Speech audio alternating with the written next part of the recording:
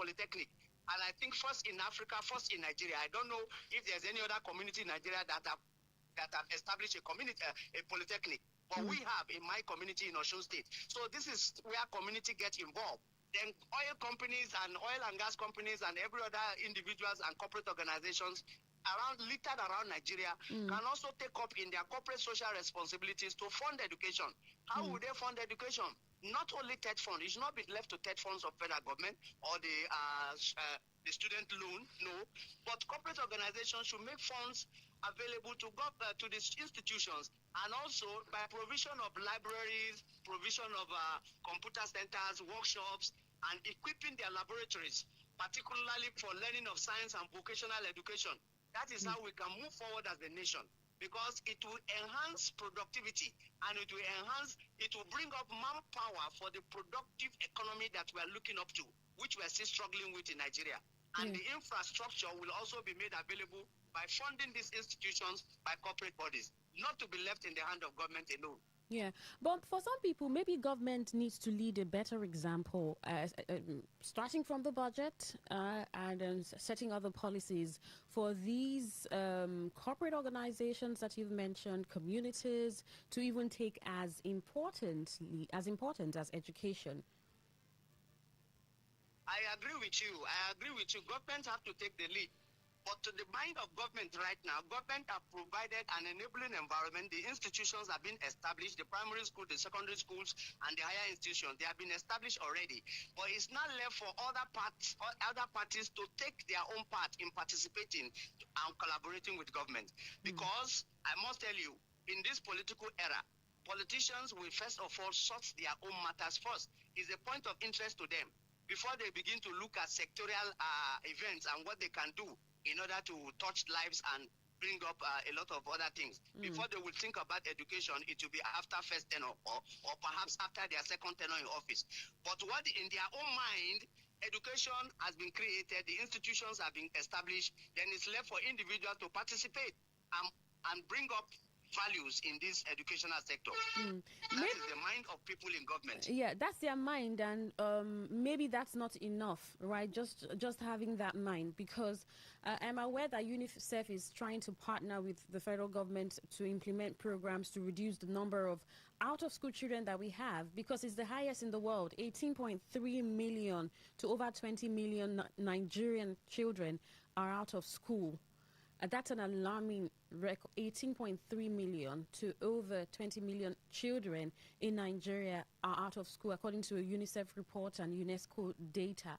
And, this is tied to insecurity, mainly insecurity and...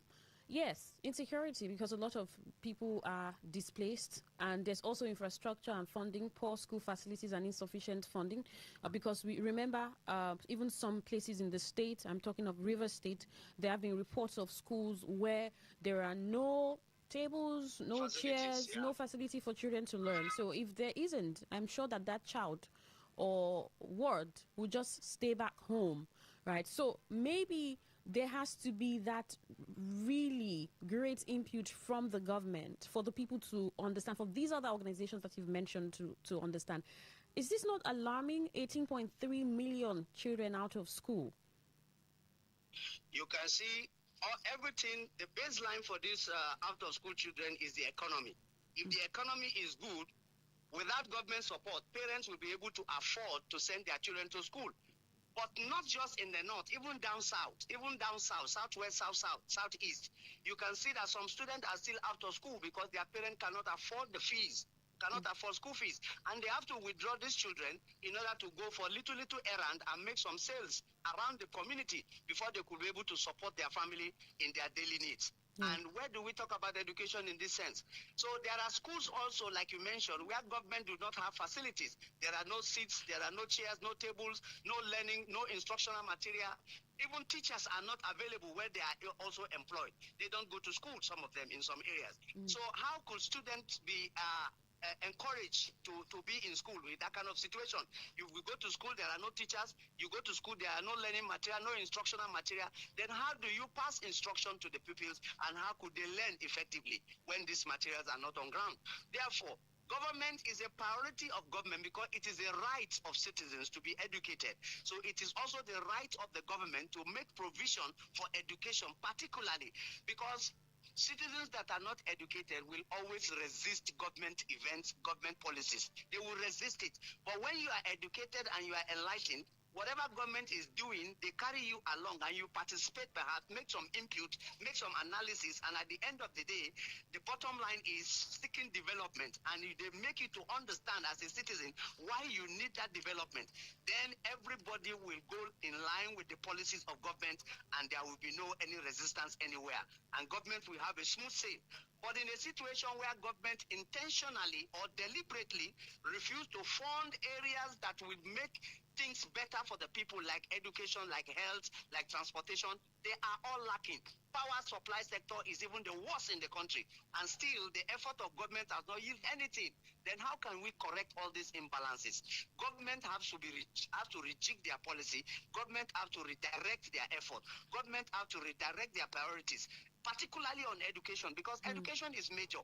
In as much as health also is major, transportation is also good, and other sectors are also important, but they are interconnected. Yeah. With education, we can link to every other sector, and we can manifest the greater and better way of living to our citizens if education is prioritized by government. Well, the statistics says that a number of these out of school children is highly placed in the north. And we have seen the insecurity that bedeviled the North over the years, and the effort that the government has been putting in or are still putting in to nip that in the bud. And then you can present the smaller statistics to the other parts of the country. Do you think that Yes. if the government never gets insecurity out of the way, at least to the lowest, that we may be able to get these children back to school, this number of children who are out of school? Yes, insecurity must be out of the way. And I will tell you, the war against insecurity cannot be won by kinetic means only. It has to be by persuasive means. And how do you persuade people that are not educated? How do you persuade people that are illiterate, majority? You have to educate them. So by education will go a long way to help us solve the problem of insecurity in this country. It is not just by kinetic. Kinetic can only solve the mobile part of it. What about the one that is resident in the mind of the people? How do we solve that? Unless education is prioritized and is a lot more effort is being put in place by government and all well-meaning persons in this country and well-meaning organizations, then even the issue of insecurity might still continue until we wage a war against minds of the people that are already not yet for development. So they have to embrace development, embrace the need to stop insecurity, to stop insurgency, and to stop this rebellious act against government, so that everywhere will be at peace. I used to move from north down south before now, but for the last 15 years, for the last 15 years, I've not traveled from Port Harcourt to the north. Why? Because of fear. You know, there are a lot of locations where you can go on vacation and enjoy yourself, particularly in Jos, Bauchi and Jos area. There is a cool environment, but because of insecurity on the roads and the roads are not safe, even if you go by air, the whole place is not connected, but does not have airport. So how many places do you go by air? Or if you go by charter plane, you know how much that costs? By charter flight, maybe a chopper or something. But let there be security, there will be unity, and there will be progress, there will be development in the nation.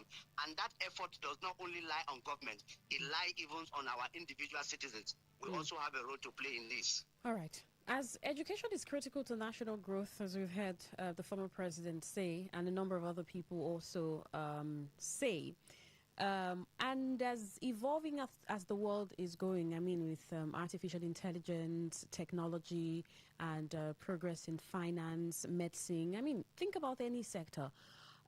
What do you think could be affecting or could be the result of not paying much attention to education as we should? What could be the effect for us as a nation? The effect of not having proper education or not investing or giving much time attention to education will be like, I would like to use the word of the former President Olusegun Obasanjo. I would like to reiterate what he said. Stagnation. Stagnation means there will be no development of mind and of the people and of the environment. Everything will just remain as it were. Then there will be underdevelopment as a result of stagnation. When the people are stagnant, community stagnant, everywhere the ecosystem is stagnant, the economy is stagnant, no moving forward, no going backward, then there will be no room for development. But with education, you'll be able to find needs and wants, and then you'll be able to also innovatively fill them. Not just in the way every other person used to do things, you will want to do things differently if you are properly educated. That is the reason why, as a human being, and as social mammals that we are, we need education to survive and to continue to exist on planet Earth. So what key areas or policies should governments begin to implement as the way of proffering solution? As a way of offering solution to this educational problem or challenges in this country is to have, number one, there must be an increased budgetary allocation from federal government and the state level, including local government if possible. All these three tiers of government must have increased budgetary allocation for education. Because if everybody will talk, we talk about salaries and wages of workers in education sector, of teachers, it's government that pays, not individual. Only few schools that are owned by that are privately owned, that are being paid by individual owners. But majority of public schools are being paid by government, either by federal, by state, or by local government. So there must be increased budgetary allocation, make these staffs comfortable, develop their capacity, increase their productivity, and make school facilities available. And you can only do this through increased budgetary allocation, prioritizing education, increasing education funding. With that, we'll be able to go forward. Then encourage corporate organizations and well-meaning Nigerian philanthropies to have some endowments, in various institutions, and to encourage development of all across the sector, across board, not only in science and technology, but across board, because science and technology cannot live alone without humanities. So we need to have endowment across board so that every area of development will go forward. Communities too should be involved in, communities should play their role in educational development. Parent Teachers Association, alumni associations also should have their role to play, like the one Obasanjo visited is an alumni association trying to upgrade their secondary school, which they attended for over 50 or 70 years ago. So we should have a repeat of this kind of a thing spread across all the institutions in Nigeria. It might be primary school that you have attended for 30, 40 years. It may be secondary school. It may be even a higher institution you just left 2-3 years ago. So as an alumni of such institution, you should also contribute to the development of that institution.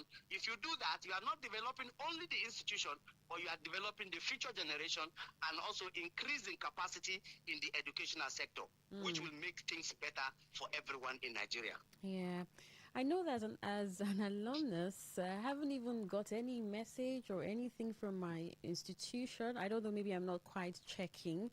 Right, but this is good. This is a good one because there is a contribution that an individual owes society, and some of these are formed in a way to foster growth and development. But like we said earlier, or like you clearly stated earlier, government must take the lead and show its interest because for some people, they don't think that if preference has not been given to the budget, then it just shows that from the top, maybe from the leadership, there isn't any importance or high importance placed on education.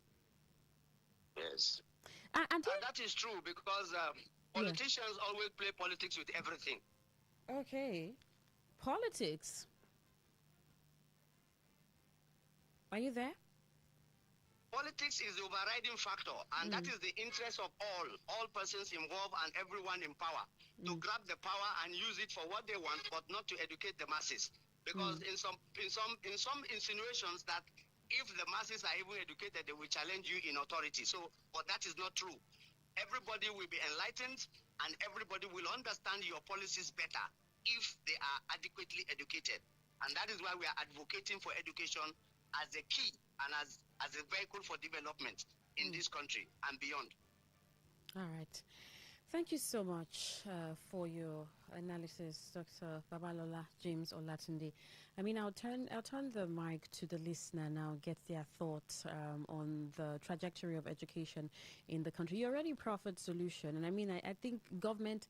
I don't think government does not know these things. You think they don't know, or there are no adversary bodies when it comes to education? We have the Ministry of Education in the country, and as much as a lot is being done, we have seen curriculum change. We have seen the impact of TET fund. We have seen what's this other one now for students? The bursaries. Nelfon. Yes, we have seen the bursaries and all. But it seems not to be enough. A lot of complaint around infrastructure, especially in all sectors. I mean, all levels of education, come to primary and secondary education, public schools, a lot of people are complaining about infrastructure. There's also lack of teachers. I mean, it's like a lot that the sector is facing, and this happens to be one of the most important sectors said that it should spearhead development and growth. And so if this is not handled or taken care of carefully, means that we'll be struggling in other sectors. I hope that government can pick up these solutions that have been covered over the years and do the needful. Are you hopeful about this? Yes, I'm hopeful over this, but one thing we should appreciate the fact that Nigerian population is growing, is still evolving, is growing. Okay. Because in the 70s, where Nigerian population was not as much as 220 million. Yeah. But right now, Nigerian population without even census is over 220 million right now. And you can see the number of people who are seeking education. You can see the number of graduates that have been turned out, and you can see the number of candidates who are sitting for JAMB, seeking admission into higher institutions, and you can see the carrying capacity. We have forgotten about the carrying capacity of some of these institutions and their courses. And you can see a situation where students supposed to carrying capacity is 100 or 150. You can see a student of 500 to 600 being admitted. And how can the capacity or the facility on ground be able to satisfy all these numbers? Cutting across all the departments, all the faculties in a particular institution, particularly public, you can see they have been overcrowded, and the situation has not improved in budgetary allocation. Then that is where the gaps will now come in. Government should be sensitive to the fact that we have larger number of candidates now seeking admission to different institutions from primary to secondary and tertiary. Therefore, budgetary allocation also be increased to correspond and to take charge of all the necessary things that are needed in order to provide facilities and learning for these people.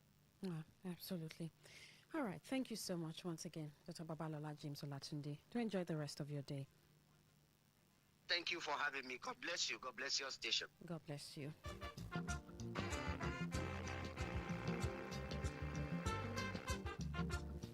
Yes, if you just tuned in, it's Andrea Gorgi on Today 95.1 FM, Voice of the People. And we've been discussing education, right, in the country. I said in the state. Well, conveniently, even in the state. I mean, in the past weeks, we've been talking about education in the state as necessitated by the incidents that happened in Ahoda.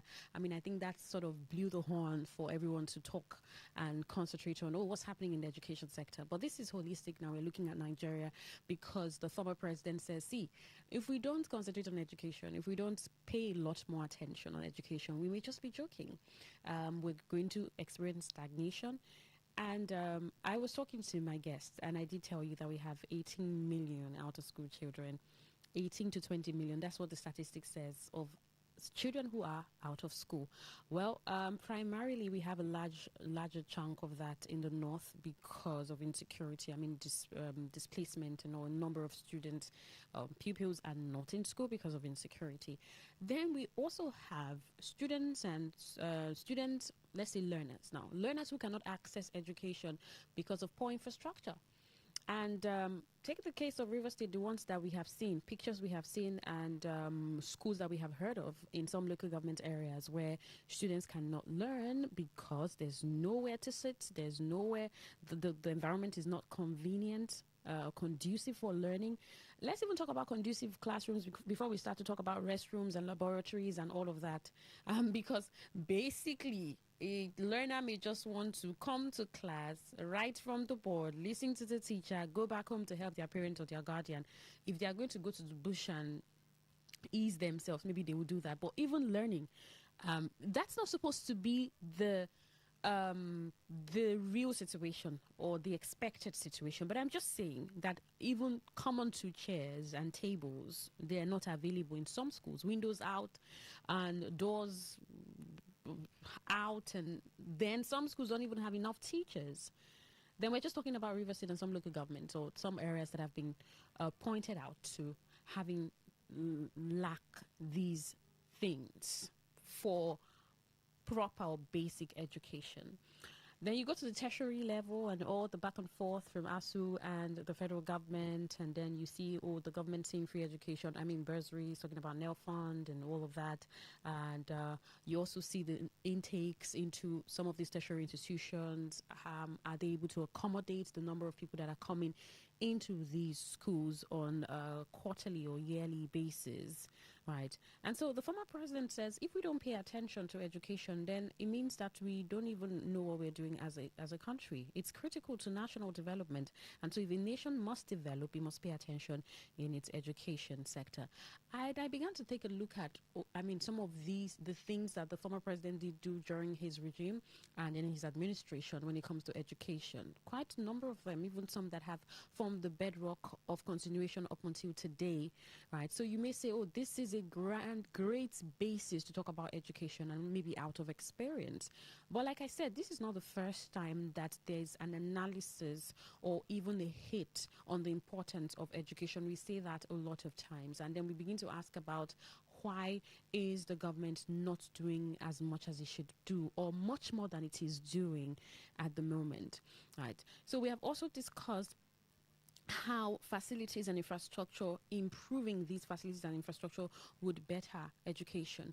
Because when you look at a number of these Nigerians or these learners, students or pupils that are out of school, obviously from the vulnerable, right? Because we have private institutions that are so maybe well equipped. You see some advertisements on TV about private schools, whether primary or secondary, and you see the work that has been put into it. So it's when you have the money that you can send your child to that kind of school, isn't it? So if you're supposed to rely on public schools, that government's priority is to provide education to you, and then your child or your ward cannot access a school and learn and get the same quality of education with any other child in a Nigerian school. I'm not talking about outside the country, in a Nigerian school. So your child would just rather stay with you in the house, or maybe go to the farm or go learn another skill and not get the basics of education, even if it's to learn how to read or write. And so if we have 18 million of these children out of school, let's look at 10 years, 15 years, some of them 5 years from now. What would it be like? It's Andrea Gorgi on Today 95.1 FM, Voice of the People. What do you think about what the former president has said? And why my guest has profit solutions? To corporate bodies, right? Corporate bodies, instead of fighting with some of these corporate organizations on, hey, you have to pay community this money, you have to do this one for community, you have to set 2 boys this. Okay, how about some importance on education? How about you build us a primary school, build us a primary school, right? Build laboratories for us, build certain skill centers where our children can learn certain skill from. The world is evolving, and this is the age where even in our ministries and departments, we are thinking of moving from paper-based to computer-based, where the world has moved even faster than that. Because we have a population that is even out of school, 18 million. That's alarming, out of school. And this is what's recorded. And I hope sometimes we question data and research, because sometimes it can be flawed. Yes, it can be flawed, because this is what humans do. We question it. However, 18 million, think about that number, and then look around you, your environment, look around your community, and then you're asking, this child is not in school. This school is not properly equipped for any child to learn from, Right. And if we don't get our education right or get it rightly in 10, 20, 30 years, what kind of Nigerians would we have?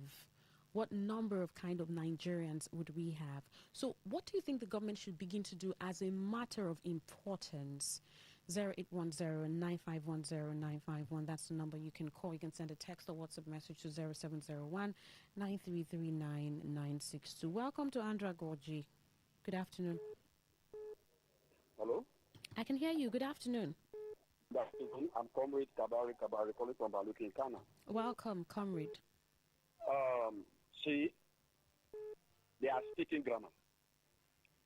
Until we desist from saying grammar, okay? We desist from consuming this grammar and facing the fact, we will continue to drown in this country.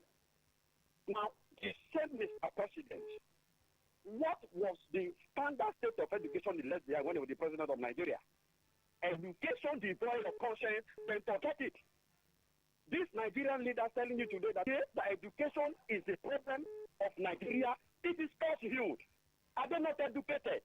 They are far more educated. They shouldn't be telling us this shit. That Nigeria needs education. Yes, we need education. I agree. But it is not solely. Believe me, Abdo also, when he was the president of Nigeria, I mean, a critical constructor such as Nigeria refinery, what state was it? Was it functional? Now, if it wasn't functional, has it forgotten the effect and the burden that might have pushed on the parents who intend to pushing their children into achieving universal basic education? I'm talking trash. All right. Apologies, but they are talking trash. Conscience is the solution of Nigeria. Until Nigerian leaders, okay, apply conscience in their place of authority, then forget it. Thank you. All right. Welcome. Good afternoon. Queen Chima. Yes, good afternoon. Wellington from Africa. All right, Wellington, go on, please. Queen, what do you want us to tell you? What do you want Nigerians to tell you about education, Queen? People, leaders will come up, have no vision, no mission, no position to move the people to a better direction. And I'll be telling you about education. Sometimes I beg the people one thing. Go to the hinterland. Sometimes today my brother was standing high. I love today in Benjamin. Today Benjamin was a city. There is an Ijaw language you use today. Say, guy. Not because it's supposed to be that. One the cry. Listen to him. I wept in the sky. So the truth of the matter is, Nigerians are educated and Nigerians are educating themselves without the presence of the leader. Listen, we have to have good people in position. That's just the fact. And I will take my own state as a case study. The governor wanted to do good thing here. I want to push some person's gang of frustrated him, make sure he didn't carry the plans of developing rivers and the educational sector. And some people were clapping hands for state of emergency, or saying the governor was not doing well. In your own studio, the governor and NGO came up about how many schools. The governor started building schools, and they frustrated him. Those that were elected into the president frustrated the governor. It's goodwill. This is your record. Go to the archive. All right, Wellington, we'll take other calls. Let me round up. I want to urge Rivers people and Nigeria. Please learn how to vote good people in power. You will have better and standard education. Thank you and God bless All you. right. Welcome. Good afternoon. Good afternoon, Christina. It's Queen. Good afternoon. Okay, Queen, good afternoon. Queen, I did not started with you, but the little I've listened to and I've joined. The truth is that the major factor, or will I say the major thing that is making our educational system so bad and not the way it ought to be. One, I will tell you, deliberate effort by the government. Deliberate effort by the government not to make our school and the learning a better place. And another thing, deliberate effort from our traditional and religious leaders, especially from the north. Queen, if you go to the north, I can tell you categorically, some of these traditional leaders, they tell their people not to attend conventional schools. From the core north, places like Katsina, Kano, Zamfara, and so many other states, you will see traditional leaders, religious leaders telling the people not to go to school. And that has been one of the major things, and also the political class from that region. They made the schools not to be better, not to be good for each citizen. Queen, I can tell you, if you go to the north, the southern part of Nigeria is even a little bit better. If you go to the northern part of the Nigeria, you will see that it is deliberate effort from the leaders not to make their schools better, good. Very frustrating. All right. Very, very, very unconditional for placing for the children in that, from that address.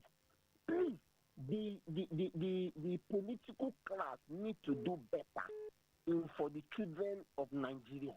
Thank you very much, Queen. All right. Welcome. Good afternoon. Hello, good afternoon. Yes, good afternoon. Yeah, this is Imam. All right, Imam, please go on. Corner from the University. In line with the statement of former President Obasanjo, is in the right direction. The issue that the government of these days is so serious in terms of educational aspects. See, we have so many graduates at home who education, who are willing to teach. But the issue is that government are not willing to employ the teachers. Come to rural areas in the chain here, you will see that more than schools have shut down, arrested the absence of government and lack of teachers.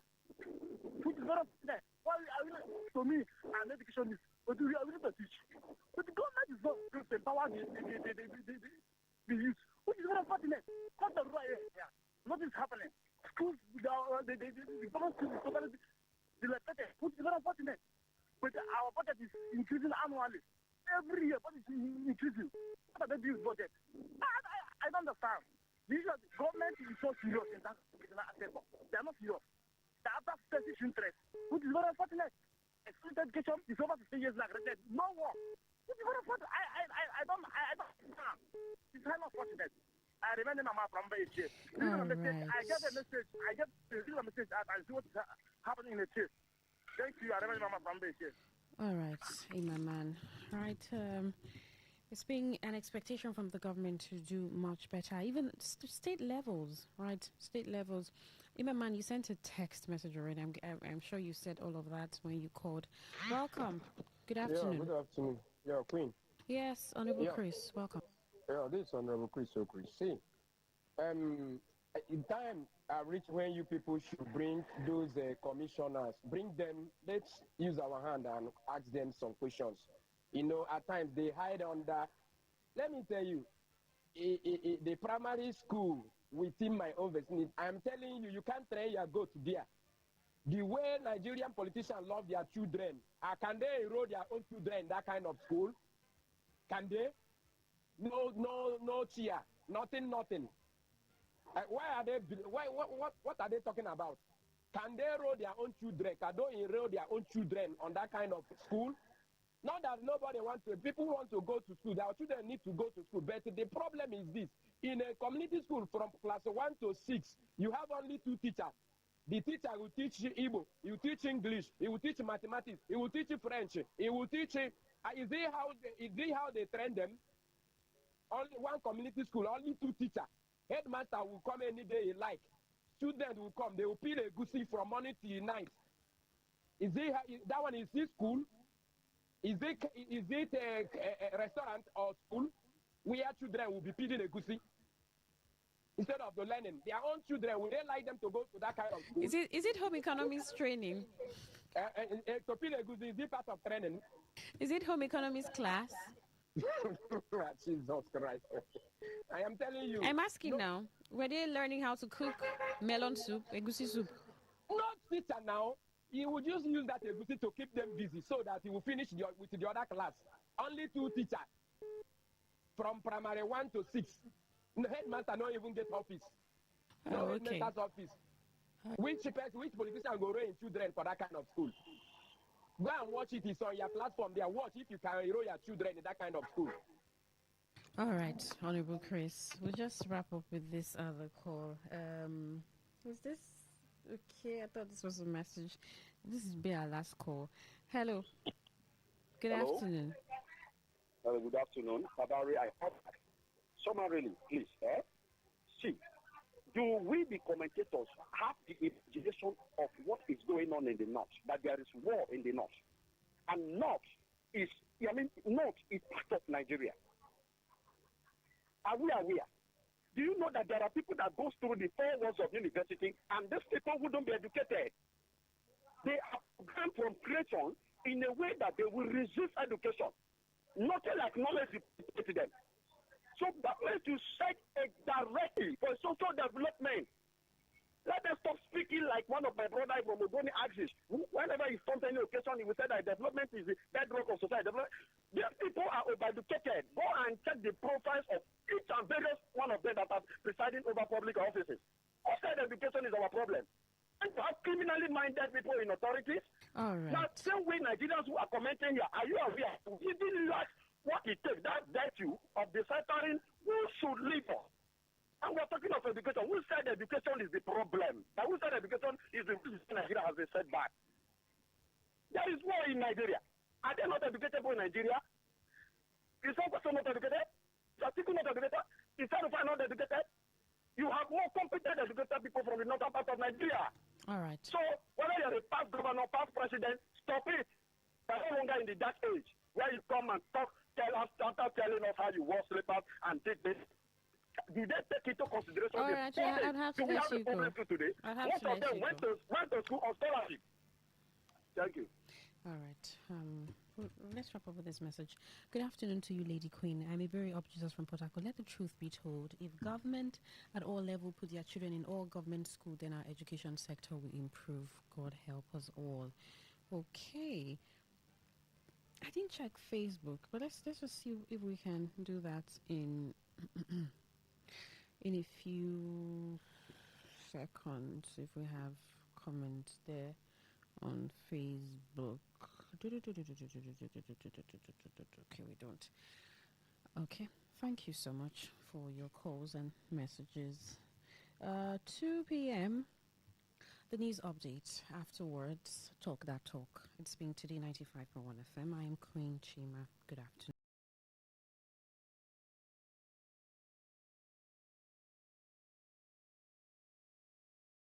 Today 95.1 FM, where news meets insight, sports meets passion, and entertainment meets excellence. Expert analysis from seasoned professionals and our top analysts, informing, educating, and entertaining you. Your voice, your station. We are the voice of the people. Whether it's happening in Port Harcourt, South Sound, Nigeria, or around the world, we've got you covered. On air, online, delivering balanced news and unbiased analysis. Today, 95.1 FM. Today, 95.1 FM, Port Harcourt. News update.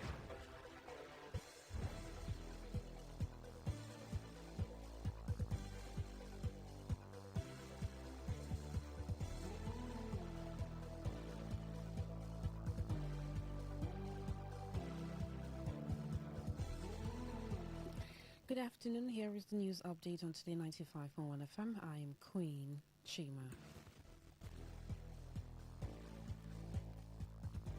Dangote Industries Limited has secured a $4.2 billion 25-year natural gas supply deal with China's GCL Group to power a major fertilizer expansion project in Ethiopia.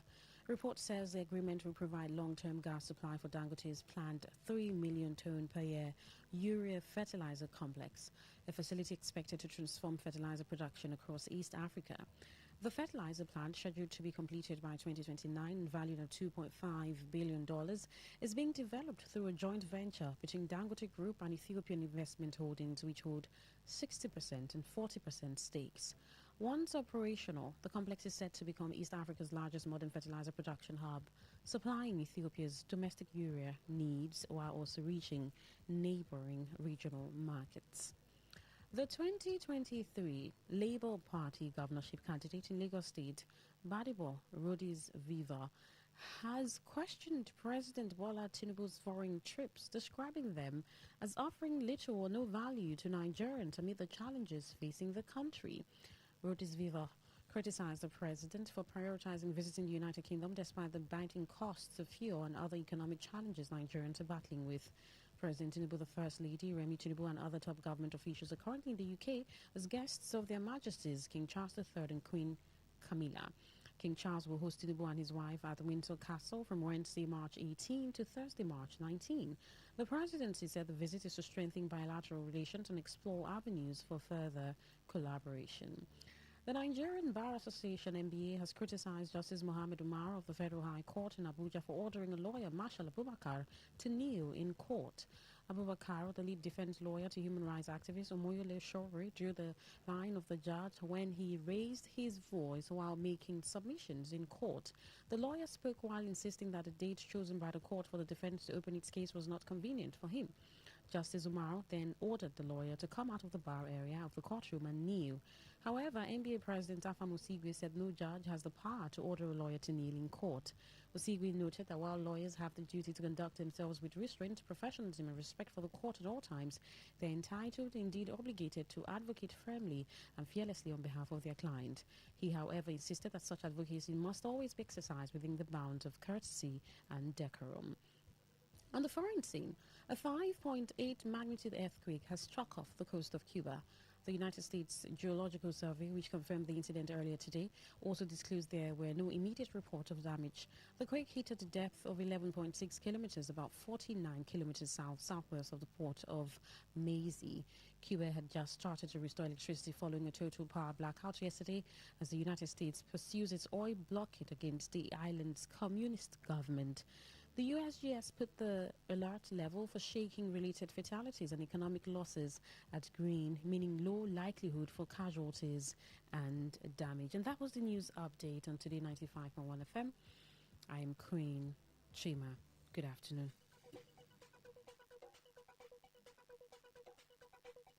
Today's news, today's entertainment, today's sports, today's issues. Today on Today 95.1 FM, Port Harcourt. You may not realize it, but do you know you can always show your love for others with simple gestures? Here are some of them. Always look for the good in people. There are two sides to every story. We have our good and bad sides. So, look for the good in people. Focus on people's potential. Everyone has potential. So, rather than put them down, help them realize it. Choose to love. If you're given an option between giving love and receiving love, choose giving because that is a more practical choice. Treat everyone as equals. This means letting go of all the prejudice and partiality. See people for who they really are, not their jobs, not their apparels or bank accounts. If everyone does this, then the world would be a better place. Love yourself. You cannot give what you don't have. So, before you try to love other people, love yourself first. Forgive. We all make mistakes. So, whether it's a family or a stranger, the best way of showing love is forgiveness. Everyone deserves a second chance. Show compassion. Care for other people. Care for what they are going through. Do what you can to help. Give back to the community. Remember that a single drop of water can cause countless ripples. That donation, no matter how small, can inspire others to do the same. Smile, even to strangers. Remember that you're never fully dressed without a smile. So, do not underestimate the power of a smile. Not only does it lighten up your face, it will also brighten up another person's day. Be the spark of positivity you want to see. When you smile, the whole world smiles with you. This message is brought to you by Today 95.1 FM, the voice of the people.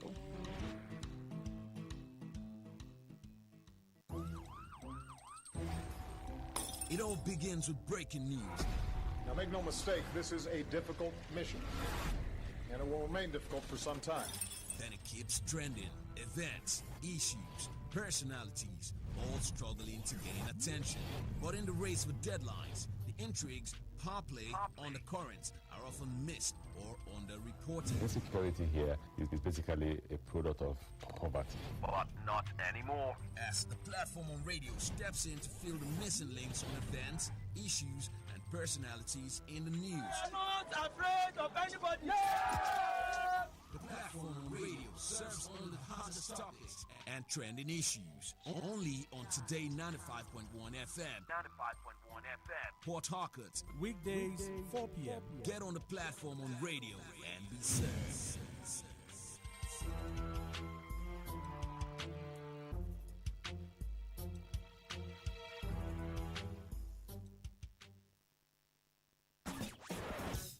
Live your truth. Express your love. Share your enthusiasm. Take actions towards your dreams. Talk your talk. And walk your walk. It was years ago. There's a statute of limitation on this stuff. Make today worth remembering as we discuss issues as it affects Nigeria moving forward. Talk that talk. Weekdays, 2 p.m. Exclusively on Today 95.1 FM Port Harcourt. Voice of the people.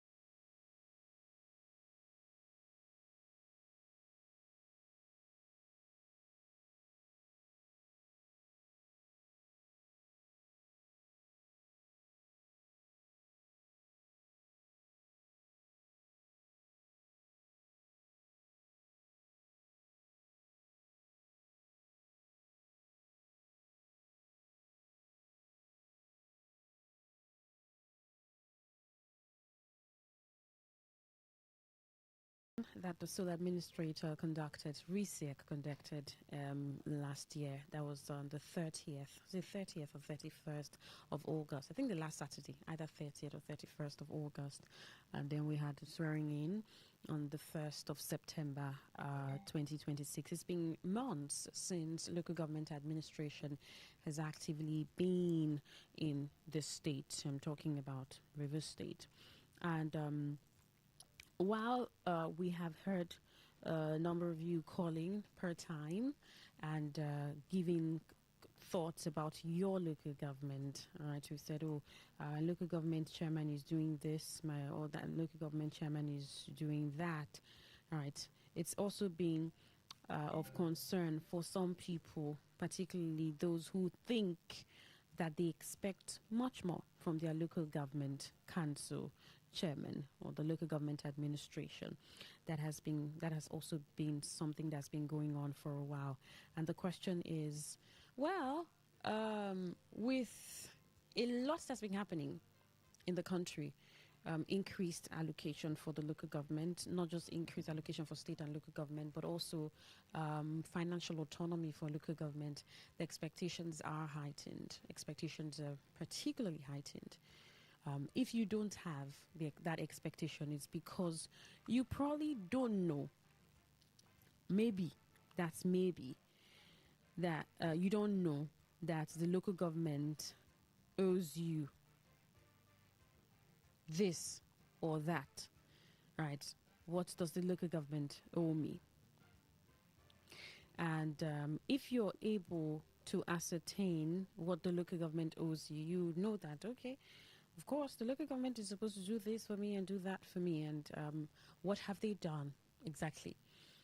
I think it was on the 12 p.m. news that let's just highlight this from the local government chairman of Obiabo highlighting. I mean, the NUJ had paid him a courtesy visit or visited him because of paid him a courtesy visit. And he did talk about a planned summit that he's organizing, scheduled summits that he'll be organizing, and that his interest is basically focused on policy reform, infrastructure, security, and economic development for Obiabo local government area. He had cautioned against criminals who are falsely claiming to work for the local government as like task force, establishment of task force, including environmental and revenue marshals. We know how that the local government chairman of Obiabo has been able to clear the metropolis. I mean, streets trading and all, and giving that air-free space for people to move around better and also make that place even look beautiful from the Rumo Sea to other areas and other markets that street trading has had taken over those areas. And I hear about the Ichi local government chairman, the electrification happening there in Ichi, and then some of the people from Ichi have been calling in and saying, oh, this is amazing. This is so much more, maybe much more than you expected. Maybe, I'm just saying.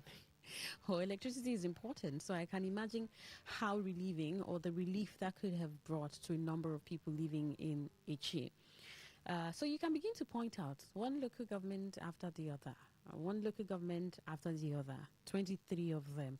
And while you are in your local government and you can clearly state that this is what is happening in my local government chairman is not doing badly at all. It's good for us. It's good. What's happening here is good. Right. It's important to find out from you if you're feeling the impact of local government area governance, local government administration. Are you feeling the impact? Is it as much as you expected? What's happening in the local government? Is so good, or so much more is expected and you don't even think that it's met? I mean, your expectations are truly met. You don't think that is happening in your local government. I'd like to also find out from you. That just tell me if you're feeling the impact, right? Basically, from what it used to be to what it is, or the number of months that they have been in office, 1st of September. So if we're saying, okay, after 100 days in office up until March, today is March 17. And so you're calculating what's been happening in the local government, and you're asking questions, and hope you're sure that your expectations are being met. I mean, met to an extent. Right. So it's a conversation that I just want you to be part of. Basically, talk about it and tell me what it is like in your local government. The expectations met from these local government chairmen, right? 0810-9510-951. That is 0810-9510-951. That's the number you can call. Send a text or WhatsApp message to 0701-9339-962. Welcome. Queen. Good afternoon. We fit talk that talk now. Yeah, so we're talking now. It's time for talk. Okay, thank you much. My name is Giadom, the radio governor. I'm calling from Gokana local government. And the name of my government chairman is Confident Nima Depo. Well, I cannot maybe point at any project that is currently doing now because there is none. Since he entered office, you mentioned first of this present local government chairman, he entered office first of September last year. Yes. How about you? September, October, November, December, January, February, March, April, January, February, up to like we've been in office for like 8 months. And my local government chairman, nothing to show. Even light, we don't have light in Gokana. Light has common as light. No light in Gokana. He's not doing anything. I supported him, though I'm still supporting him, thinking that maybe one day he will change and maybe do some project. But nothing. Let the people from Gokana, let them call. Nothing. Our chairman is not doing anything in Gokana local government. What is the allocation for? Federal government, they give them the allocation from direct, from the federal government to them. What are they using the billions for? Gokana local government, nothing is happening. Thank you very much. All right. Nothing's happening in Gokana, you say. Maybe you probably will have something different to say about Gokana if you're from there. But if you're from another local government, it'd also be nice to hear from you. Welcome. Good afternoon. Good afternoon, Clever Gerald calling from Port Harcourt. All right, welcome. I don't at least talk the talk, and on this our radio we don't use harsh word. If not, so we would have lambasted almost all of them, especially the one of Faga. Do you know that since the inauguration or since them coming to office, the one of Faga, we don't even hear him talking. We don't even know if he's on seat.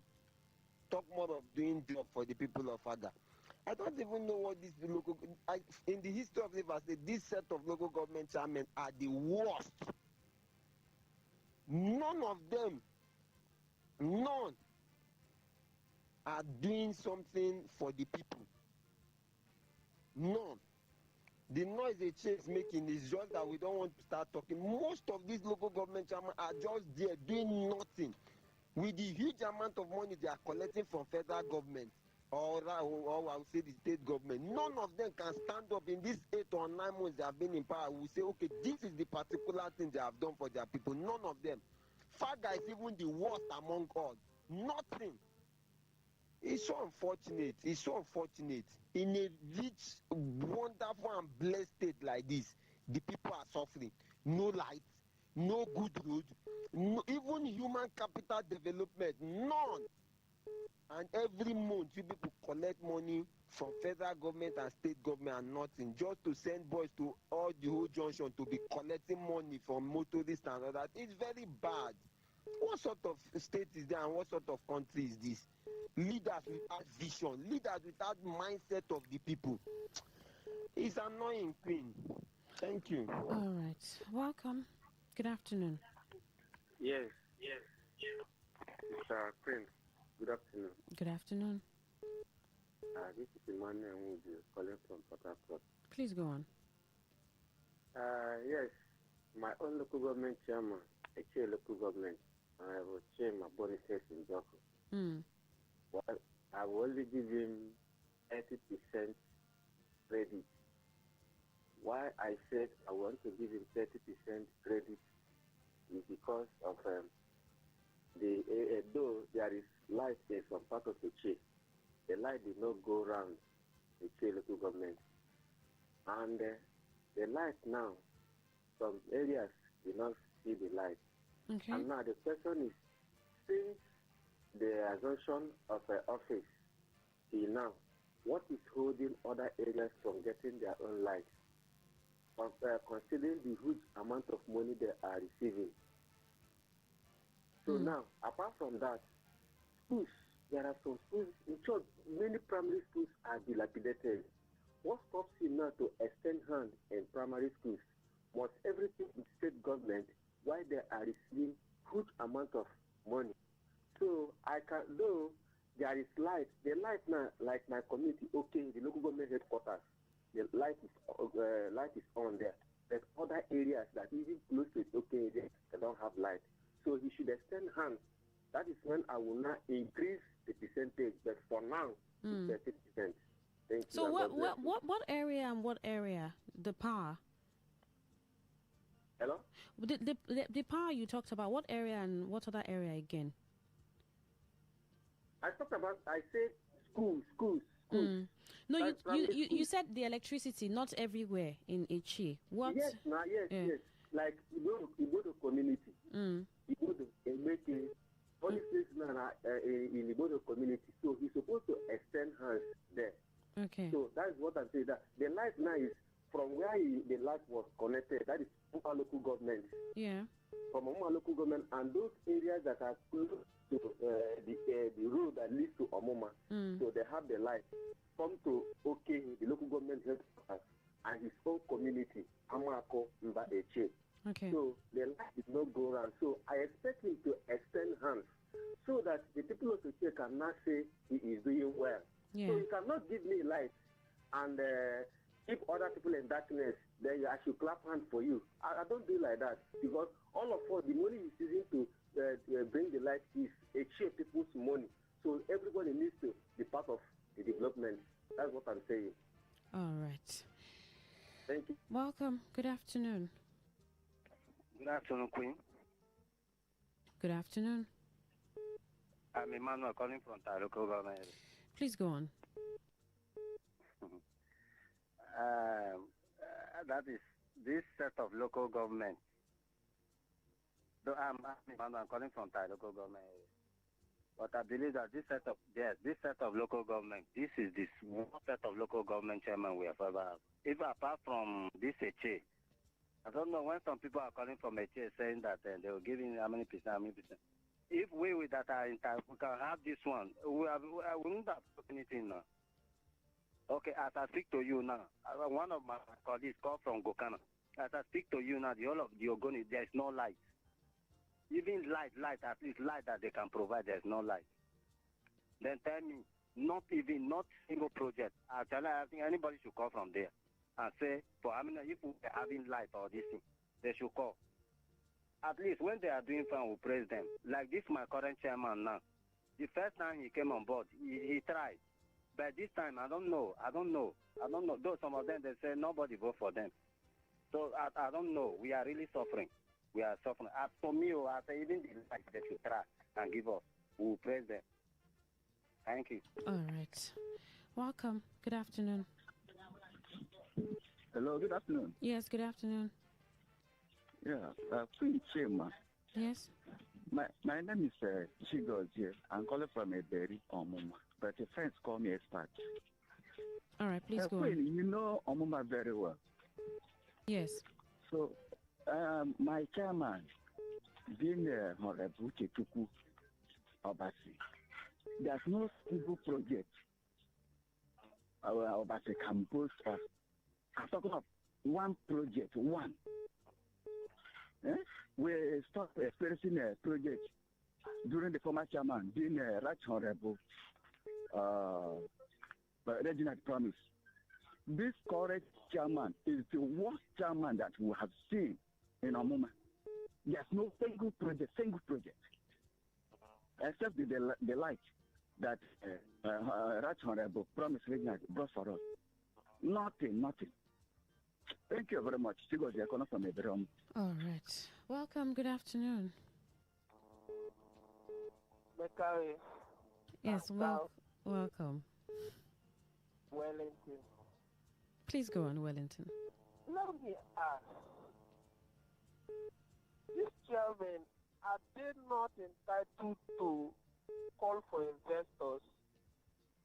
Are they not entitled to set up business for their council? What are they known for? Can't they make use of the God-given resources within their council and then begin to create employment?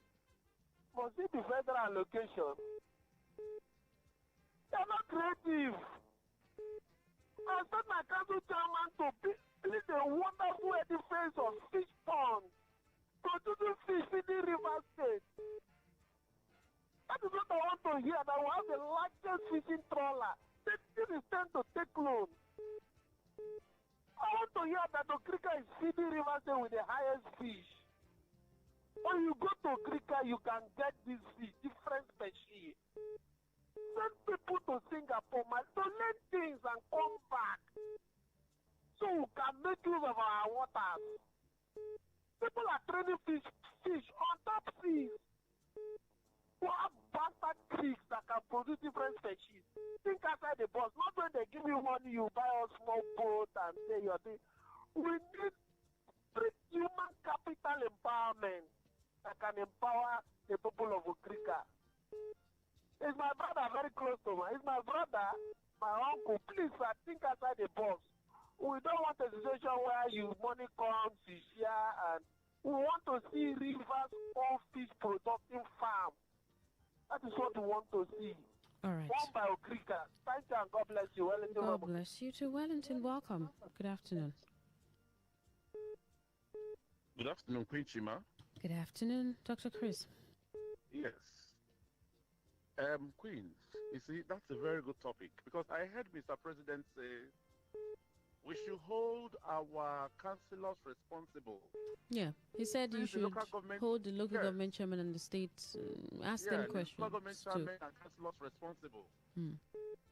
But tell me, you know, we tend to ignore them. We tend to ignore them and we concentrate on the federal government and the state government.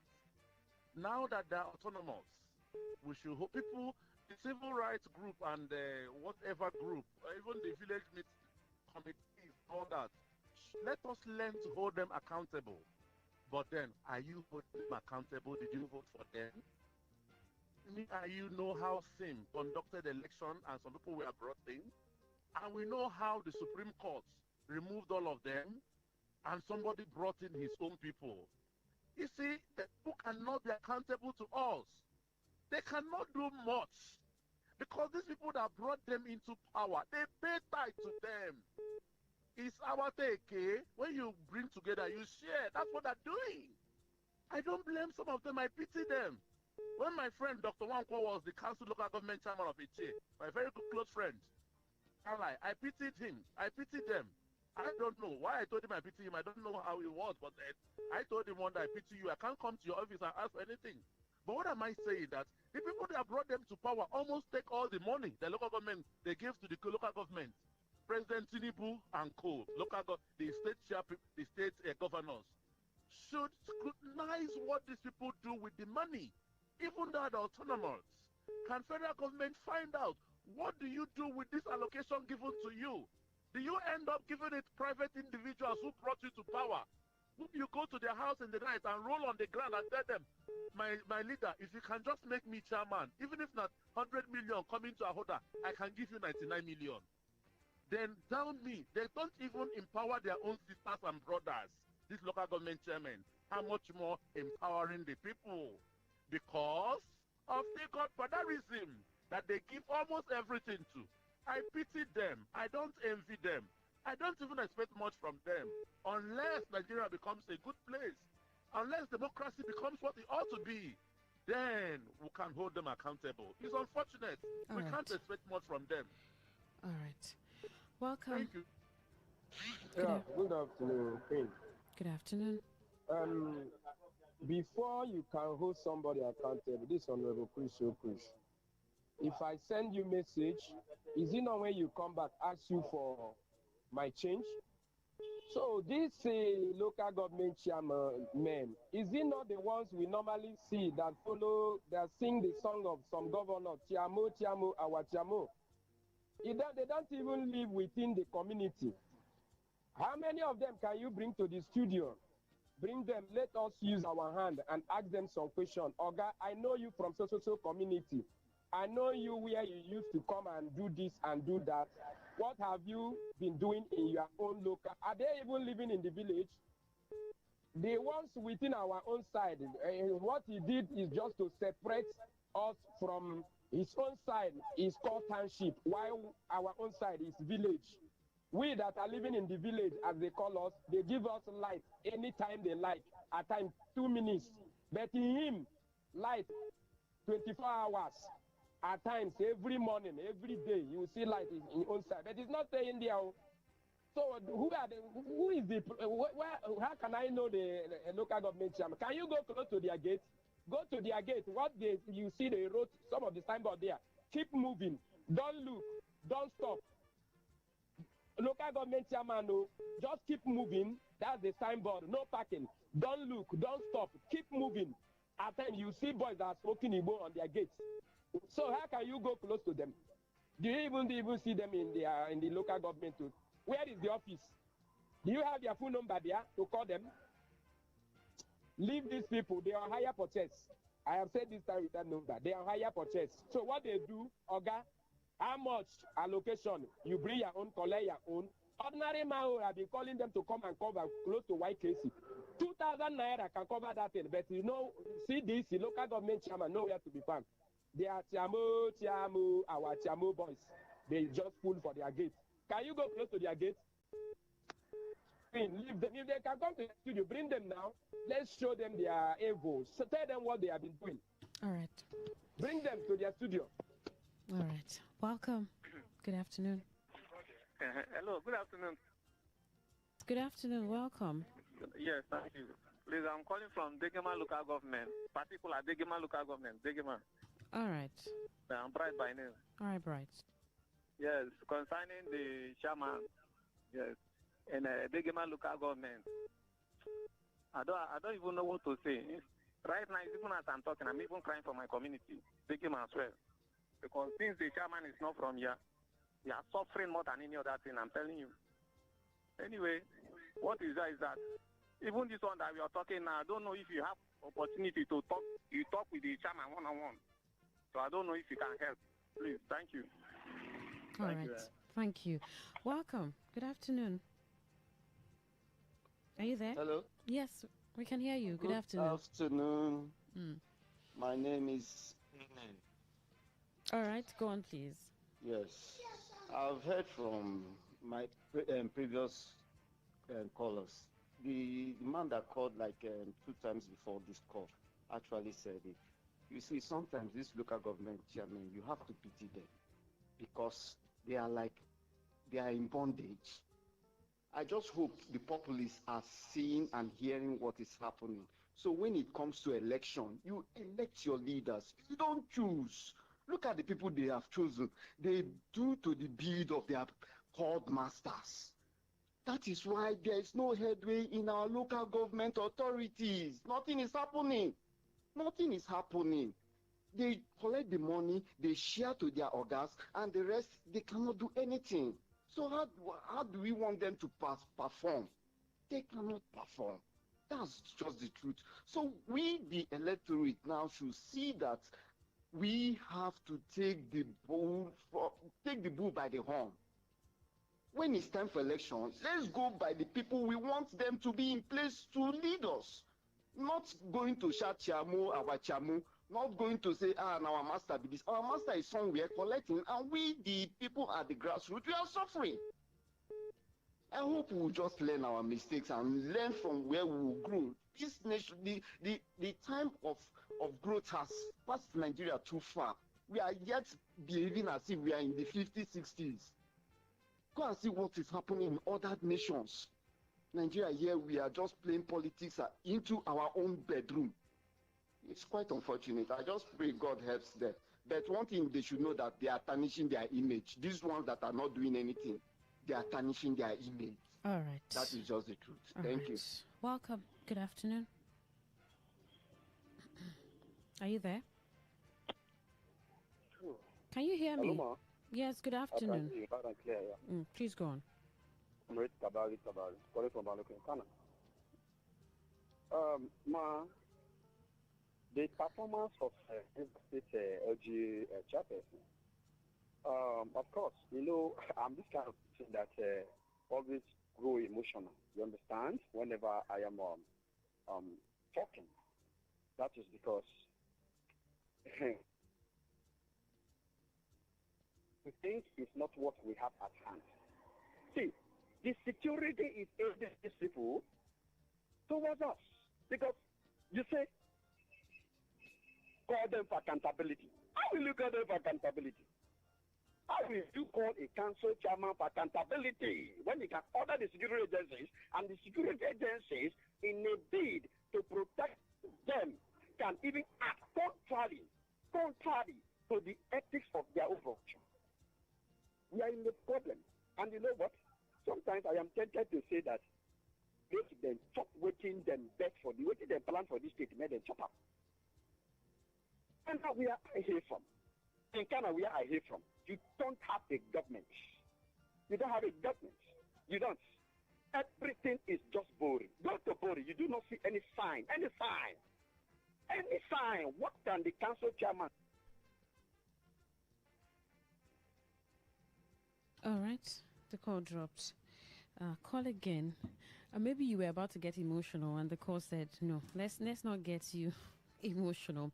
Text messages. A system where all amenities are provided would be ideal for me. Unfortunately, we have a situation unsupportive and harsh enough to make the people just ask for palliatives. We should have more of what we already have and not beg for what we cannot be given by politicians who live for themselves alone. Let's take the power back. It belongs to us.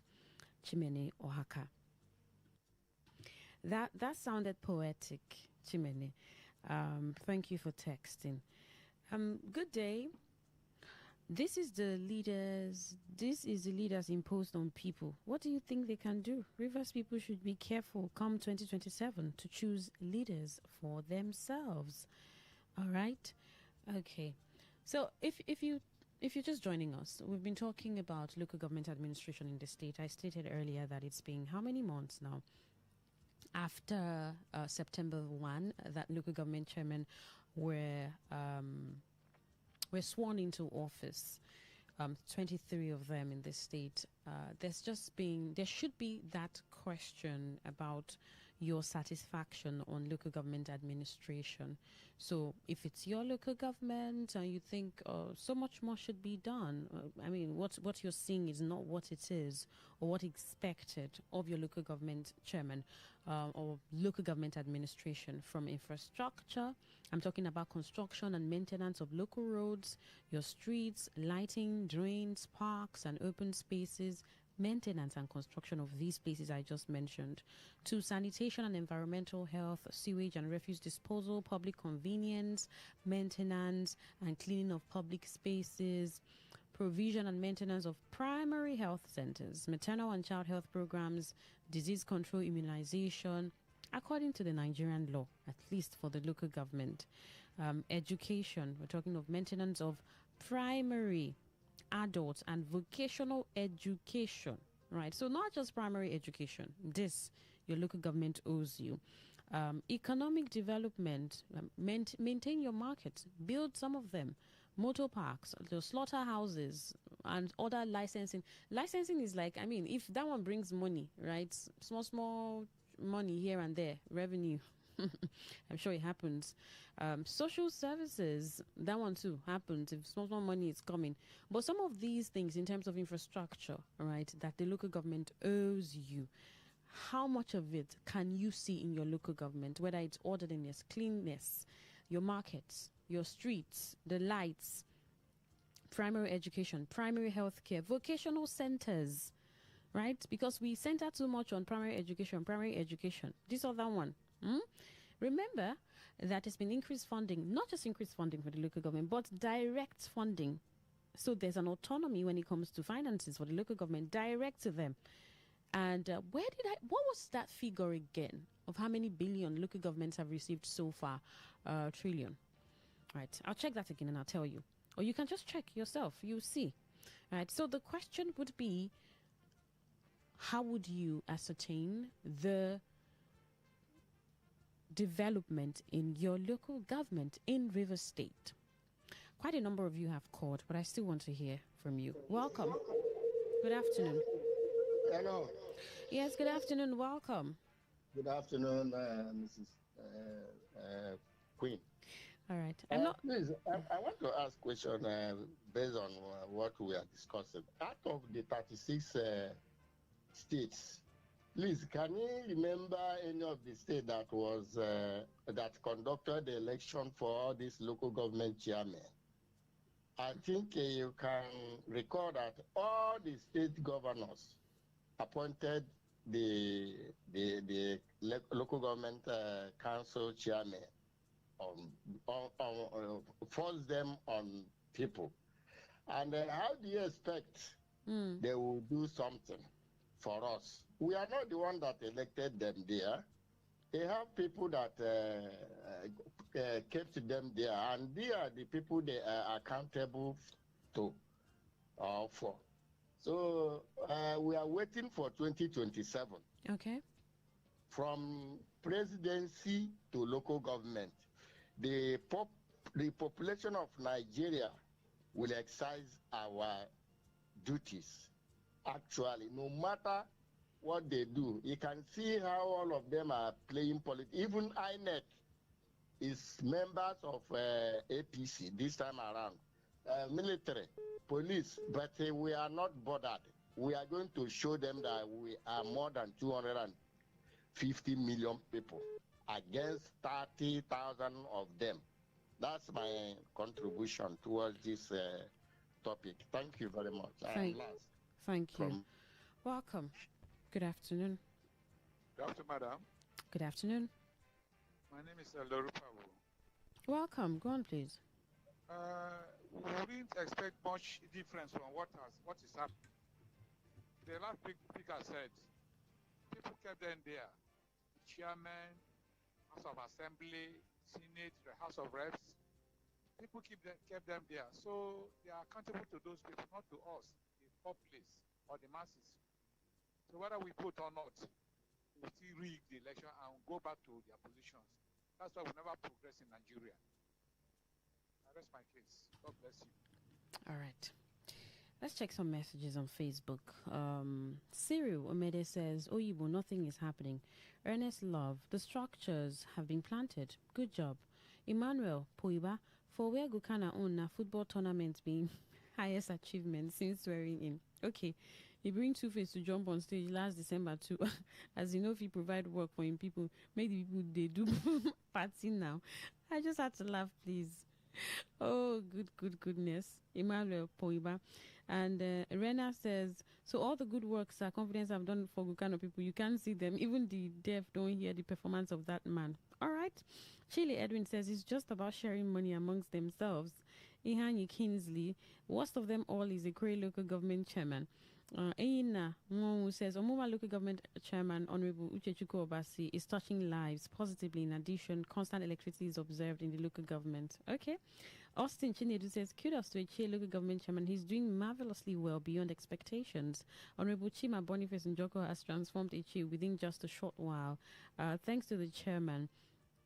And you have Austin says, name the areas that transformation has taken place. All right. I like what's going on Facebook. Sense Zebra says, Honorable Akuro Tobing, the Okrika local government boss, has been doing well. Thomas Joseph says, looking at the means that brought them into power, we don't expect anything good from them. They are there to satisfy Wiki. Okay. Prince Ifeanyi Mbeke says, nothing. In fact, this is the worst set of chairmen, but I don't really blame them because half the allocation is going to Abuja. Wow. That's classified information right there. All right. Keep your calls coming. Right. Send a message to 0701 9339 962.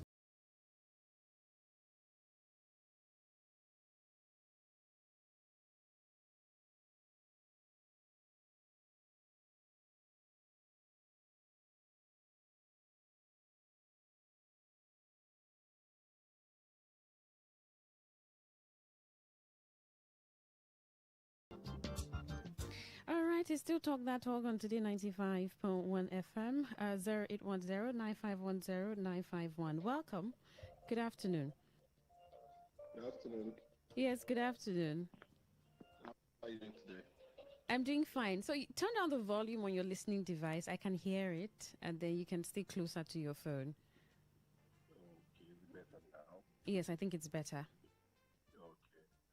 So I'm calling from Element Local Government. My name is Stephen. All right. Can you speak up a little? Thank you.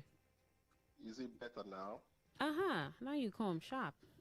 Go on, please. Okay. So I'm calling from Element Local Government. My name is Stephen. So I don't know. This is just also a plea local government chairman to help, decongest that road, especially the road between Element Junction and Akpaju. We have trucks parked on the newly constructed road. We have trucks even parking on double lane. We've had issues of accidents happening along that road because of the presence of these trucks. I want to believe the local government should look at a way, to be a lucrative way, to create a park for these heavy-duty trucks, just like we have in Lagos State. They can create a park, a computerized park, where they give a tag or a tally to every truck entering that local government. And these people will pay tax, which will also help in creating employment opportunity for youth, because the park will employ people, and then it also increase the revenue of the local government. I want to believe if they can, do this, it will help the people around that area. Because if you look at the apart from the traffic being caused, there are some areas that you can't even enter because these guys, they act as if the road belongs to them. So I also heard, I don't know how true it is, that there are some of the local government guys that come around to collect money from these trucks. As a result, they have the confidence to just pack up the road, even block people's street, which to me, I feel in this modern age, it shouldn't be like that. So if it is possible to reach out to the local government chairman, if he's listening, he should look for a lucrative way to create a park for these people. So that, because if we all begin to park our vehicles on the road, I don't think we will have a place to pass. So they should please, if that's the only thing the man can do. Only thing? At least it will go a long way in helping someone, because, when you have seen nothing, because I can't really say right now from my own area, I cannot talk. Let's say from my own point of view, so far I've not seen anything happening there apart from the road construction, which is being carried out by the federal government. Okay. Yeah. So this is just my I mean, you when you ask this one, and then a lot of other people ask their own, and everybody says, okay, if this can be done, then we'll be fine. Yeah. All right. Thank you for calling, Stephen. You're welcome. All right. 08109510951. It was on the 13th of March, right, that the governor has requested from some media executives saying, please stop focusing exclusively on the federal government. My administration is open to federalism, right? And we are by ensuring that local councils receive funds directly. So, the media should also track how governors and council chairmen spend public funds on infrastructure and development. Because, at the slightest, President Tinubu, the federal government. So we're having this conversation because you should be able to look at your local government. You should be able to look at your state government. But today we're talking local government, not state, and ask questions. What are you doing as a local government chairman? Or what is the local government administration in your LGA doing? What is administration there? What is governance like there? Are they doing what they are supposed to? Welcome. Good afternoon. Hello, good afternoon. Yes, I can hear you. Good afternoon. I'm Kenobi from Rukboko. Kenobi. Local government. Kenobi, that's a nice name you have there. Welcome. Go on, please. Thank you. Yeah. No light for Rukboko for about 3 weeks now, or more. 1 month now. Without no valid reason. It's not for citizens now. And the worst part is, last week, those people, PSCN, still came for, what is it called, their bills, when we've not been having light. Please, let them do something about it. All right. Okay, I don't know how many more calls we can take. 0810-9510-951. That's the number to call, and you can be part of the show. Right. We're looking at what your local government has done, right? Your local government chairman, what local government administration has been for you since the assumption of office. How many months now, from 1st of September up until now? Welcome. Good afternoon. Hello, good afternoon. Yeah, welcome. This is Imama calling from Eche, River State. Welcome, Imam. Yeah, in Eche, as I speak with you, my chairman is a godsend. Being Honorable Chairman, Boniface Njoko. You see, as I speak with you now, that is steady light in the chair, that is steady light in number, steady light, 6 to 6. And the subsidiary in the chair has graded. So my chairman is doing well. So I'm urging him to come and contest governor. Not chairman, because I know that if he contests governor and unfortunately he wins, then he will transform River State within 6 months. I commend our chairman, being Honorable Chairman. I commend him in the chair. Honorable Tika, you are doing well. I remember my man.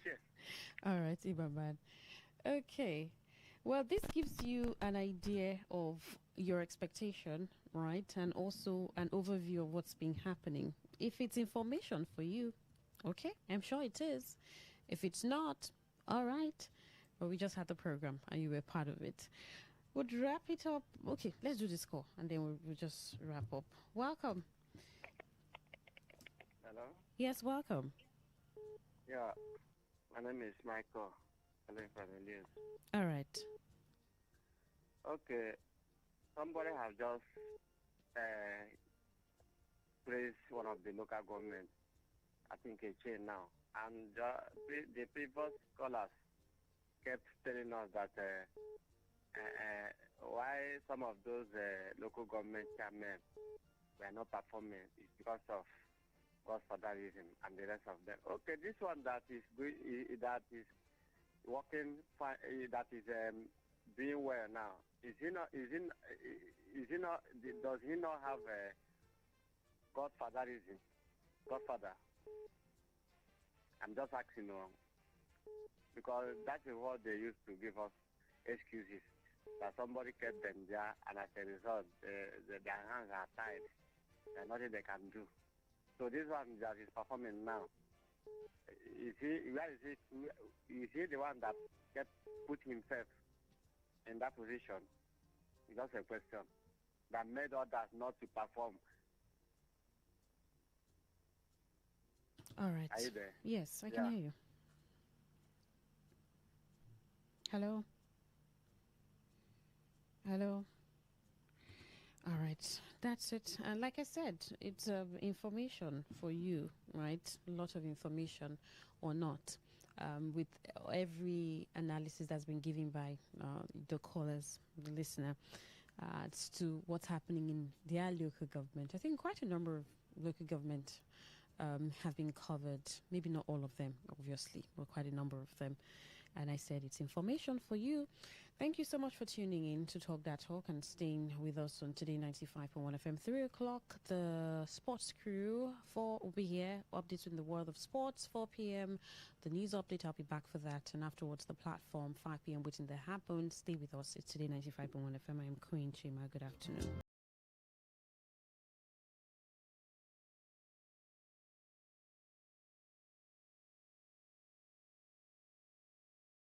Talk radio. I listen to a lot of talk radio.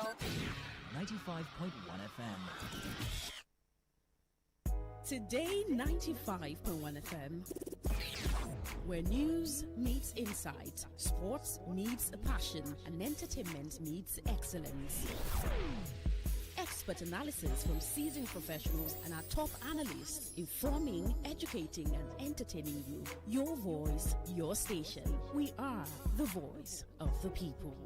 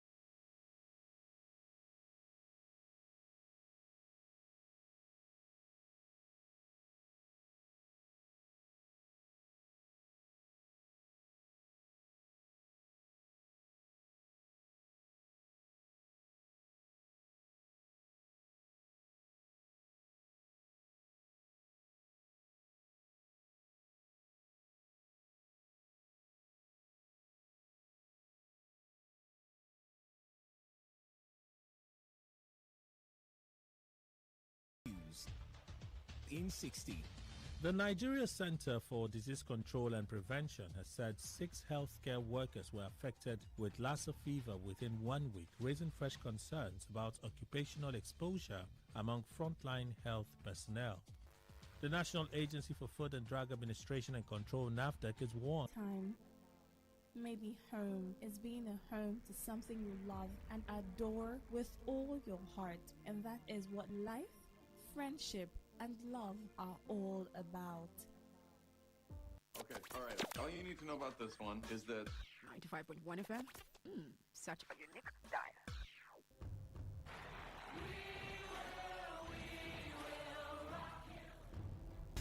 This is what we've waited for. The showdown. The fastest men in the world. Hearts racing. 1 light, 2 light. They're backing off and backing. Pulse rising. Who will come out on top? Who will take 3 lights? 4 He's ready to be the star. The anticipation. Powerful, strong. There's Beckham. Tyson get right. Hold all the way. The heart stops.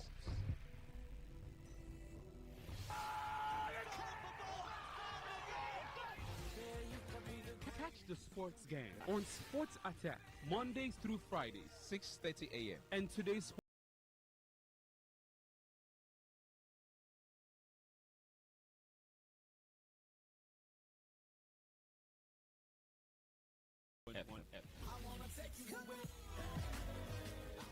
My name is Gianni Infantino, FIFA president. For the best of sports, always listen to Today Sports Live on Today 95.1 FM, Port Harcourt. Hello, my name is Kanu Wanko, aka Papilo. For the latest and trending sports stories, always listen to Today Sports Live on Today 95.1 FM, Port Harcourt.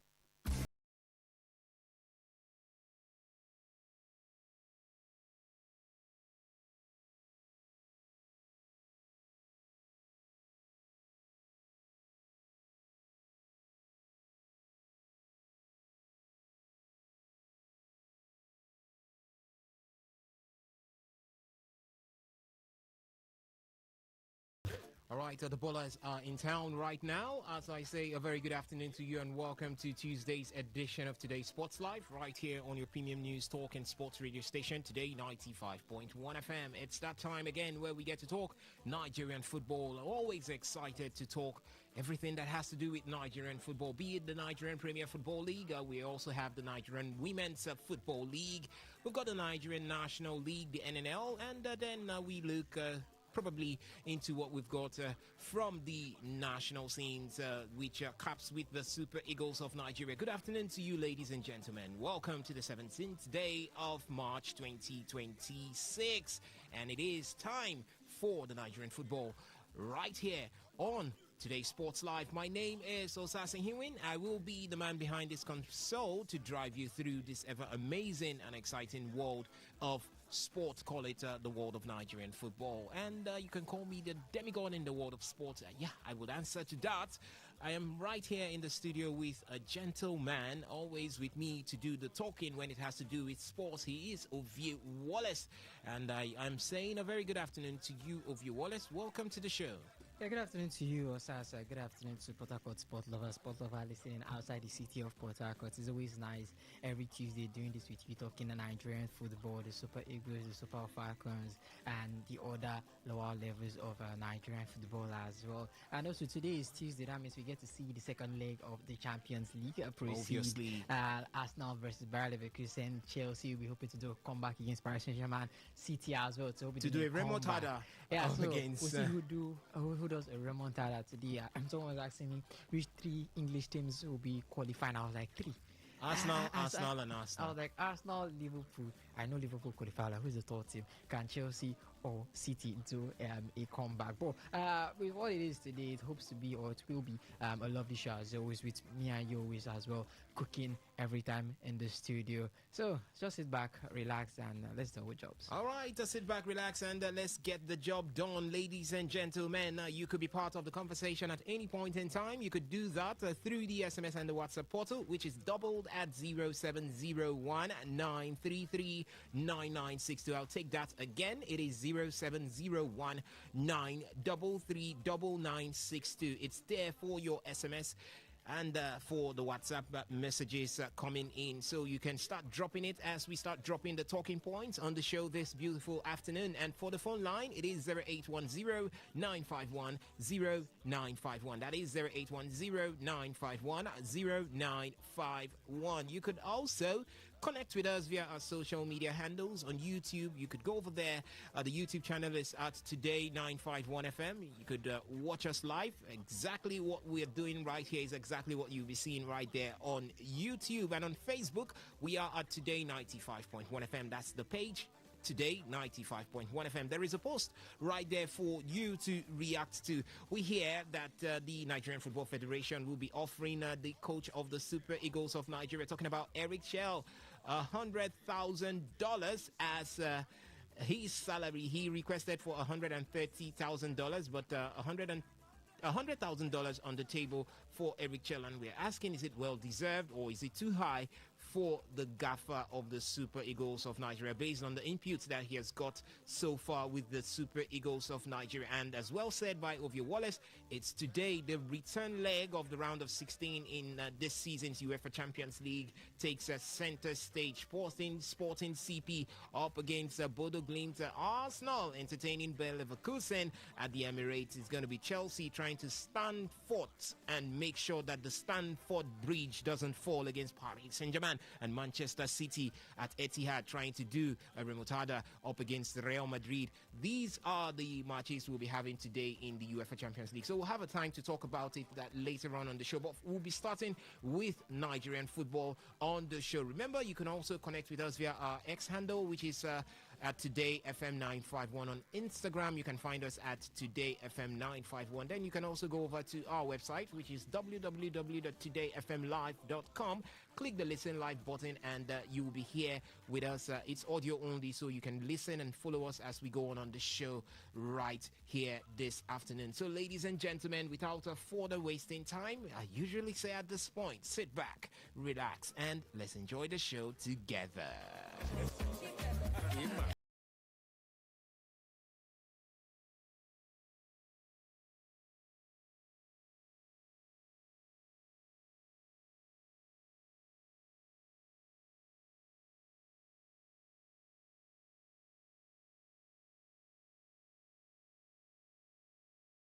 Kanwanko aka Papilo. For the latest and trending sports stories, always listen to Today Sports Live on Today 95.1 FM Port Harcourt.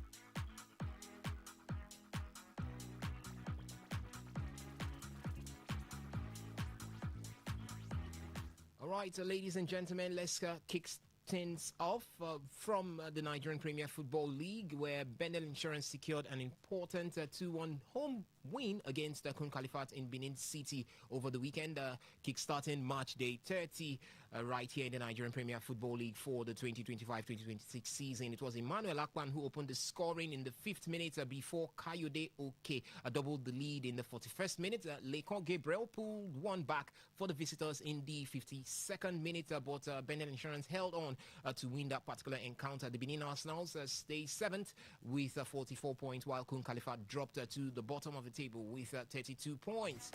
In Enugu, it was Rangers International who maintained their impressive unbeaten run in the Nigerian Premier Football League after grinding out a goalless draw against Kwara United at the match day 30 fixture, where it was decided across the country over the weekend. The Flying Antelopes, being Rangers International, who thrashed Remo Stars 4-1 in their previous outing, were unable to break down the resilient Harmony Boys at the Mobolaji Johnson Arena in Lagos. But the result was enough to extend their unbeaten streak to 8 matches and keep them firmly in second place on the log with 51 points. In Aba, it was in Eyimba Football Club of Aba who boasted their survival hopes with a convincing 2-0 victory over 10-man Plateau United. And the People's Elephant broke the deadlock in the 56th minute through Paul Ode before Chinedu Ufere doubled the advantage 8 minutes later to seal a crucial win. The result lifted Eyimba to 15th position with 36 points, while Plateau United remains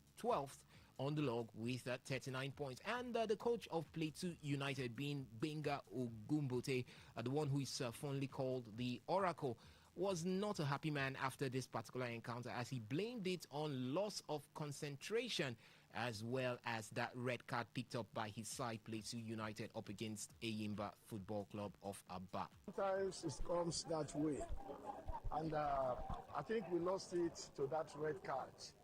So the moment we got that red card, there was a little bit of disorganization and loss of confidence in the players. So I think that was just where we missed it all. All right, for reigning champions, Remo Stars, they left it late to edge Nasarawa United 2-1 in Ikene. Stanley Joseph opened the scoring for the host in the 62nd minute before Suleiman Dauda restored parity for the solid miners, being Nasarawa United, in the 83rd minute. However, Michael Ibe struck 2 minutes from time to hand the champions all 3 points. Despite that defeat, Nasarawa United still occupied 3rd place with 47 points, while Remo Stars climbed to 19th with 33 points. And after the match, the new technical director of the Remo Stars, called that the Sky Blue Stars or Sky Blue Boys, Usman Abdallah, says he is satisfied with the performance and will definitely be going back to the drawing board to see how to correct on errors through that particular encounter. I'm satisfied with the performance of the boys. I think playing at home and these 3 points are necessary. A lot of pressure on the boys, and with the situation we are now. And I've told them already these 2 matches, Nasarawa match and the Kwara match, will be the most difficult match. And 6 points are the points that will motivate the team to get out. Because if we have to get the other 3 points, then I think we'll be ahead of all the contestants of going out of the relegation. So this 3 points is it is done, and there are a lot of lessons learned in this 3 points, which we'll have to go back to the drawing board. All right, still talking about the Nigerian Premier Football League in Ibadan. Shooting Stars edged Wiki Tourists 3-2 in one of the most entertaining matches of the round. Sadiq Ibrahim gave the Oluyole Warriors the lead in the 16th minute before Abba Musa equalized for Wiki Tourists in the 35th minute. Lucky Emmanuel restored the Shooting Stars advantage just before the halftime, but John Taiwo made it 2-2 shortly after the break. With the contest heading to a draw, Tijani Al-Amen struck in the 88th minute to secure victory for the Ibadan side, who moved up to 4th with 47 points, while Wiki Tourists remained 17th with 35 points. In Meduguri, El Kanemi Warriors saw their formidable home run halted after Castina United forced a 1-0 draw. Uche Collins puts the visitors ahead in the 46th minute, but Dadi Abdurrahman responded just 3 minutes later to salvage a point for the host. Niger Tornadoes and Canopilas played out a goalless draw in Mina, a result that could further increase the pressure on Niger Tornadoes' head coach Majin Mohamed, who reportedly faces a management ultimatum following the poor run of results for Niger Tornadoes. In Yenagoa, it was Bayelsa United who secured a valuable 2-1 victory over Warri Wolves in a South-South derby to move up to 13th position with 37 points, while the Seasiders, being Warri Wolves, remained 10th with 39 points.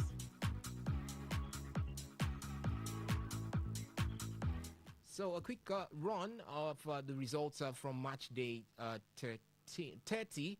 We had Bendel Insurance defeat Kun Khalifa 2-1. El Kanemi Warriors played 1-1 with Castina United. It was Remo Stars who defeated Nasarawa United by 2-1. Niger Tornadoes, Kano Pillars goalless. Eyimba defeated Plateau United 2-0. Shooting Stars defeated Wiki Tourics by 3-2. It was goalless between Kwara United and Rangers International. Barra FC defeated Abia Warriors 2-0 at the Sani Abacha Stadium right there in Kanu, while Bayelsa United took advantage of the Samson Siasia Stadium in Yenagoa to defeat Warri Wolves in that South-South derby by 2-1. One more match was concluded yesterday, and that was Ikorodu City, who recorded a crucial 1-0 victory over our own Rivers United in their rescheduled Nigerian Premier Football League Match Day 30 clash at the Mobolaji Johnson Arena right there in Lagos. The Oga Boys had earlier held the pride of Rivers State to a goalless draw in Port Harcourt in the reverse fixture, but approached this returning encounter with greater urgency, fully aware that a win could propel them above Nasarawa United into third place on the standings with 48 points. The first half proved to be a tactical battle as Rivers United's compact defensive structure frustrated the host, denying Ikorodu City clear scoring opportunities. But the breakthrough eventually came about 7 minutes into the second half when substitute Folarin Temitope made an instant impact. The forward capitalized on the scoring opportunity to fire home the decisive goal, sparking wide celebrations amongst the home supporters as well as the Ikorodu City bench. That was how the match day 30 encounters from various centers went through over the weekend. Ovie Wallace, you had your eyes on most of these games, and we could be looking at it and we're saying which was the most enterprising, the most enjoyable for you through all the 10 encounters we had in match day 30. Of course, it has to be the encounter between Ikorodu City and Rivers United, knowing that Rivers United needed that win to extend their lead at the top of the table. And for Ikorodu City, after getting that win, they have to thank Remo Stars for beating Nasarawa United. They were able to, jump them and get that third spot, and now they are in the spot for the CAF Confederations Cup. If they can keep that at the end of the season, then they might see Ikorodu City on the continent for their second season being the Nigeria Premier Football League. But Ikorodu City, Rivers United, a good match, an entertaining match. I think the only problem is I think Rivers United are losing steam. They are losing steam. Yeah, it could be because you had about 4 outstanding games, and right now they have 5 outstanding games. They are meant to be at least 7 or so points ahead. Out of those games, you just need to win at least 3. Yeah, and now it's just 1, and you're just 1 point ahead. So you drop points again. You have the opportunity, or you give the opportunity of equaling in terms of points with Rangers International. And Rangers are not ready to drop points this period. They go away from home, they pick up points, they come at home, they get all 3 points. Rangers, in their last 5 games, they've won 3, they've drawn 2. Rivers United, in their last 5 games, have only won 2, they've lost 3 of them. So I think, and they've lost back-to-back. Yeah. Back-to-back games. So it's not boding well for them. Next, they go away from home to take on Niger Tornadoes. So that means they are going for struggling Niger Tornadoes. Struggling Niger Tornadoes, and that's back-to-back away games. And Niger Tornadoes are not a team that you want to face now. They are trying to make sure that they do not fall into the relegation waters. They are just 14th on the table right there. And there is an ultimatum to Majid Mohammed to ensure that he turns things around right there for Niger Tornadoes. So it's going to definitely be a difficult one. 36 points they have. Just a point that is separating them from entering to the relegation zone, where we have Wiki, Kwara, Remo, and Kun Khalifa. So any small slip up from there. So it's not like Rivers United are going to be facing a Kun Khalifa that obviously have no hope of escaping. In fact, even Kun Khalifa that still have hope of escaping. So it's not like they're facing a team that, okay, we are mid-table. Getting a point does not take us off. Losing a point does not really take us down. They are taking a team that wants to fight, and they are going away from home to the northern side. It's going to be hard for them to get points finished, and we know how hard we when they were scoring 2-3, Finide was there clamoring that yes, we are now scoring the goals and everything. Back-to-back games against Ikorodu City, they have not scored a goal against Ikorodu City. They went back-to-back games against Bayelsa United. They've lost both. They've lost both. So this is not what you want to be seeing for Rivers United. The way I'm looking at it, I don't want to see them winning this title. Okay.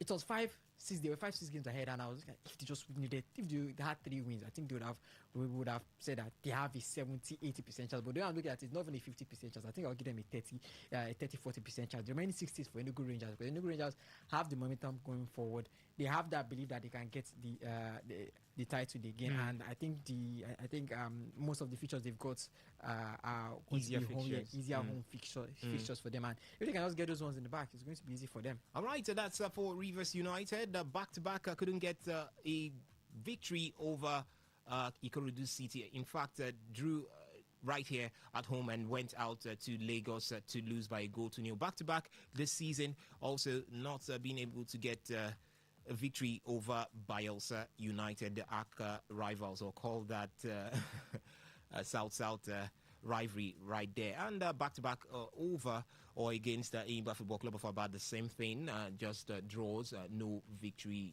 from those particular encounters. And we're looking at Rivers United right now, sitting just 1 point above Rangers International with a game in hand. Do you think it's still possible that Rivers United gets to win this season's Nigerian Premier Football League? You can share your thoughts with us via the SMS and the WhatsApp portal. It's open there for your taking, 0701-933-9962. Can Rivers United still go ahead and win? Do you still believe that Rivers United can go ahead and win this season's Nigerian Premier Football League? A 5-match in hand has been cut down to 1, and Rivers United only able to lead the pack by just 1 point. And just how it is right here after match day 30 from the Nigerian Premier Football League table, Rivers United are on top with 52 points after 29 games. Rangers International are second with 51 points after 30 games. Ikorodu City have moved into the third spot where they are currently having a shot on for continental football. They sit third after 30 games with 48 points. Nasarawa United are fourth with 47 points. Shooting Stars in fifth with 47 points. Abia Warriors in sixth with 46 points. Seventh is Bendel Insurance with 44 points. El Kanemi Warriors are into eighth position with 42 points. Barao FC stepped down to ninth position with 40 points, and Warri Wolves also stepping down to the 10th position with 39 points. That's how the top 10 stands right now. And for the relegation battle, I'll just run from the 14th to the 20th. 14th is Niger Tornadoes with 36 points, by Eimba Football Club of Aba at 15th with 36 points. Same points for Kano Pillars, who sit 16th, and it's Wiki Tourists in the relegation battle right now, 17th with 36 points. Kwara United are 18th with 33 points. Remo Stars with 33 points, sit 19th. And Kun Khalifat with 33 points, also sits 32 points, I beg your pardon, also sits rock bottom right there in 20th position. So, ladies and gentlemen, it's time to talk about the team of the week and the player of the week. It has actually been a very, very eventful week in the Matchday 30 encounters around the Nigerian Premier Football League. And for the team of the week, it's has been selected to be Shooting Stars of Ibadan 3SC, and they were selected based on their resilience. They won a 5-goal thriller, 3-2 against the Wiki Tourists, showing character to fight back after being pegged twice in that particular encounter. So the team of the week for the match day 30 of the Nigerian Premier Football League, coming from today's Sports Life, is Shooting Stars. And for the player of the week, it also goes to Ayobami Jr. of Shooting Stars. He was able to provide 2 crucial assists in that particular encounter. In the 88 minutes from the corner, he got one of those assists as his team went on to win 3-2 against Wiki Tourists. So, ladies and gentlemen, let's give it up for the team of the week, Shooting Stars of Ibadan, and the player of the week, Ayobami Jr. of Shooting Stars.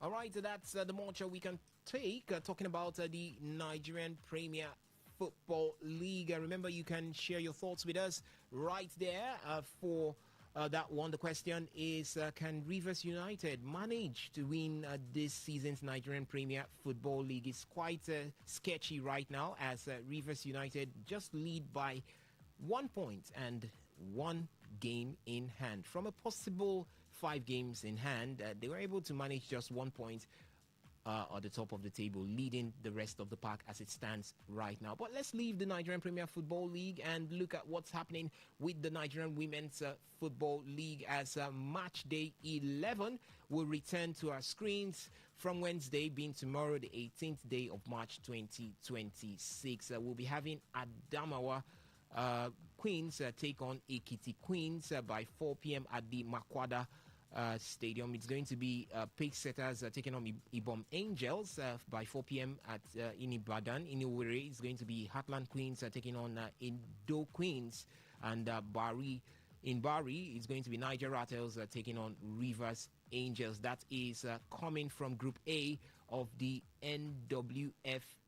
And from Group B, we'll have Inaba Ahudiyanim Queens take on Oshun Babes by 1 p.m. tomorrow.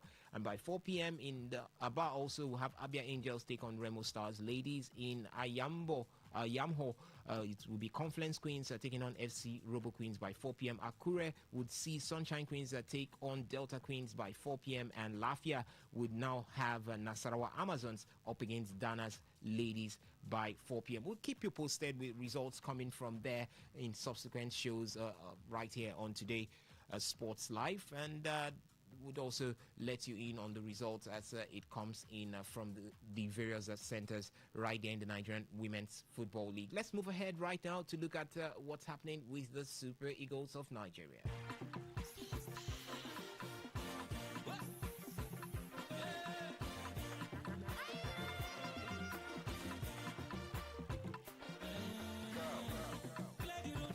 Yes, clear the road for the Super Eagles of Nigeria as well as the Nigerian Football Federation, as according to an exclusive report gathered from punch.ng, the Nigerian Football Federation is set to offer Super Eagles head coach Eric Chell a monthly salary of $100,000 following ongoing negotiations with the Franco-Malian tactician.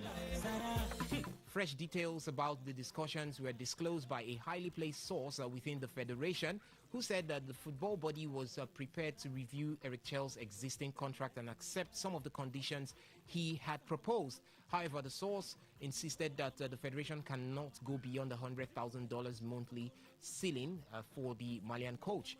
Eric Chell currently earns $50,000 per month from the NFF, but has requested a new contract worth $130,000 monthly, a figure he said would also cover the salaries of members of his technical staff. So it's definitely going to be pushing for more and getting some more right now for Eric Chell. But the question is, $100,000, it's not bad for a coach, but the question would now arise: how would he manage this if given to him? Because obviously with an increase in money would come an increase in expectations. Has Eric Chell done beautifully well? Yeah, he has done beautifully well, but has he done enough to deserve $100,000? And secondly, how does he manage the pressure that will be coming with this if it comes through $100,000? Because Nigerians would be expecting a lot from him. The NFF will be expecting a lot from him. Even the Super Eagles, the players of the Super Eagles, will definitely be expecting a lot from him. Is this going to be Eric Chell shooting himself in the foot with his own gun? He knows the expectations are going to rise eventually, so why not just get paid more money as I'm going to be more stressed doing it. He knows he finished third. The expectations was to get to the final. People already know this squad can reach the final. They know this squad can reach the AFCON. So why am I now going to do more work and I'm still going to be paid less for it? I might as well be enjoying myself. And I think the 100, at least if they come to a compromise, the 130 they can manage the 100. I'm sure he knows how he's going to do it and all with his staff and all. But he knows it comes with expectations. He knows people are going to demand more from him, and he's prepared to do that. That's why he's asking for more. He's prepared to do that. He has already given them the things he needs to do or to carry his work out. Well, he gave them. He said he needs projectors. He needs he needs many things. He needs many things. He needs many things. And it's funny because if he doesn't get those things now, people are going to use that as an excuse, because it's not just you don't just need money. All right, money is one thing, but when you now have resources, because when you have the resources to carry out your work, that's another thing entirely. Getting the money is for you and your staff, that's your normal salary and everything. But imagine we come here to come and present, but there's no mic, there's no console, there's no nothing to carry out our work. How are we going to present? How are we going to broadcast? Even though we are getting paid for it, so we need the tools to do that. And the money is one thing. I think he still needs to get the tools and all, but as you said, expectations are going to. In fact, expectations have already risen since the last AFCON. We're just waiting for him to be given the tools. So okay, now you don't have any excuse. Now you're starting with these sports afresh, because we're saying, because we had Finidi, we had Ekwavon taking on the team. That's why Nigeria failed, because of NFF, the people at the post. But I think, yes, NFF still going to say, yes, we see that there's still a problem. As long as we still have those same people sitting in the same seat, it's still going to be a problem. But I think if this man is let to do his work well, if he's given the tools, the right tools, the right personnel to carry out his work, I think this man can achieve great things with the Super Eagles squad. If you want to talk about getting players from the Nigeria Premier Football, if you want to talk about scouting players, his men, his staff are working tirelessly well. All right, to get players. All right, and that's for the Super Eagles of Nigeria. Definitely, they would be in action in the Four Nations tournament that has now been moved to Turkey's city of Antalya.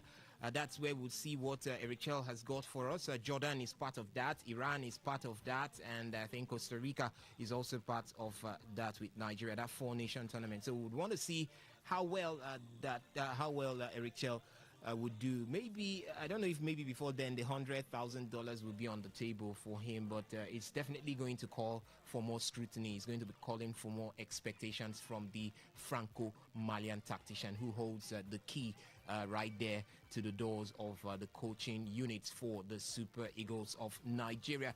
All right, on a different note this time, would I say more indifferent notes, let me let you know that FIFA has published an interview with head coach Sebastian Desabre. I beg your pardon, Sebastian Desabre. He is the coach of the Democratic Republic of Congo, and they have firmly recognized DR Congo as Africa's representatives in the Interconfederations Playoff Tournament for the 2026 FIFA World Cup. The interview, released on FIFA's official platforms, repeatedly described the Congolese national team as the side preparing for the decisive final match that could secure a place at the tournament in North America, talking about the 2026 FIFA World Cup.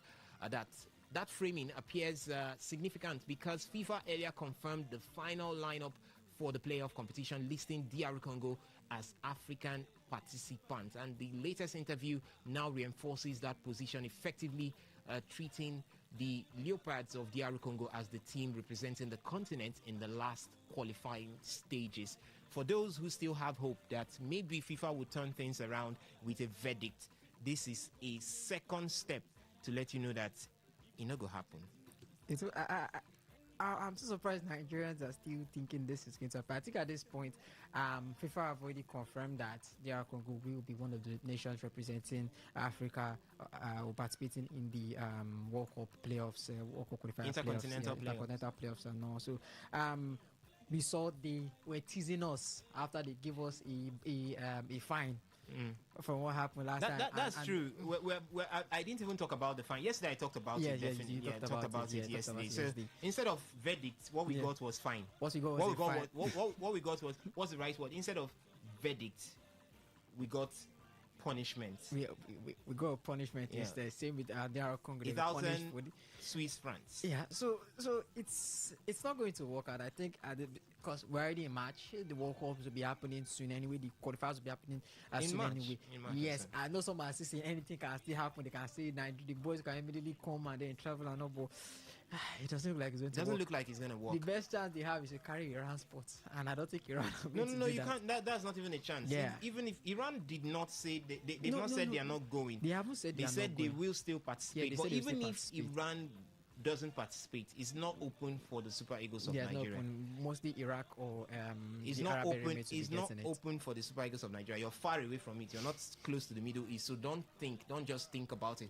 All right, ladies and gentlemen, before we leave talking about the Super Eagles of Nigeria, let me let you know that the English Football Association is the one holding Arthur Okonkwo from his international switch from England to Nigeria. So the NFF is still awaiting the final letter needed to complete the process, as the 24-year-old Wrexham goalkeeper has already committed to playing for Nigeria after talks with coach Eric Chell. But he cannot feature in any competitive match until the English FA formally writes to the Nigerian Football Federation to ratify the switch. So, EFA, English FA, do what you need to do, because this young man needs to don the jerseys of the Super Eagles of Nigeria.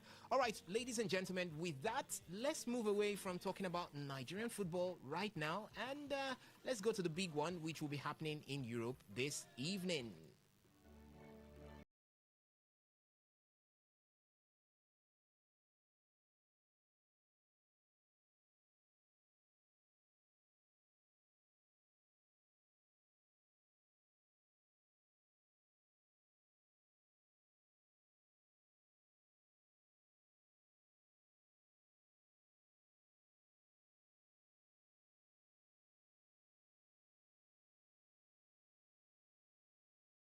It is as the 2025-2026 UEFA Champions League round of 16 second leg tie will take place later on today, with 4 massive matchups featuring some of Europe's biggest clubs looking to secure a place in the quarterfinals.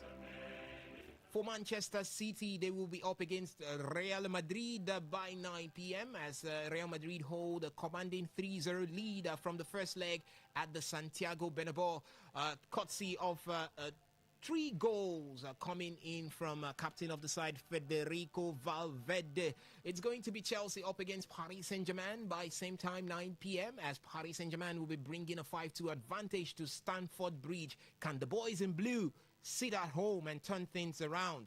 That time will tell when 9 p.m. takes center stage, and that match comes right in our faces for the Chelsea fans. While Arsenal, who have a better chance in getting into the quarterfinals, would be hosting Bayer Leverkusen. The reverse fixture ended 1 goal apiece for both sides at the Bay Arena, and this will be Arsenal coming back to the Emirates to see if they can make use of the huge home crowd to change things as they hope to step into the quarterfinals of this particular encounter. Then we'll have a Sporting CP right there in Portugal up against FK Bodo Glimt by 6:45 this evening. For Sporting, they will look to recover from a 3-0 deficit which Bodo Glimt inflicted on them right there in Norway. Can Sporting CP turn things around later on this evening? I think time also would let us know if that could be possible. Meanwhile, Real Madrid will be bolstered by the return of Kylian Mbappe and Jude Bellingham for Tuesday's UEFA Champions League last 16-second leg against Manchester City at the Etihad Stadium. As reported by BBC Sport on Monday, Mbappe, who is 27 years of age, has been sidelined since February 21st with a left knee sprain suffered in Real's La Liga match against Osasuna. His return strengthens Real Madrid's attacking options, giving manager Alvaro Arbeloa a major boost ahead of the clash. As for Manchester City boss Pep Guardiola says after 10 years, if he hasn't convinced his players that miracles could be done, then there is a problem. I don't know. In the football game, many things can happen. After 10 years, you have to convince my players about the beliefs. We are in problem. They know me quite well that every single game we try, there will be no exception. They have to. So they are the guys who play it, and I'm pretty sure they will try it. And I know most of them. Of course, most of them, they are new, they've experienced in that situations, and we are not the same group that many years, but at the same time, it's an incredible experience and an incredible opportunity to try it. All right, and Manchester City midfielder Bernardo Silva also spoke about the possibility of Erling Haaland being dropped, but says he would obviously prefer the Norwegian to play, as he knows that no one is irreplaceable. And we have a big squad. Anyone is ready to play. Obviously, Erling is a massive player for us, a very important player for us. And in the big games, you need those players. But we have fantastic players everywhere, and no one is irreplaceable. I would obviously prefer to have Erling because you need goals tomorrow. We've played throughout the years. We've played without Erling when he was injured, without Kevin when he was injured for a long time. We situations.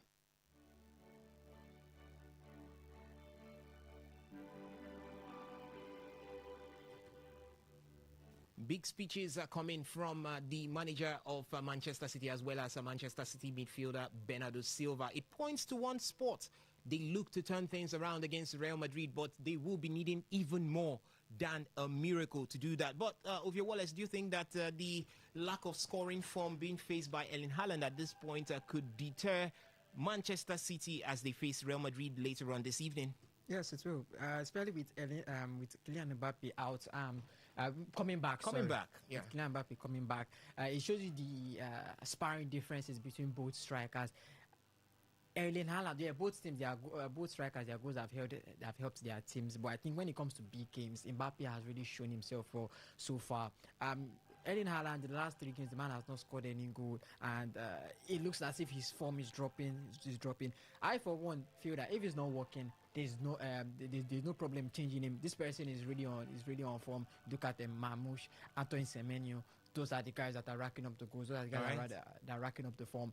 If you can find a way to accommodate them, then do accommodate them. Yes, Edinburgh Haaland in those big games, you always want to just bank on him. Everyone knows you always want to bank on Haaland to get you those goals. But I think coming up against another striker like Kylian Mbappe, it might also be a good boost for his confidence. Right. Yes, I'm winning against one of the best of the best. As he's banging in goals, I'm going to bang in goals because I know Kylian Mbappe, if he starts that match, he's going to be, because I don't think Kylian is going to start the match coming back from an injury. I don't think he's going to start the match, maybe coming during the second half or during the dying minutes. They just need to hold out the game. That is for Real Madrid. They just need to hold out the game. For Man City, it's for them to come out and score. Okay. They just need to do that. We saw the chances Haaland missed in that match against West Ham. That could have put them 4 points in a good position to still chase for the chase. They're still in the chase. They're still in the chase, but in a good spot to still keep on the chase. So for me, I believe dropping Erling Haaland would be the perfect choice for me. All right, dropping Erling Haaland will be the perfect choice for Manchester City. That's what's said by Ovie Wallace right here. In another clash, it was Paris Saint-Germain's forward Ousmane Dembele who urged the Champions League holders to show no mercy in their last 16-second leg against Chelsea later on today.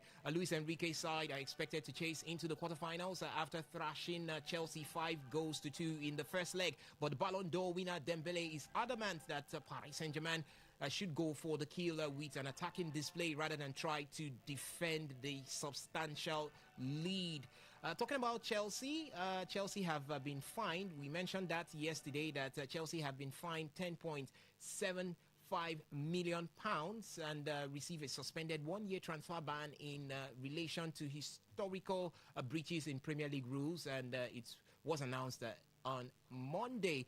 But the truth here is that right now things are not really good for Chelsea because they have also lost the captain of the side, Reece James, to injury. So amongst or within all of this, can Chelsea still make it against Paris Saint-Germain?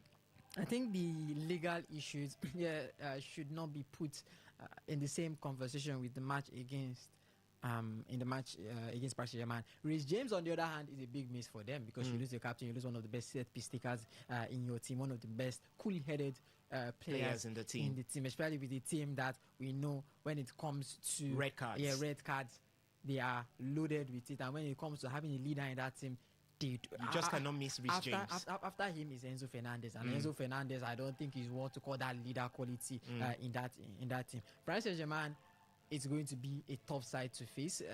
As you said, they play almost similar kind of football. They're almost similar when it comes to youth in that squad. When it comes to youth in both squads, so it's going to be a big one to do. They've got 3 goals to overturn, and it's going to be at the Stamford Bridge. So it's going to be a big one to do. There is belief right there. The other problem I've got is the motivator that you have in between the sticks. That is in Liam Rosenior. I don't think the man has actually proved to be the right choice after Enzo Maresca. I think maybe if it was Enzo Maresca coaching Chelsea, I don't think they will be in this predicament that they have, where they have to look at miracles to overturn a 3-goal deficit against. Goals will be scored. But can goals be separated by 3? Be separated by 3. That is the problem that Chelsea is going to get against Paris Saint-Germain. All right. For Arsenal, they were up against Bayer Leverkusen. They will be missing their captain, Martin Odegaard. He's got a knee injury. And Jurgen Timbers with a groin injury. And can you say Arsenal are good to go even without these two players? They've got easy. They've got easy. They've got easy. They've got Rice. They've got Mosquera. They've got Calafiori. They've got Calafiori. They've still got loads. They've got Miles Lewis Kelly. Miles Lewis Kelly is still there. Is still there at the. They've got Ben White. They've got Ben White. So they've got the squad depth to be able to carry on till the end of this season, both in the Premier League, both in the Carabao Cup, both in they have the squad depth to compete in all 4 competitions, and they use them effectively. One person is out, you have another replacement coming in immediately. So I'm not surprised with Ethan Nwaneri leaving the team. I don't think we'd have had that playing chance, especially with what Noni Madueke is doing right now. Izzy is doing that. All right, so. but quickly, let me get your predictions for the game later on this evening before we go to the phone line. Okay, first for Chelsea Paris Saint-Germain, I think it's going to be Chelsea winning that game 2-1. All right. Then for Arsenal Bayer Leverkusen, Arsenal should be winning that one. Maybe I think 3-0. Okay. Arsenal winning that one. All right. 3-0. For City Madrid, City too, I see them winning that one. Okay. 2-0 or 2-1. All right. Yeah, but I don't see them winning that one. Then right. Sporting Bodo Glimt. I don't think Sporting are going to be beating Bodo Glimt. The fake Suarez that they've got there. All right.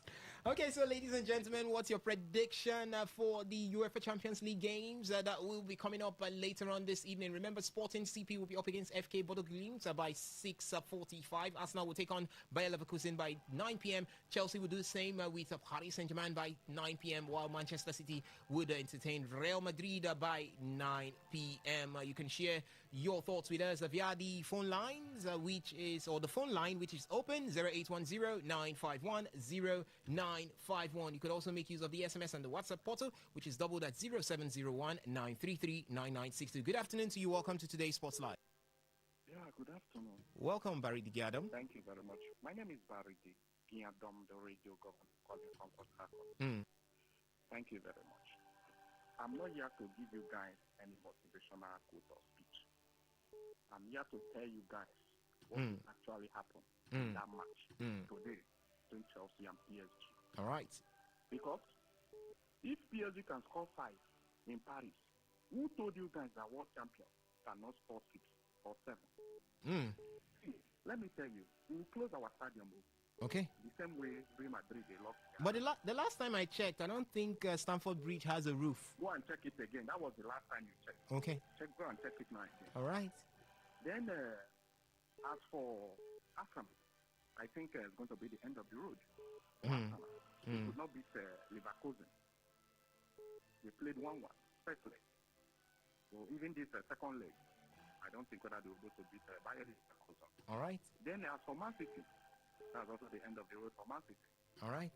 Yes, they can't overcome the 3-0 against deficit. But as for Chelsea, what Chelsea fans should keep hope alive. All right. Between PSG tonight. All right. Today is 17th of March.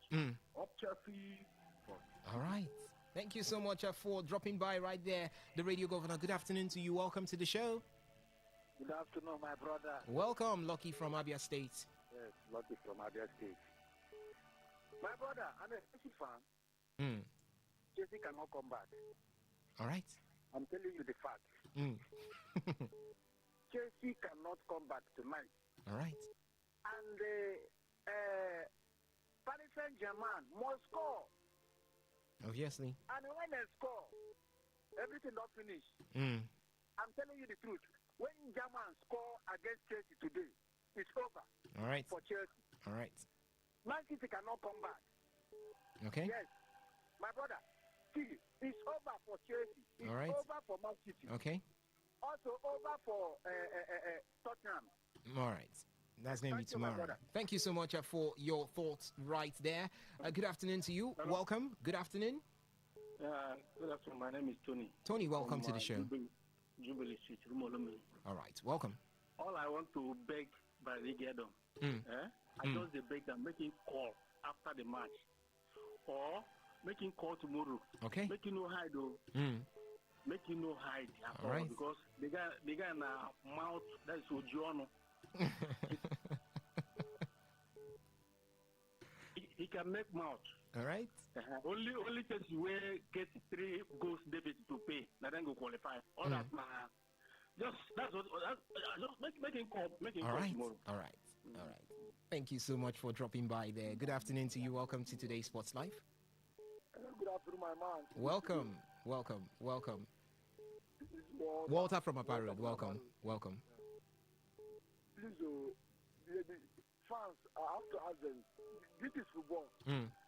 It's not like this cheap. As you put it in the mouth, as you're breaking it, that way you put it, you cannot break from that place. Okay. This is football. You cannot say never.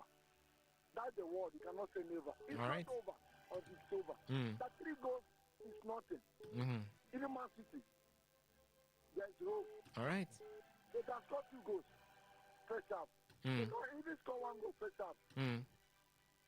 Chelsea, the same thing. All right. It's not over. Okay. The only place where I say it's a dicey. Now we didn't have to buy Liverpool. We just have to qualify. And that is it. So you know, because they will carry Champions League. Okay. After we carry League. Okay. After we carry Champions League. I'm a Manchester United fan. All right. That was sure. After we carry League, they will carry Champions League. So what I'm saying that it's not over. Anything can happen. It's 50-50. Okay. Man City, Real Madrid. All right. All right. Bayern. All right. It's 50-50. The only best way to go now, Bayern and Atlanta. It's all over for them. All right. That's my whole. Thank you. All right. Thank you so much, Walter from Appa Road, for your thoughts. Good afternoon to you, Simon. Welcome. Guys. Welcome. Good afternoon. Simon, Go on quickly. Well, that's one of the callers there. Man City, Chelsea, Tottenham, they are out of the Champions League. Is my team Arsenal? But if we are not careful, not because I'm Arsenal fan and say it's walkover, it's not walkover. My team should go ahead and do the job. And Liverpool still have more chance also. Maybe Newcastle, I don't know how they are going to do it. But as for Man City, Chelsea, and Tottenham, they are out of the competition already. There is nothing they can do. If they are expecting comeback, not this team now that they have now, that is telling me to come back. Then another place I want to talk about the verdict of the FIFA. My problem is not whether Nigeria is going to walk up or not, FIFA. My problem is this. Why FIFA did not, or have they done it? Is it that they communicated to NFF and they refused to tell the world, they refused to tell of Nigeria? You cannot tell me that they received petition from Nigeria and they announced it to the whole world that they have received the petition. And they announced, I don't know whether they were the one that announced last month that they will give the verdict. They did it. You cannot tell me that did they do secret? Is it secret something again now? Is it secret cause something? I guess we should just hold on. Maybe the verdicts will still come. And they're supposed to. I think that is supposed to be the first thing before releasing this timetable. For me, or for my own opinion, maybe I don't know. But if FIFA end up not giving verdict, I don't think that it is. Because let me tell you, if in this case, if FIFA judge in favor of Nigeria, FIFA will still be criticized. Okay. If FIFA judge in favor of rule in favor of DR Congo, they will still be criticized. Tag as corrupt body. All right. So that's why I don't know how they are going to be. Hopefully, let's see. All right. Thank you so much, Simon, for your thoughts there. Good afternoon to you. Quickly, let's go on. Welcome. Yeah. NS from Ndile. Welcome. Go on. Yeah. Fortnight ago, we are just here praising the Rivers United for scoring 6 goals, conceding 1 in 2 matches. Just after that, decided to take us back to where we belong, where we always find our face after seeing their results.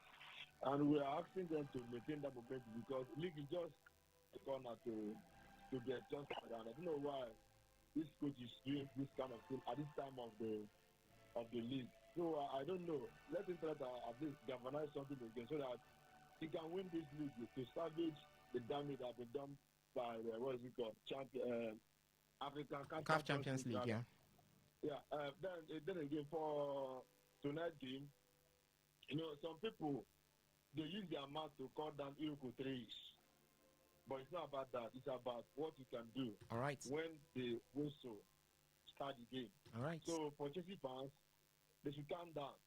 Even though they win PSG, they can't score more than like maybe a kind of 3-goal aggregate above what is it called? PSG. It's Luis Enrique. It's not Diego Simeone. All right. He has a good defenders and a good midfielder and even strikers. So I just wish them well to go there, play their game, and see whether they can get at least. Maybe they don't qualify, but let them get the win over PSG. All right. The same thing to see. Arsenal game is not going to be easy. Okay. Yes, whoever is predicting 3-0 should just hold up for that game because I watched this game against Bayern. Wow, they were good.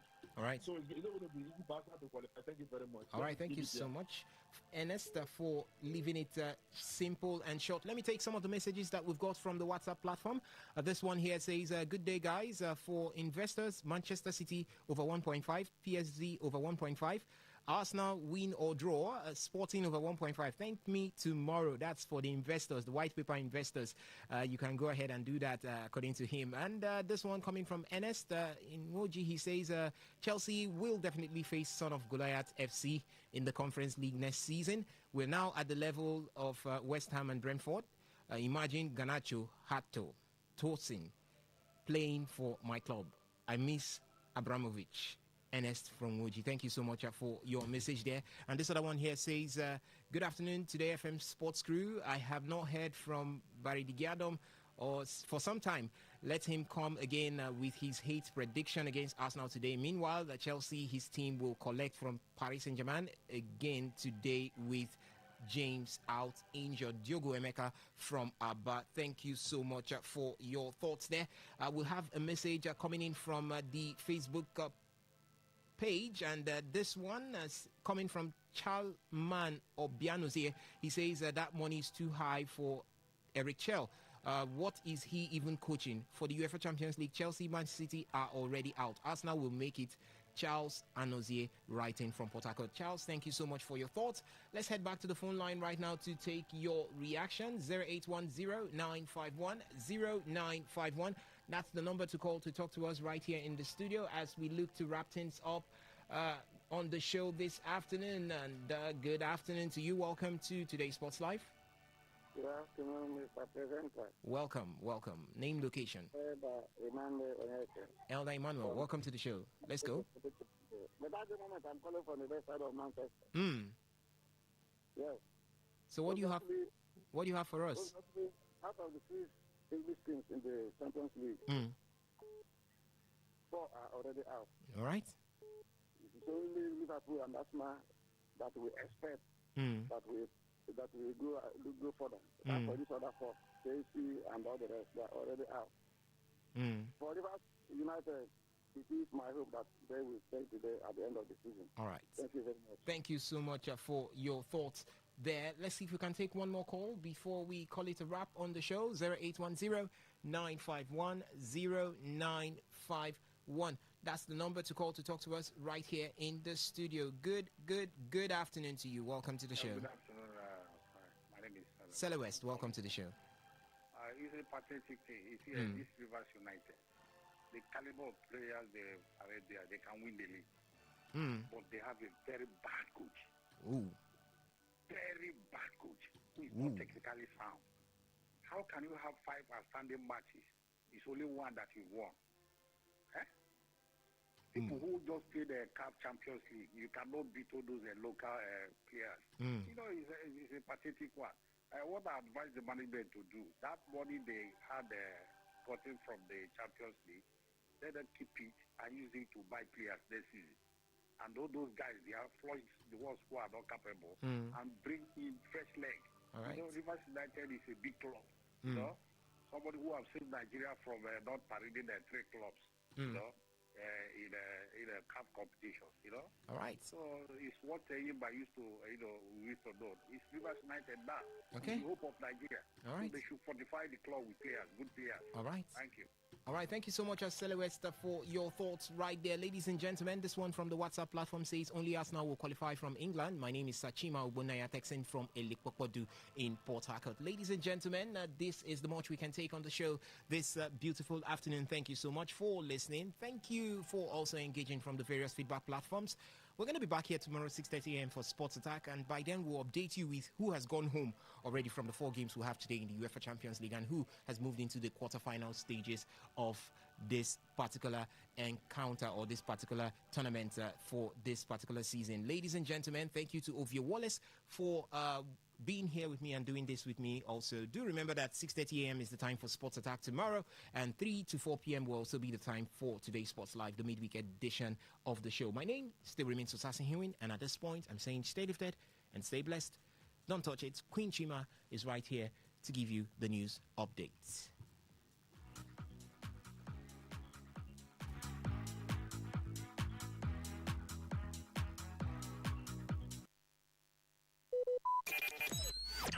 Talk radio. I listen to a lot of talk radio.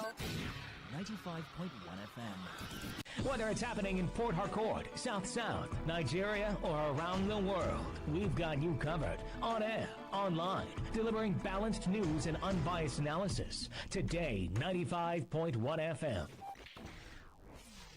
Today, 95.1 FM, Port Harcourt. News update. Good evening. Here is the news update on Today 95.1 FM. I am Queen Shima. Troops of the Joint Task Force Northeast Operation Hadinkai have successfully repelled coordinated attacks by Islamic State West Africa Province fighters on several military positions across Borno State.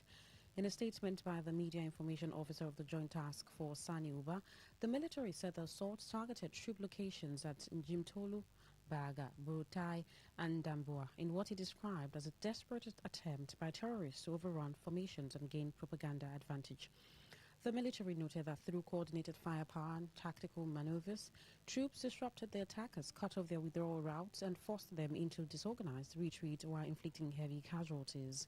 The operation led to the neutralization of several terrorists, including a key commander involved in the Burutai attack, while others sustained injuries during the retreat. The People's Democratic Party, PDP, has criticized the federal government over the recent bombings in Maiduguri, Borno State. In a statement by its National Publicity Secretary, Iniemi Mobong, the party described the attacks as clear evidence of the failure of the APC-led administration under President Bola Tinubu to effectively tackle Nigeria's growing insecurity. Mobong said the Maiduguri explosions add to a series of security challenges that have intensified under the current administration, alleging that insecurity, once largely confined to the northeast, has now spread to other previously peaceful parts of the country. The PDP further accused the presidency of focusing more on political battles against the opposition rather than prioritizing the fight against insecurity, insisting that Nigeria was safer in 2015 than it is today. In the same vein, the African Democratic Congress, ADC, urged President Bola Tinubu to urgently return to the country and take decisive action to address the worsening security situation. In a statement by its National Publicity Secretary, Bolaji Abdullahi, the party stressed that safeguarding lives and property must take precedence over political engagements and diplomatic activities. Meanwhile, President Bola Tinubu has directed all service chiefs to move to Maiduguri, the Borno state capital, following the recent surge in terrorist attacks in the region. The directive was contained in a statement personally signed by the president in the wake of yesterday's suicide bombings that claimed at least 23 lives and injured hundreds more.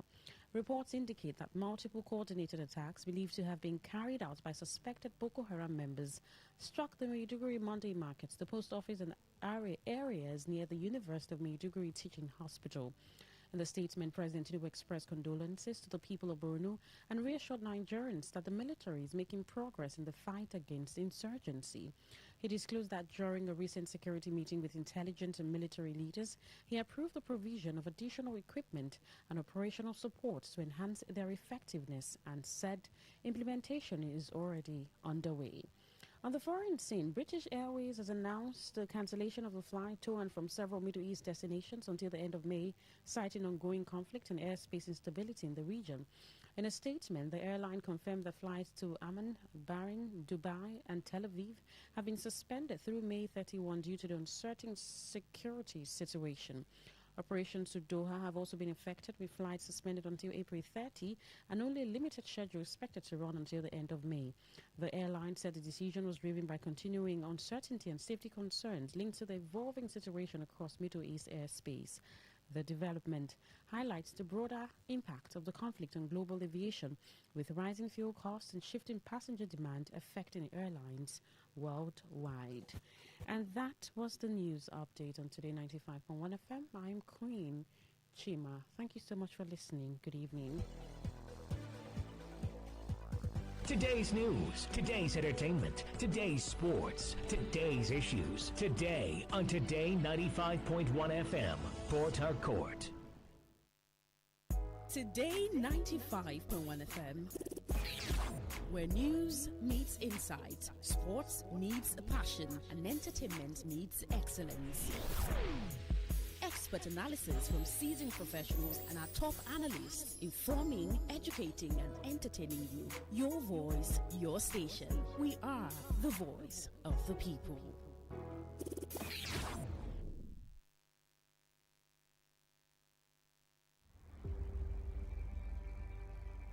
Maybe home is somebody's smile when they look at you for the first time.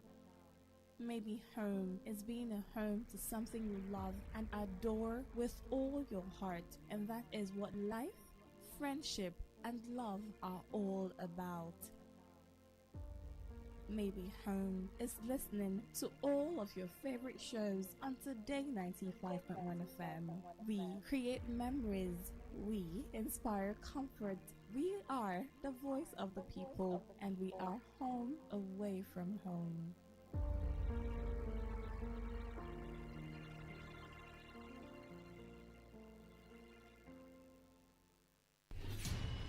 Stay informed, stay ahead. Tune in to Today 95.1 FM for the latest news and exciting sports updates. Your trusted source for everything you need to know. Today 95.1 FM, the voice of the people. It all begins with breaking news. Now make no mistake, this is a difficult mission, and it will remain difficult for some time. Then it keeps trending. Events, issues, personalities, all struggling to gain attention. But in the race with deadlines, the intrigues, power play, undercurrents are often missed or underreported. Insecurity here is basically a product of poverty. But not anymore. As the platform on radio steps in to fill the missing links on events, issues, and personalities in the news. I'm not afraid of anybody. Yeah! The platform on radio serves only the hottest topics and trending issues. Only on Today 95.1 FM. 95.1 FM. Port Harcourt. Weekdays, 4 p.m. Get on the platform on radio and be served.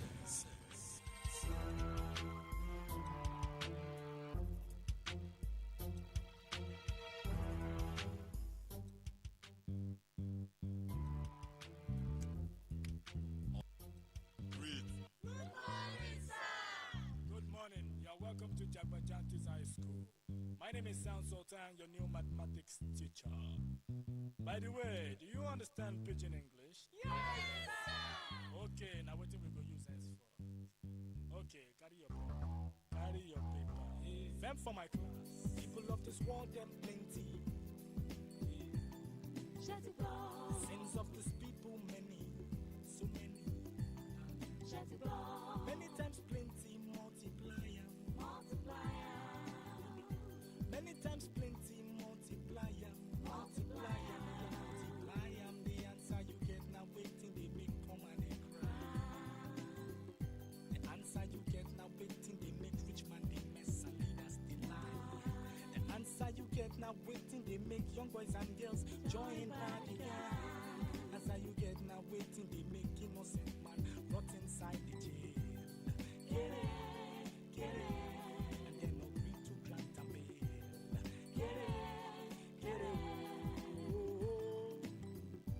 Everybody, join Jagbajantis, make we solve mathematics. We did about our continent, so Oyinbo say about mass, we go use take solve mathematics. So follow Jagbajantis. So ya carry by be for brotherhood. Love your neighbor as yourself, oh, for objectivity. Be objective, for democracy, democracy.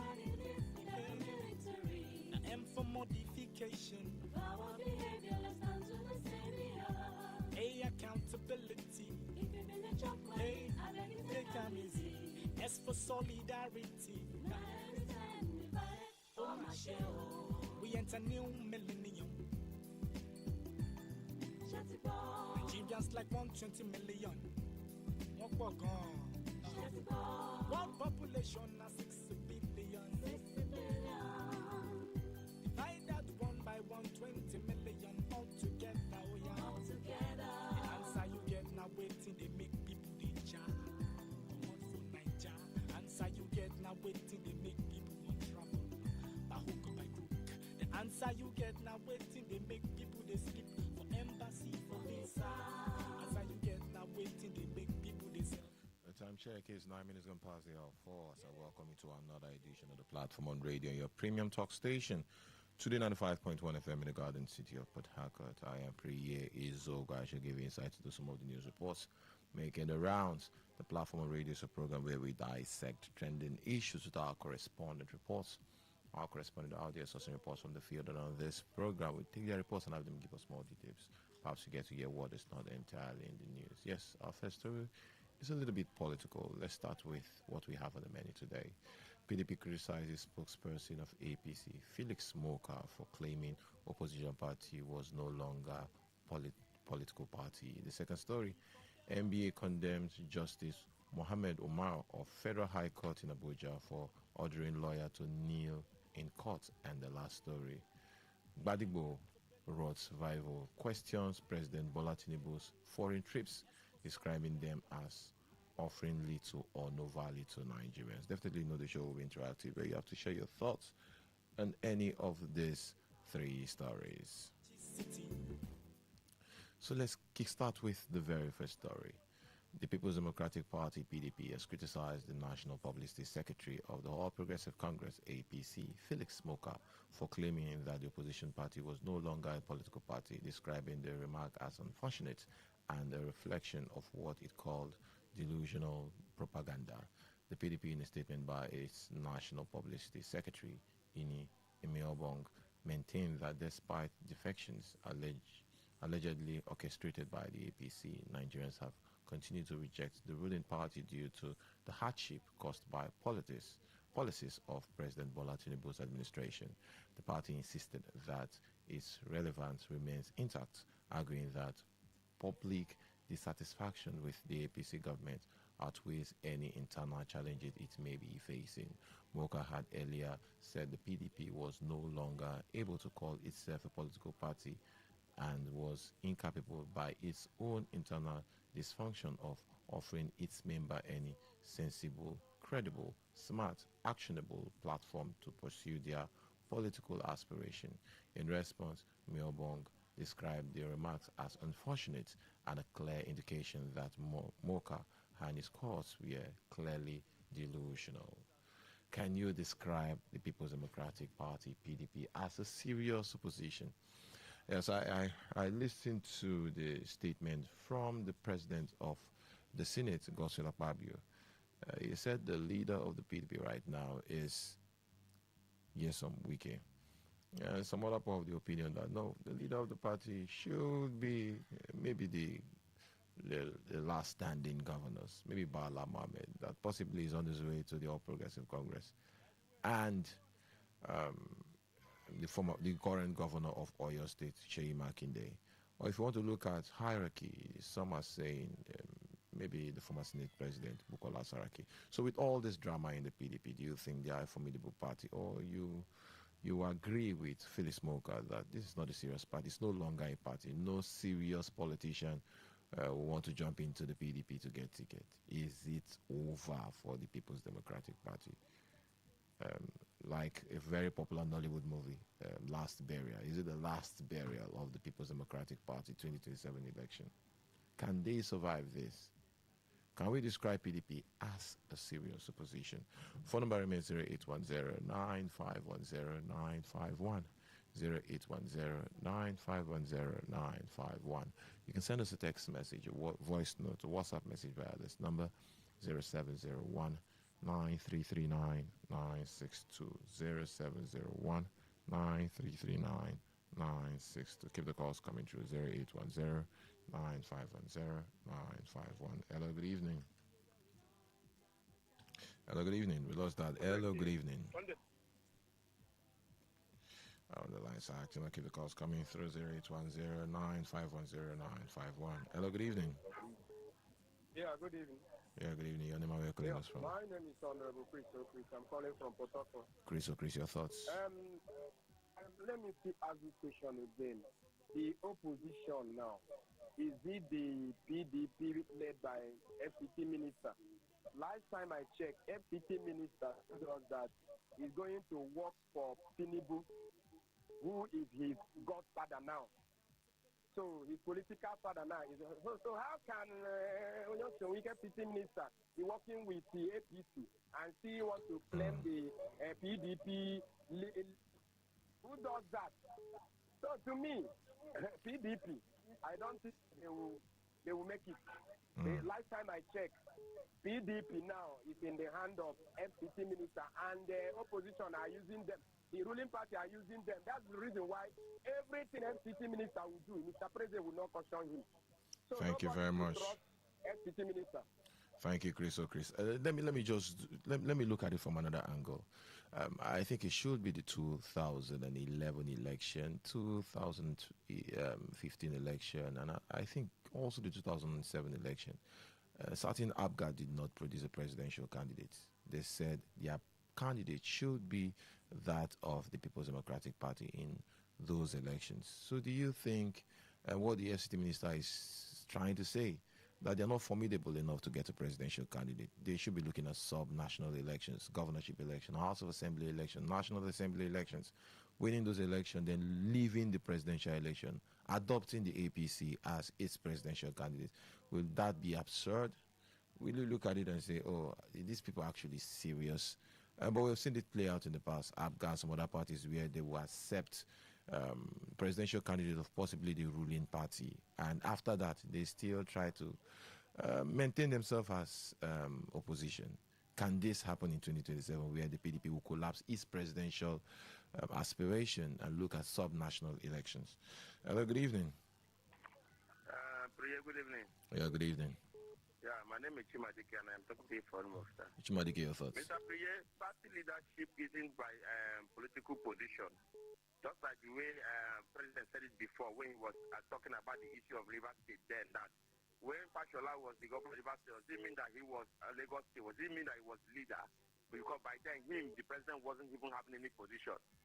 So just as what the State President has said, Esowike is the leader of PDP. This thing is not something that we're going to argue. You understand? Then in the aspect of the PDP, this isn't the first time that PDP has played like this. Yes, Wike has done this thing before when some people left the party and he fought the party to stand still and brought it to limelight. The people came back, and these are the people that came back and the people now that are still destroying the party, and they are leaving one after the other. What you have to ask, why is he not shaking? Why has he not left? Why is he standing firm? Thank you very much, Madike. But a lot of his lieutenants have left the People's Democratic Party, including in River State. A lot have left. I'm not talking about him. I'm not talking about him. I'm saying a lot of his supporters and his followers. Are those people that left before and came back because No. You're not getting me. You're not getting me, Chimadike. I said people within his political structure, some of them have left the PDP for the APC, including yesterday, Aduda, the former senator representing the FCT. Hello, good evening. Hello. Yeah, good evening. Your name and where you're calling us from? Good evening, for you. Yeah, good evening. Kabari. I'm calling from Balipo. Kabari, your thoughts?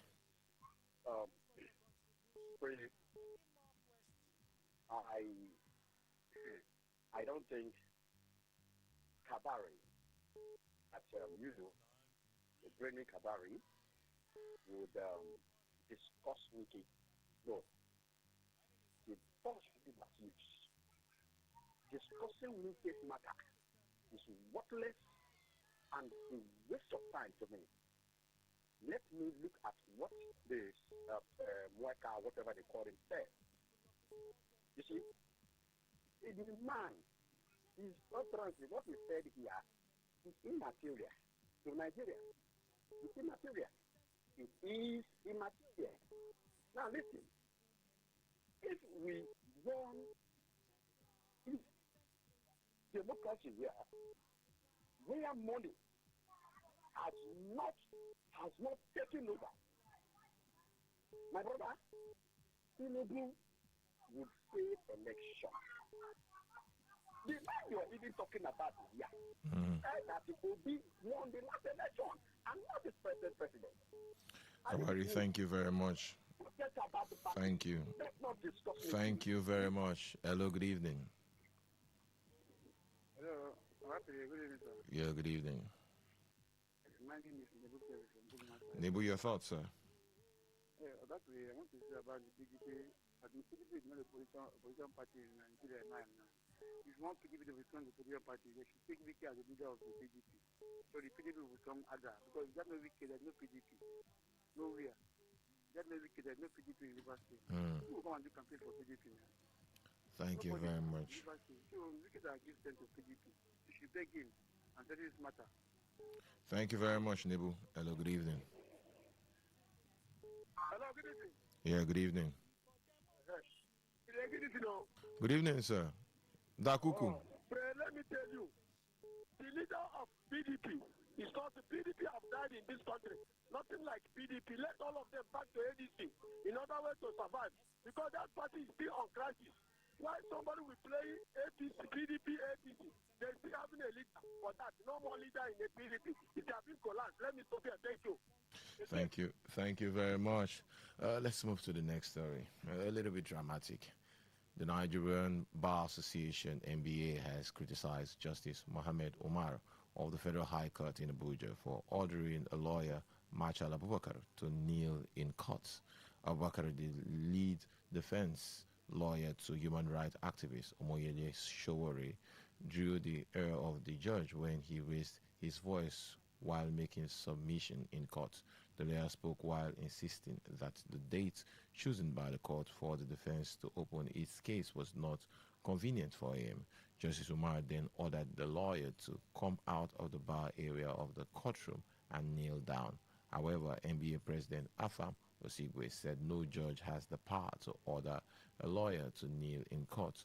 Osigwe noted that while lawyers have the duty to conduct themselves with restraint, professionalism, and respect for the court and at all times, they are entitled, indeed obligated, to advocate firmly and fearlessly on behalf of their clients.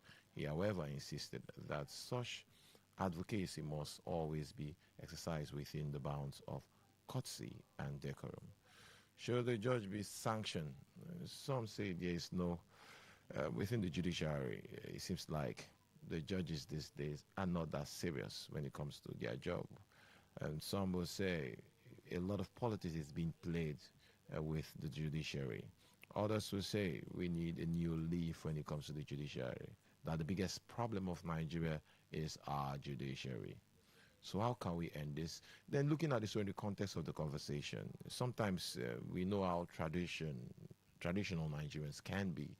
So was the judge right, possibly as an elderly person, to tell the lawyer, come out and kneel down and respect me, something like that? Should we accept this aspect of bringing in tradition into the legal practice and, of course, the court system?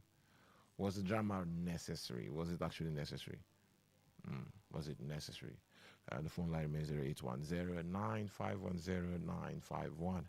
0810-9510951. You can send us a text message, voice note, or WhatsApp message via this number, 0701-9339-962. Again, 0701-9339-962. Hello, good evening. Priya? Yeah, good evening. I am Mascot. Mascot, good evening, sir. Your thoughts? Thank you so much. The Judicial Service Commission should immediately swing to action, either suspend Justice Omar or sack him as a judge. This is what is called abuse of office. The lawyer cannot become a student of the judge. After all, there are lawyers at the first instance. He's just a member of the bench, and this one a member of the bar. I have been severally to court, and I see the kind of reverence which some judges give to lawyers, especially those that are senior to them. They give them reverence because seniority matters a lot in the legal profession. So for that Judge Omar, don't know the completion of his name, to order a colleague in the Temple of Justice to kneel down in the court is an abuse of office, and he should immediately be sanctioned. Thank you.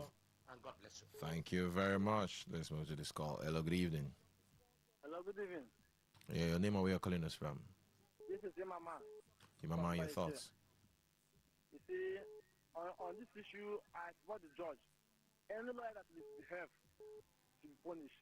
Should kneel down immediately. Yes, nobody's above the law. He should kneel down immediately because he has misbehaved. It will serve as a deterrent to others. Thank you. I say the name, Mama. Mama, thank you very much. Bringing in the traditional side to things. Hello, good evening. Hello, good evening. Yeah, good evening. Your name and where you're calling us from? Let me say this. I believe the lawyer is a married man. If we are talking about age in a family context, if the judge is a brother or to the lawyer, will he ask his brother to kneel down before him as a married man, maybe in the house? Can he talk to him like that? This is the reason why during the Nnamdi Kanu case, that's the reason why Nnamdi Kanu take up his matter, because the lawyers are afraid to talk. When Nnamdi Kanu take over his matter, you see how he talks to the judge. Which, if I am the one there, I will talk to him the way I want. Because you cannot be lying against me. You want me to close mouth because you be judge? So judge should tell us that Atalari is in Obibo. So because it's the judge that said it, we should swallow it. That today is in America. We should believe him as may God, as may judge pleases. Thank you very much. Thank you very much. Hello, good evening. Hello, good evening, the one and only prayer is all good. A blessed one to you and a bad one to the bad politicians shine. A man who will be abusing power when they don't know what they are there doing. Prayer Zogo, you see, that is Nigeria for you. Whereby you see people do things the way they want outside the constitution. I don't know a judge where it's written in the constitution that when a lawyer offend you in the court, you tell him to come out and kneel down. Oh, what a shame. I begin to imagine what is even happening in this country. There is nothing you will not hear in this country. Now, a judge, you have a right to say, okay, the case should be adjourned and the lawyer should be called for even you can call a recess and you caution the lawyer. If the lawyer does not take caution, then you can maybe walk them out of your court. But you don't call a man to come and even if it is a today boy lawyer that just finished from the bar or law school and joined the bar. You don't even call him to kneel down. What is wrong in this country? That is why you see they abuse power. Umar will abuse power here. Wike will abuse power here. All of them will be abusing power and be doing things that is outside. Thank you very much. And nobody is punishing them. Thank you very much. Thank you. Hello, good evening. Oh, good evening, sir. Yeah, good evening. Okay, my name is Nebu Petu from Bugumasa. Nebu, your thoughts? The lawyer who offends at the court, judge said, if you don't beg the judge, you beg the judge. You make a big offense. He did not kneel down to beg the judge. The judge ordered him to kneel down. He cannot tell him to kneel down without doing anything now.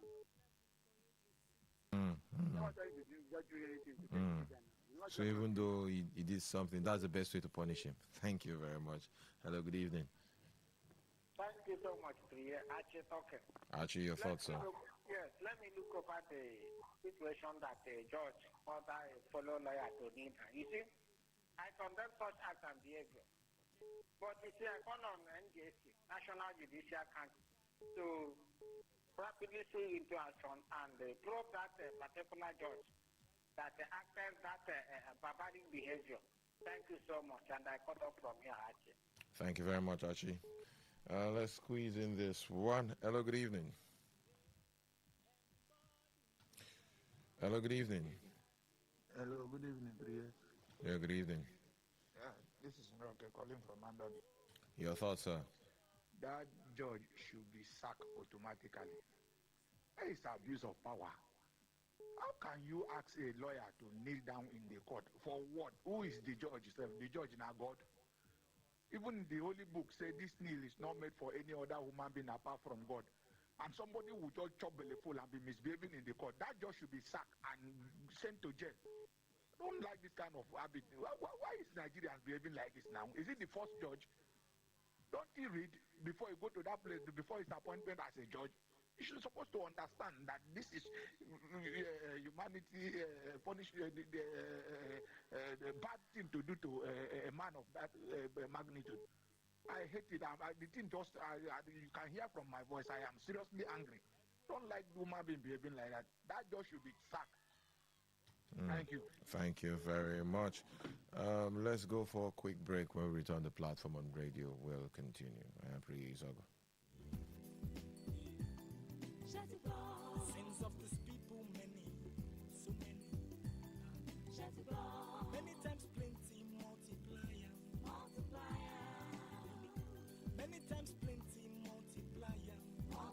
The River State Internal Revenue Service wishes to inform all ministries, departments, MDAs of the River State government, as well as the general public, that under the River State Board of Internal Revenue Service law, the River State Internal Revenue Service (RIRS) is the sole authority responsible for the assessment and collection of all revenues due to the River State government. Accordingly, all MDAs are hereby directed to immediately desist from the direct collection or the appointment of agents for the collection of any taxes, levies, charges, or fees. Members of the public, business owners, and taxpayers are strongly advised not to make payments to any person or persons purporting to be acting for any ministry, department, agency, or individual claiming to collect government revenue on behalf of any ministry. All payments due to the River State government must be made only through the designated payment platforms and approved channels of the River State Internal Revenue Service after proper assessment. Any ministry, department, agency, or individual found collecting revenue in violation of this directive will be acting contrary to the law and will be subjected to appropriate sanctions. And this is signed by Sir Israel Ebunefu, Executive Chairman, River State Internal Revenue Service. Don't let anything stop you from being active. But when a severe headache strikes, I always trust Sudrex Extra, effective relief for severe headaches, muscle pain, and fever. Sudrex acts fast for pain relief and a non-drowsy effect. Safe and trusted for more than 20 years. Overcome pain and win your day. If symptoms persist after 3 days, consult your doctor. All stands, greet. Good morning, sir. Good morning. You're welcome to Jagbajantus High School. My name is... You're welcome back. It's the platform on radio, your premium talk station, Today95.1 FM in the Garden City of Port Harcourt, the city we love to call Pitaqua. Let's move to the next story. The 2023 Labour Party governorship candidate in Lagos State, Gbadebo Rosvival, has questioned President Bola Tinubu's foreign trip, describing them as offering little or no value to Nigerians amid the challenges facing the country. Rosvival criticized the president for prioritizing visiting the United Kingdom despite the biting cost of fuel and other economic challenges Nigerians are battling with. President Tinubu, the First Lady Remi Tinubu, and other top government officials are currently in the United Kingdom as guests of Their Majesty King Charles III and Queen Camilla. King Charles will host Tinubu and his wife at Windsor Castle from Wednesday, March 18th to Thursday, March 19th.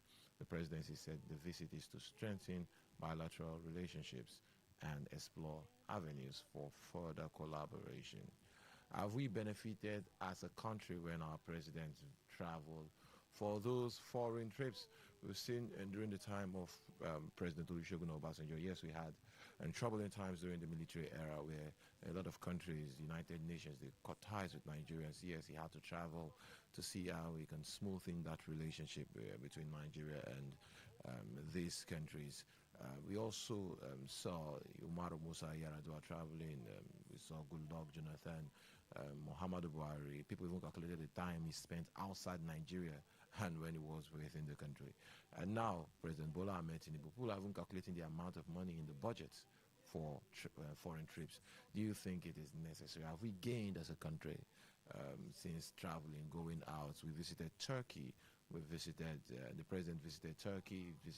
He visited some other countries in Asia, I think China, a lot of countries, Brazil.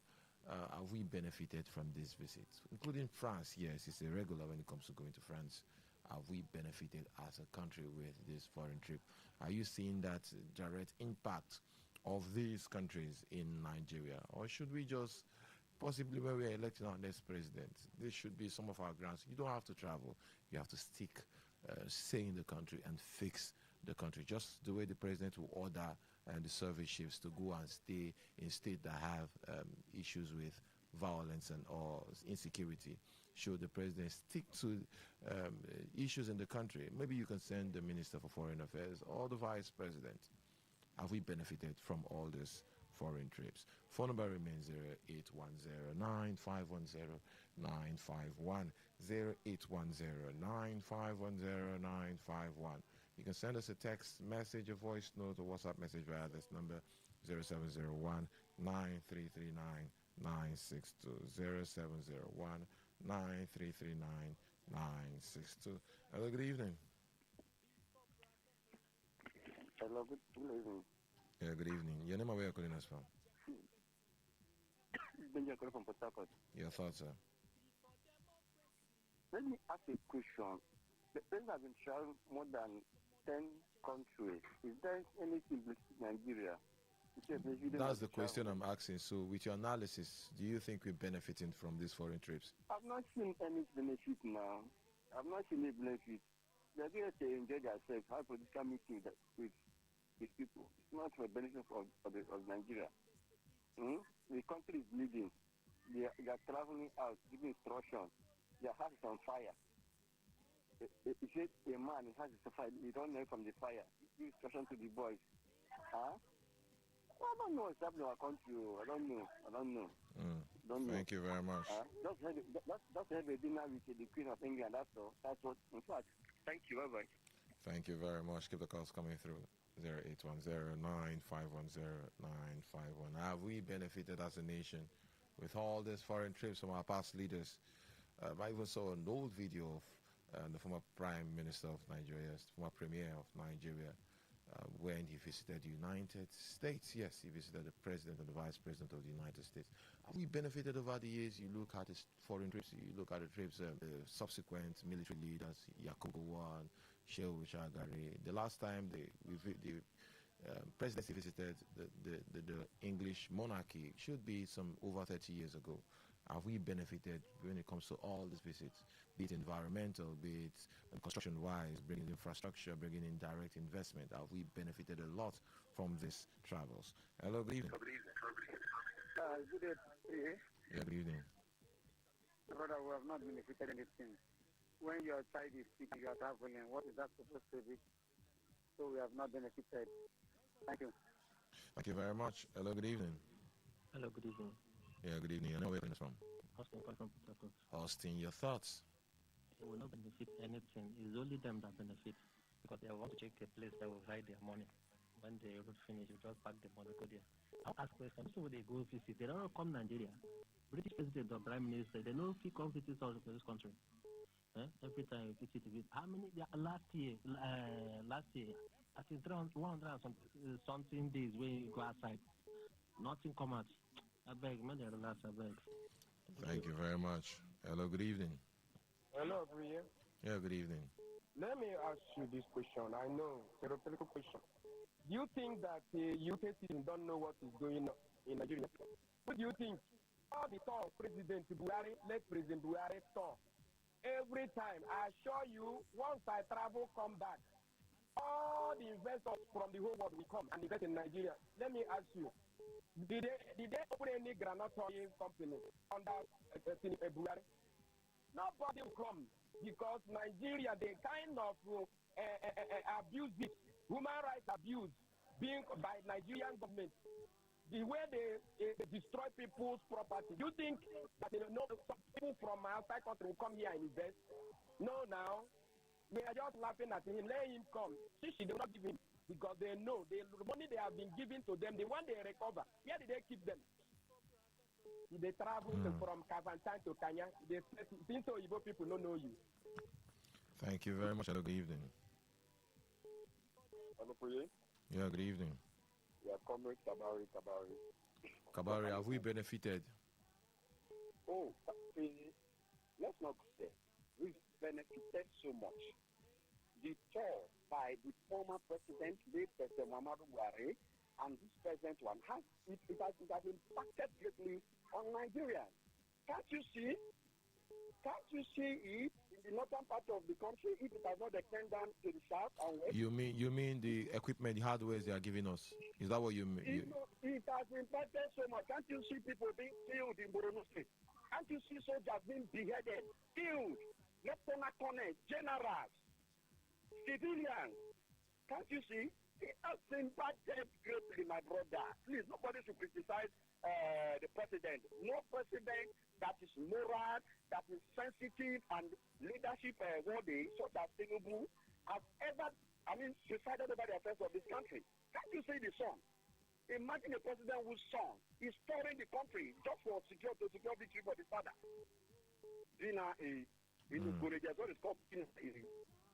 Thank you.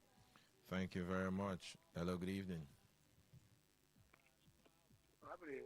Yeah, good evening. Nebu, your thoughts?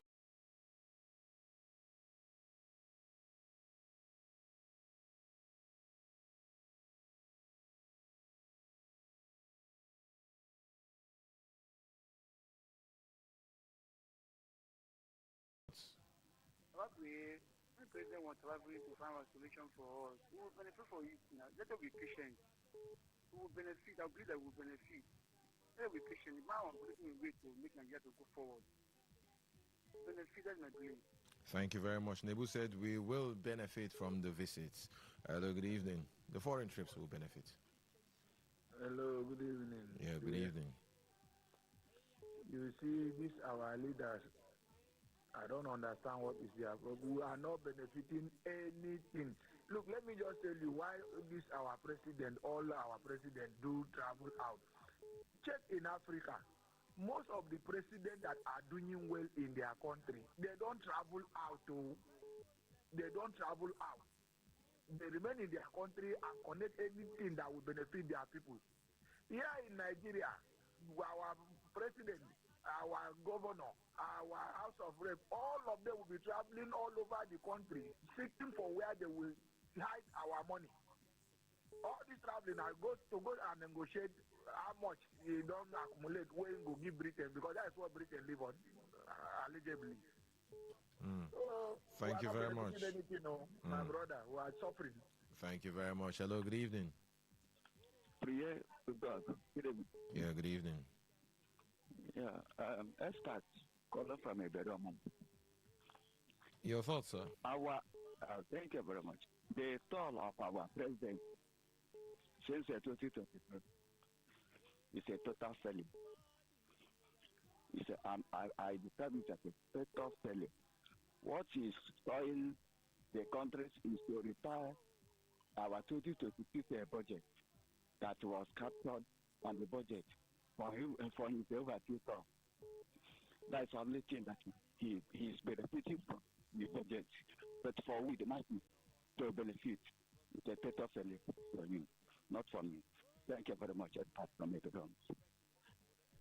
Thank you very much. Let's move to the text message portal. Yes, we have some couple of messages. You can try to send us message if you cannot get through the phone lines. Yes, we'll try and squeeze them in. Let's start with the very first message. A judge asks a lawyer to kneel in court as a penalty. And did the judge kneel? What will not happen in Nigeria does not exist. Now that Tinubu is the president, that Omar George must be standing on a mandate.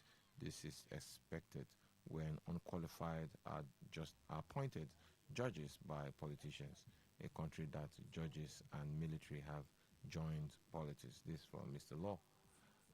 Next one, no benefit at all. Tinubu's travel few hours after 23 men and women were killed and hundred others were injured. Tinubu, be honest, would you have traveled today if your child was among the dead? After this UK trip, President Tinubu should try to visit the US on his next visit. He has not visited the US since 2023. This is from Loveday. Let's move to the WhatsApp platform. Yes, we have this one. Good evening, Priya. The judiciary has lost its touch in the place of governance. This also tells you the kind of personalities and characters that are made judges in a country like ours. Can you see the oppression and intimidation teachers they are using instead of being objective? Priya, we are in trouble in this country. They see themselves as God instead of being the common man's hope. They are now tools to the politicians and injustice. This is from Didi. We have this one. Anyone expecting to benefit from frequent travel of Mr. President will surely have an endless wait. In my opinion, Mr. President is consistently traveling because it is his turn to travel. Let me stop here before you will ask me to kneel down. This is from 2 Timothy from Port Harcourt. Timothy, you have to kneel down. Yes, you have to kneel down before me Lord Justice. Just kidding. Phone number remains 0810-9510951. You can share your thoughts on any of the three stories we've discussed today. From the very first one, PDP criticizes spokesperson of APC, Felix Smoker, for claiming the opposition party was no longer a political party. The second story, NBA condemns Justice Mohammed Umar of Federal High Court in Abuja for ordering lawyer to kneel in court. And the last story, Badiboro's rival questions President Bola Tinubu's foreign trips, describing them as offering little or no value to Nigerians. Phone number remains 0810-9510951. 0810-9510951. Hello, good evening. Hello, Priya. Yeah, good evening. Can you speak up, sir? Ouch. Can you hear me, Priya? Oh, yeah, I can now. Because it was because of network. Just calling from Yenegoa. Give your thoughts, sir. Yeah, let me talk about the NBA who is condemning Alpha Mosigwe should just calm down. Do you know the meaning of you even allowing your phone to be on in a section where the court is sitting? My brother, they can send you to the or they can even ask you to go and even clear a particular grass in that compound. The judge has the power and the right to do that. They can even commit you to prison for the next 3 months and nothing will happen. Popular for kneeling down. How can you, the judge is telling you to calm down. You are shouting on top of your voice, abusing the judge before his own court, and you expect him to keep quiet. In that same statement, he was even telling the lawyers to respect themselves, that when you're in the courtroom, there must be a problem. Thank you very much, Gift. So they should just forget about all this stuff. Thank you. Thank you, Gift. Hello, good evening. Priya? Yeah, good evening. I am Mascot. Mascot, your thoughts, sir? Firstly, I want to congratulate my friend Gift from Yenegoa. It has been a long time I've not had his voice on it. Wherever he's listening now, I greet him so well. He's my very good dear friend. But I tell you, there is nobody now called the PDP. PDP is dead. I tell you. And the judiciary should be blamed whole at their doorstep wholesomely. They brought brains to the PDP. That the Supreme Court has heard so many times that the party has latitude to conduct anything internal affairs of the party. The court has no jurisdiction. At one particular time, they will twist the party about because of extraordinary friends from the court, allegedly. It's unfortunate there is no party now called the PDP. That is why the party is empty. And the last time, 2 or 3 days ago, you saw just on weekend, the city minister begging people to come. Who will come? The PDP is dead. And the prayer Rose Vivo is correct. All these trips has not brought anything. Last week Friday I was at the camp secretary in Imo State as executive member of the Christian Association of Nigeria. I was there. We're having a meeting. I saw a long convoy of the son coming to Imo State to launch the City Boy movement. If you see the convoy, may God save Nigeria. Thank you and God bless. Thank you very much. Hello, good evening. Hello, Priya. Yeah, good evening. Yeah, Bobo from my three. Bobo, your thoughts, sir? Even in the speech, I just say that a teacher was once a student, or a teacher was once a scholar. So in this case, every judge, I can't be correct, a lawyer, because before he becomes a judge, a magistrate, or a whatever. And today in Nigeria, I believe we operate with our constitution, and that is why there's somebody to say show the law. So when people begin to say all this, sometimes I want to listen to one thing and he said that he whispered to his wife.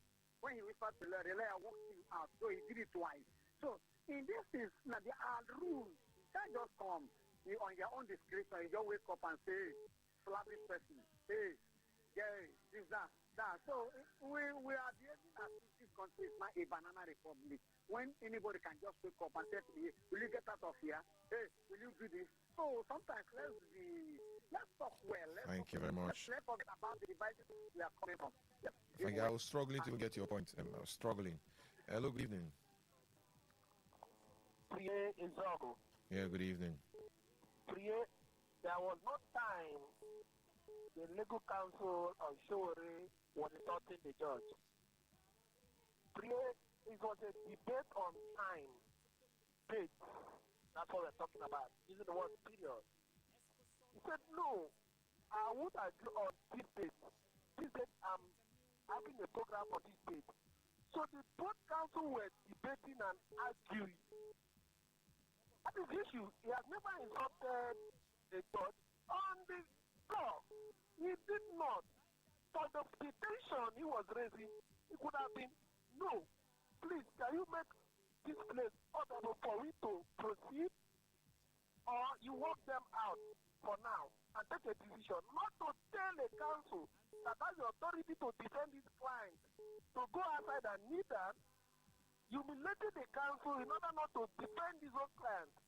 It is not in the constitution and it has never been. Let us be factual here. And people should understand. Thank you and God bless you. Wellington from Africa. Thank you very much, Wellington. Hello, good evening. Yeah, evening. Yeah, good evening. Yeah, Chigos here, fellow from Eperomo.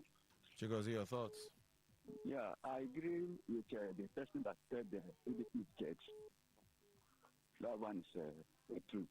There's no doubt about it. PDP is no more. Then about the judge. Thank God the chief judge of the country have condemned the attitude of the judge. Then I discovered it as judicially prescribed. Thank you very much. Thank you very much, sir. Keep the calls coming through. I think we have a message here. Let me squeeze in this one before we go back to the phone lines here. We have a message here. Good evening, Priya. PDP is no longer an opposition. This is correct. What Nigerians are yet to know is that PDP has osmotically diffused to take over the ruling incumbency without electoral. I'm trying to decipher what you write here. Being voted into the center of power, they are now the incumbent party. Struggling to understand what you're typing. Lost, and you can send the message again so we should know the context of what you're sending as a message. And keep the calls coming through 0810-9510951, 0810-9510951. Hello, good evening. Yeah, good evening. Yeah, good evening. Yeah. Let me see, maybe say, I can tell you that it's not wise and it's not good that a judge will ask. For example, now, if the lawyer be my father, you ask my father to kneel down before you at what now? How? I don't really understand.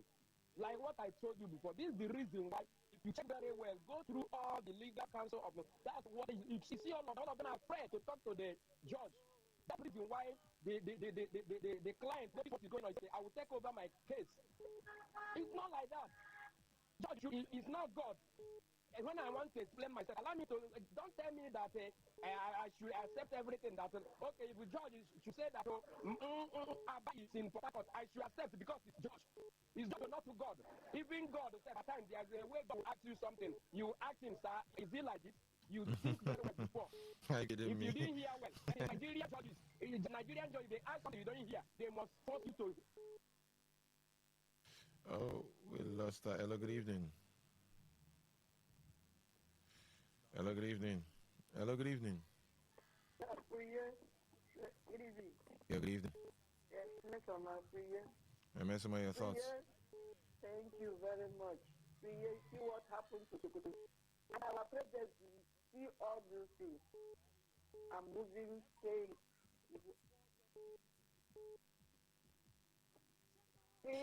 I can hear you clearly. I can hear you clearly. All right. You see when good luck on the seat, when it happen anywhere, they will say, good luck, will you go that place and look those places? Will you go there and look those places? For this era now, this APC ruling, have you seen when they throw bomb, you will see the president go there, and this thing happened yesterday, and Tinubu traveled to UK. Tinubu telling me that he will never go to UK. And with a wife, let me just again. I don't think that this our president is running up to the sea. It's like this man running out from this country. They will see what they finish what they started. Mr. Mario, you have alleged already now. Thank you very much. Thank you. Hello, good evening. Hello, good evening. Yeah, good evening. Where are you calling us from? My name is Paul. I'm calling from Wuji. Your thoughts, sir?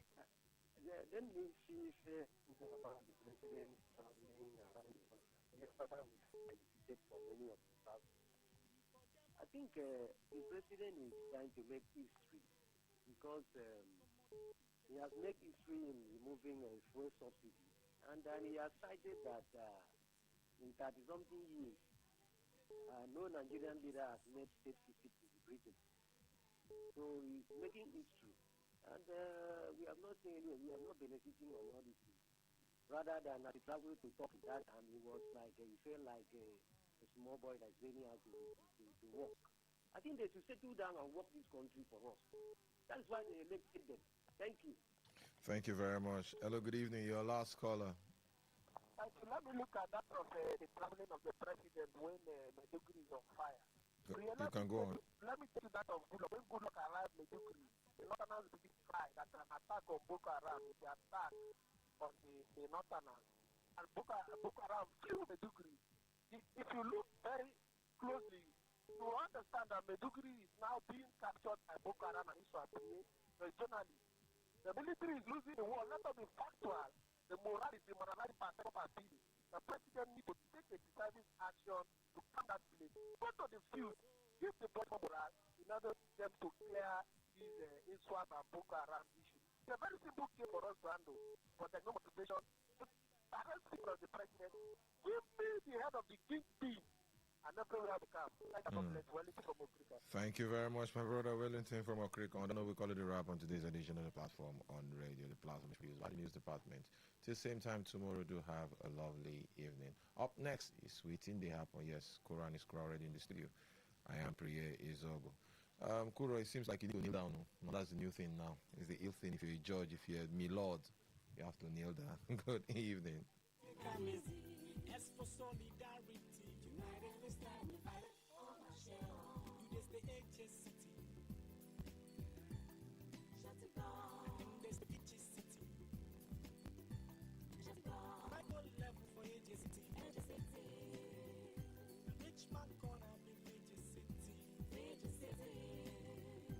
Try at AJ and HSCT. All together, oh yeah. All together. And answer you get now within the meet rich man press.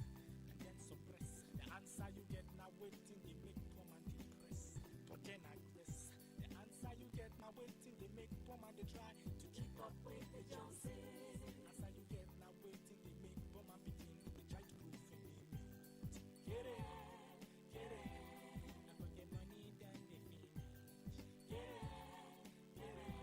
Ooh, hey, everybody, oh yeah, oh, join Jabba Jatties. It's all mathematics. So, Talk radio. I listen to a lot of talk radio. 95.1 FM.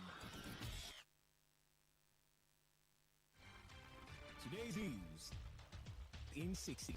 The Nigeria Center for Disease Control and Prevention has said 6 healthcare workers were affected with Lassa fever within 1 week, raising fresh concerns about occupational exposure among frontline health personnel.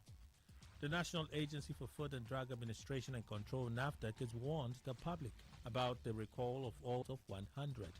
On the foreign scene, a federal judge has temporarily blocked some of the sweeping changes U.S. Health and Human Services Secretary Robert Kennedy made to U.S. vaccine policy, including an effort to shrink the number of vaccines recommended for children. Today's news in 60. In 60.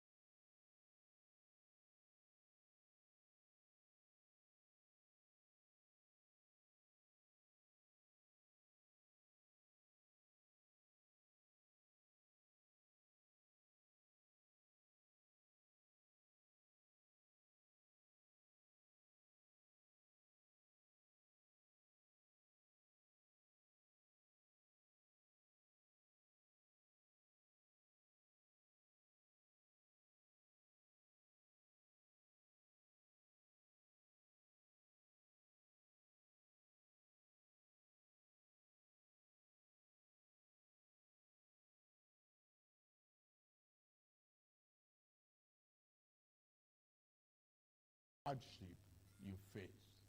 I wish there were other ways. but there's not. If there were, I would have taken that route as I came here to help, not to hurt the people and the nation that I love so dearly. What I can offer in the immediate is to reduce the burden of current economic situation, which has imposed on all of us, most especially on businesses, the working class, and most vulnerable among us. Tinubu announced this.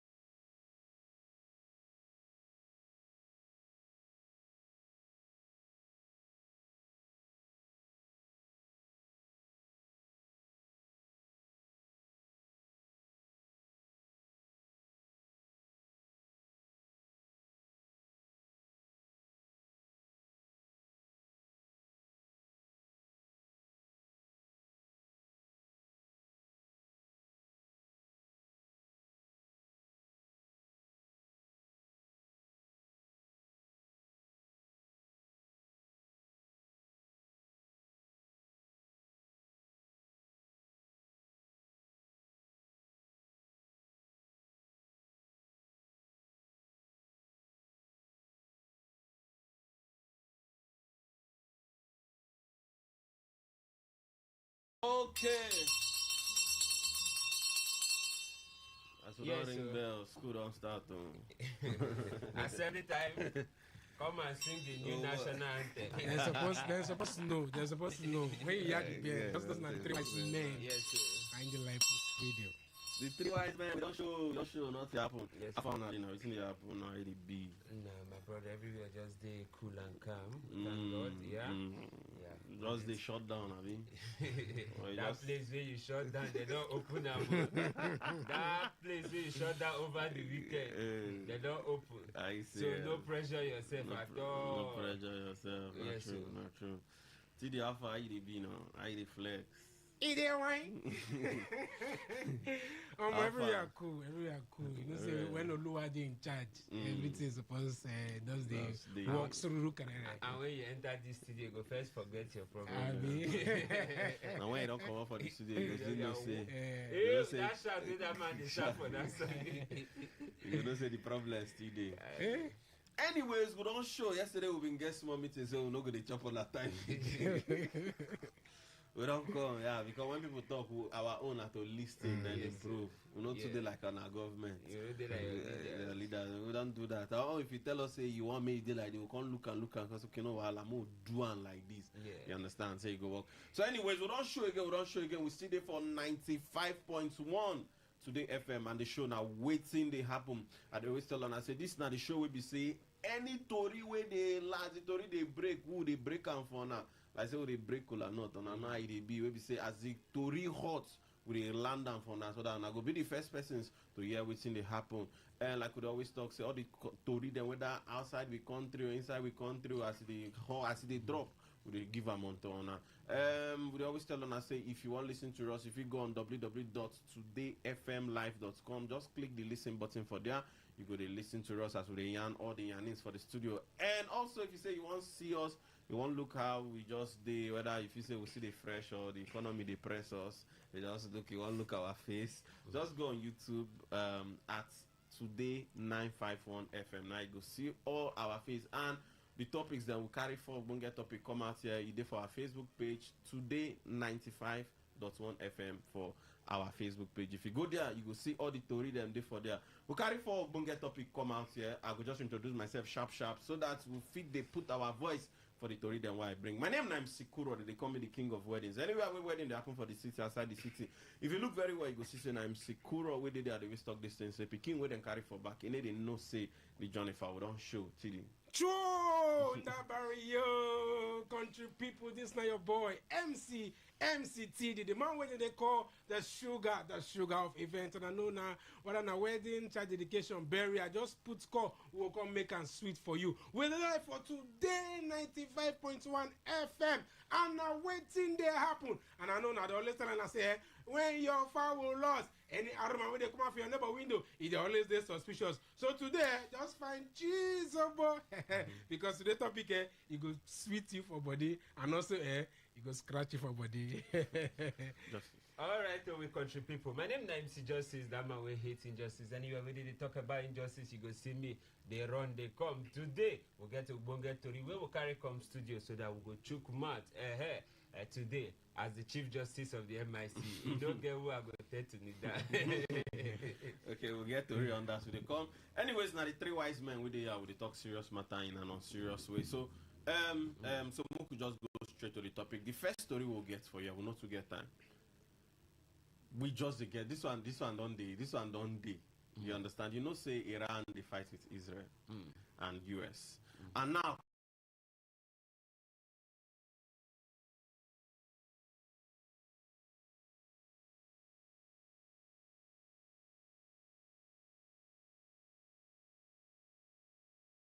considering this whole fight, we can't notice say as this fight they happen, fuel price they increase. But not be like say the Nigerians who they protest against fuel price. No. Then they protest against the fact say Iran they die. They don't kill the get what they call members of the Islamic movement of Nigeria, IMN, what they call Shiite Muslims. These people now they do rally for everywhere. They do rally for the northern state. And even Lagos self, they say then show solidarity to Iran. The thing they paint them say the Iran leader, their supreme leader, Ayatollah Ali Khamenei, then US and Israel then strike the man. So now them to say no, they very sad. To say yes, say why then Iran, why US and Israel they do all these things to Iran? To say then they very, very sad. Now made them come out for Nigeria, for Kanu, for other states, they protest because they show their solidarity for the Iran people. But you think say this particular thing no go even cause another problem again. You know say Donald Trump's having mood swing. May one day no see say Nigeria, you know go no say no be every Nigerian when they do this protest. And you can see and say, oh, then I say Nigeria they do protests against US and Israel. May no change that for us. May no say Nigeria against southern and northern part. No, and another part again be say, what about if those other people where they support Donald Trump then come out for another this thing? Because I know say we don't see one certain time where they do that's why Donald Trump win. We've been seeing people who been do solidarity movement for street. I think now for North.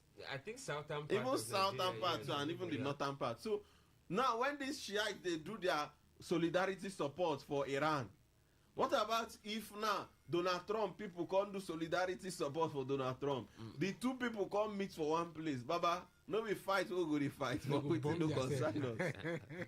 Well, now very, very funny story. What is this a government really need to do? If it's a government need to stop them all, I'm not sure the government don't really talk much about this. You know, say they always talk and say Nigerian politicians now the luckiest politicians in the world. What about Cameroon politicians? No, Nigeria own guys they struck gold when it comes to the people. You know, say that they bomb people, bomb blasts happen for Borno. They no protest. Fuel price, we just complain about 4 days. After 4 days, everybody move on. We sabi adjust for this country. We just the month, but they adjust. The fuel price move from 800 and something naira to 1,250, almost 500 naira added to fuel price. We just adjust. Well, that one they say international prices.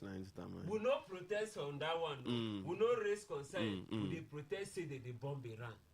But they bomb Iran now. And these now people will be say they support, we love Iran. Well. Oh, wow. They don't love to live good life. Even Iran, when they go through war, get life. But you, when they go... But you, when they go protest for your life... I beg, let them help Choba people. This is a matter of national prayer. No, MC Kuro, I know say as we talk about Choba like issue. For dream, now some people don't appear to me, they thank me. Say them from Choba. Okay. TD, how you see this thing? You feel say the people, they still get the right to protest, to support Iran. They love Iran so much. So they support Iran. And they really need government to do something about it. You get one... Waiting till people want to talk. You get one Obodo Ibo in a very big grammar. We say, when a purpose of something, no they known. Yeah, abuse, you know go fit stop abuse. You know fit restrict them, you know fit hold them. You get me? You see, when I see all this kind of news, it's they pain me. Because I just say Nigeria as a country don't reduce. Like we don't reduce to the point where we say now the work all they do now to they cry past the bereaved. MC Kora go another go notice where we say that they pay them to cry for burial. That's in a very if you from Calabar you go know it. They pay people to come cry for burial. I don't know what you're saying. You don't get now it come be like say Iran they fight war. We want to protest. For what? Is it our business? We get our own issue. Where they're glaring for our eye. We leave them. Now so, see, this one are the highest of when somebody they pretend. So supports that protest. See, this is the highest of pretense. If you say na pretense. Now big one. This one a big one. But they support their leader now. How Iran president carry be no, they are maybe they are spiritual leader or something. Anyways, if you listen to us, you can tell us whether you feel say make government stop all these protests, because obviously people get right to protest. You understand? So you go talk whether this particular protest really it makes sense. You think it cause violence. When we open the phone line, you go tell us what you think about that one. We enter the second story. This particular story now to content creators, Agba content creators. All the content creators way they listen to us. This particular story now for now. Then talk say, maybe like say this one. Maybe say then talk say. I'm gonna break this story down. Federal government don't want content creators over unauthorized filming of people in public. Says offenders go face the law. So if you dey listen to me and anytime where you just see somebody they waka for road, your own to open your camera, they film them. Maybe the person they talk to woman, you open your camera, film them. You can't carry that thing where you film, can't go send a wife. Or somebody they do one thing, your own be say immediately something just happen, bah, you don't start to the film. Or maybe they talk with another person before I see if you say if you film this thing, the thing go trend so that Facebook will pay you $100 and $200. You understand? Then say you they against the law. Say if they catch you, you must face the wrath of the law. But just the question what I want to ask, you don't see a lot of security personnel so be say they don't film unauthorized, because when you say unauthorized, it means say you no take permission from the person before you film the person. What do you think say the law fits do about that one? You know, think say at this point in time the law they're supposed to get like an option for that particular thing. Yeah, you're very right, because we know outside the country, in the US, so even in China, so policemen self they still get body cam, you know, to film events and you know for their own safety as well. Same as Nigerians. Some Nigerians now don't they even get glasses? Metal glasses for their own safety. So, but I feel say they're supposed to come out they clear about content creator, because I know say content creation, you get the ones where they cause panic, they like pranks, where all those pranks, yeah, not true. You get a lot of ones where they, you know, where give person BP self. Yes, you know, people they enter market, do one crazy prank. You will see people they try fake brick toy gun, you know. Yeah, that kind of thing. Hey, you get the one what I see they do for mud. You get the waka with boy, and then they put paper for your hand, say your boyfriend they back also. Can you imagine? If they cause panic, if it cause injury and all that. So if not that aspect, I understand. But other aspect too, we cause call for security concern. I feel saying that area they suppose they more clear on, you know. Okay. So to safeguard the people too. Okay, so Tidi, what do you think about that? If you say maybe if the person day in a very big problem, maybe you day under life-threatening situations, maybe security guys, like I know say recently get one particular guy we don't come and can't even cry out. Where I think some security people being whole and police people extort them over 400 and something thousand, and that kind of person get the opportunity to feel record that particular instant. That one, the government knows the law no supposed hold on. But what do you think about this matter? For first off, actually good move, because if you check all these civilized countries like the US, you know, if you just come out, even England, if you just come and begin to film people in public, because everybody get their right for privacy. You understand? Maybe which day for news, for sports news, they find a Rodri saying fly drone. You understand? So it don't really make sense. They get so, but the only thing why I know say from when they bring up all these laws, they get clause. So I feel say all of these clause you go day. We say we go checkmate this part. We say you did for that kind of state of emergency. You guys film so that you go get evidence. You guys film so that you get evidence. So, but that one way we say, because when this whole content thing come Nigeria, we can't see the money where as a content creator they get. We can't abuse them. Just as MC Justice talk about things. When he go online, you go see some kind of thing called prank. He go say this one a prank. He don't talk about prank. The guy say lady. It doesn't very. But name is some kind of thing, but it don't really make sense. So when I talk to say, I feel say when it comes to threat to life and all of Nigerian force, you understand? You fit film, so we go get evidence. Okay. Yes, because whether I like it or not, Nigeria as a country, it always happen to everybody. Okay. So when that your day reach, at least make yourself get evidence. I made a still balance for government too, so that you get people where they go they do political party, they go share rice, see themselves for national TV, take permission to the way you don't just be content creators. Okay. So if you just want to open the phone line, you will also tell us what you think about that matter. They enter the next story and the very sad. You see what happened for Maiduguri. About some hours ago, then this one happened for Maiduguri. I think about 23 hours ago. I think this one happened for Maiduguri, where we say 23 persons then killed 23 persons and 108 persons they injured for that bombing we happened for Maiduguri. And now Tinubu don't order insecurity chiefs say make them relocate to Brunu now. It is very sad. Our heart goes out to the family, but we don't hear this particular bombing. It don't happen. It don't like say now. Part of Nigerian lifestyle. We be say you go just day before I see you don't hear say they don't bomb particular place. You go hear say they don't bomb particular place. And most times the government now just talk with the year now relocate to that particular place. After some time we no go hear about that one again. Before I see another one happen. Waiting government really need to do now relocation to that place. You don't say okay, make the chief securities then relocate to that place. If you say now waiting go bring peace. Okay, this is not the first time. Not be the first time where the president they tell city chiefs to relocate. I think more than 5 times now. Every now and then, relocate to so place, relocate to so place, and we know they get required result. After a while, we not even know when they go back. They go just arrive there and all the whole story die down. 23 persons die. For Nigeria, people they die every day, and we know they at war. Now, why when we talk about people they protest for Iran, I say a misplaced priority. That rally, the rally, they very misplaced. We get more important issues where they affect us. Okay, as they keep people for Borno, how many people rally for Iran to show solidarity? Okay, so we they miss a lot of things, and the president now we suppose hold accountable. Barely 24 hours, people die. They go party for UK.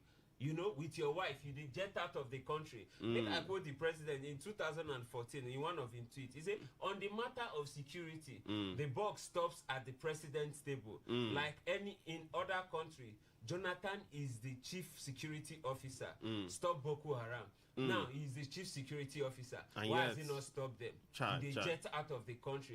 It can't be like when he know they power, he dey more vocal, he know what he go do. Now you dey power. Now every now and then you they security chief to relocate. They relocate. Tiri, you know, it don't make sense. I feel this one is very sad. For me, in as much as I say that move way they always happen. Then they always relocate these people. If you say you get another strategy they need to apply? Now, land. Okay. Then they'll always relocate these people. Them, the generals, they inculcate the reason why they relocate them go there. Now, why it need to happen now? Because then they relocate them, but the generals need to go there. If the president, if he really want results, make him send those generals, all those their commanders, because the sabotage done too much for the Nigerian army. This way, yesterday they ambush this army, they ambush them because of the kind of they snitch on themselves. You get me? So I feel say when the leadership don't, they not say any mistake when make. If you say the leadership, if you say the leadership, they compromise. Yes, they compromise from the top, and they know. Him don't have justice. He don't already comment about these things. You know, say we they always quick to jump into issue. We the game we go talk, but we don't get practical steps on how to solve when we don't reach that time. You get me? Some people they practice, they fit talk and analyze things well, beautiful. But when they sit down, they don't get that practical solution. You get? So now waiting I feel say this our president, and then they lack. Then they relocate them, but then they make sure somebody may talk to that one wake up for radio. Say if the imagine a president now, like I say relocate them, now you can't go that Bruno. Spend 2 nights. you know the kind of motivation those army. If it would they send for US now. One of the operations, Donald Trump say in day there. Okay, one operation they go in day there live. They supersede the operation, they check everything. Baba, now you one wait for our president to come there with yes, see, if the president did there's no they not go die for him for there. Anyways, it did very sad, and our heart goes out to the family. 23 persons, like we always talk, say when they carry coffin pass, if not be your family member, it could just look like saying a normal thing. But when are your family member then carry pass, now it go touch you. It did very sad. Say 23 persons died from Maiduguri for that bomb blast, and over 100 persons they injured. Our heart goes out to the family, and we pray say government will take very decisive decisions. May then take practical steps, good strategies, because we no go just they lose Nigerians every day. We'll come out on radio, we'll go shout, talk. At the end of the day, tomorrow we'll still see another one. But anyways, our heart goes out to that family. We'll just enter the final story so that within the final story, if we just enter market, we'll come back, we'll open the phone line so that if we put on a voice for all the story that we'll carry come out here. The final story, Priye even talk about them a little. Nigerian Bar Association, they don't verse. Then to say why he go be say George go order lawyer to kneel down. That's in a judge, because of say you be judge, you can't the order lawyer, a learned colleague, somebody where then call to the bar, ESQ. You can't tell the lawyer, say, make him come lead down in front of everybody. Say, it no just make sense. Say, it no just make sense at all. You understand? Now, based on I know what's in up, now, based on, say, the lawyer be the defense or whatever for courts, you can't get the way, you can't no say, you get the way, you go to defend your clients. First, see ginger, and they defend somebody like so whatever, you need to get ginger. So that ginger, way in ginger, maybe the judge feels say they disrespectful to him to talk to that way. But for him to tell the lawyer to kneel down for front of, like to kneel down for that court, it no just makes sense. Tell us, man, come out from the boss, go kneel down out there. NBA don't verse justice. What is the judge do? If you say maybe that judge get hot temper, if you say out of hot temper, maybe the lawyer don't go. He can't leave the opposition when he go put out to say, my lord, I put it to you. He said, put it to me. But on a serious note, it is so uncalled for. Now intimidation to the legal practitioner, the judge, the lawyer, they only represent the lawyer and representative of his client. The lawyer now still part of the same judiciary. Now still, I don't know if you understand what they talk. So telling the lawyer to be done intimidation. They notice that disrespect. Now taking side already. Okay, take don't side. Take side already. Me and you get it just be like two wives get issue. Carry me to husband. Husband don't fail. You don't already take side already. So it is uncalled for. And I believe say the body of as NBA don't come out, they go take ahead of the statement where they read. They suppose file petition. That judge suppose offer apology or face the if disciplinary panel if need be, because it is uncalled for. If I must say. TD, I see this matter. MC Koro, is there why? Voila. See, make we look at the legality of all of these issues. First off, you're just speaking like a lawyer. Don't worry. Say the legality. Well, one time, one time this, one time that. Now law is currently. Now law for jam. Now law you put for jam. Even if now education you finalize it, but everywhere good, everywhere. So, as a judge, he no get right. Okay, just hold this your judge matter. Then go go Nigerian Bar Association. Go talk with them. We'll enter this small break. Will they come back?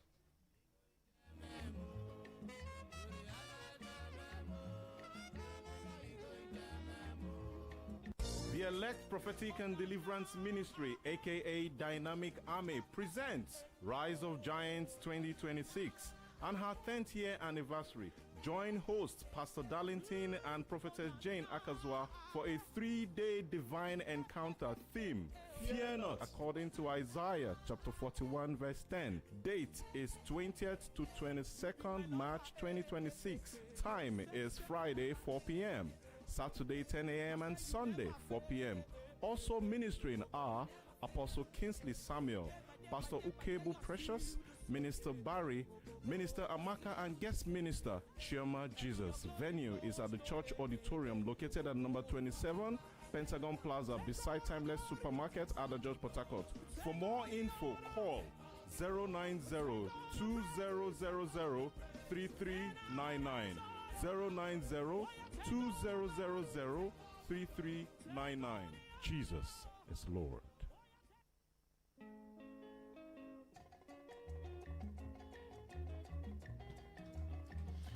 Okay, we don't show back again. We still there for 95.1. Waiting to happen at the show. My name is MC Kura. I still there with MC TD and MC Justice. So TD, if they talk something before we go open the phone line. A judge, he no get right to tell a lawyer to kneel down sake of say in disrespect am.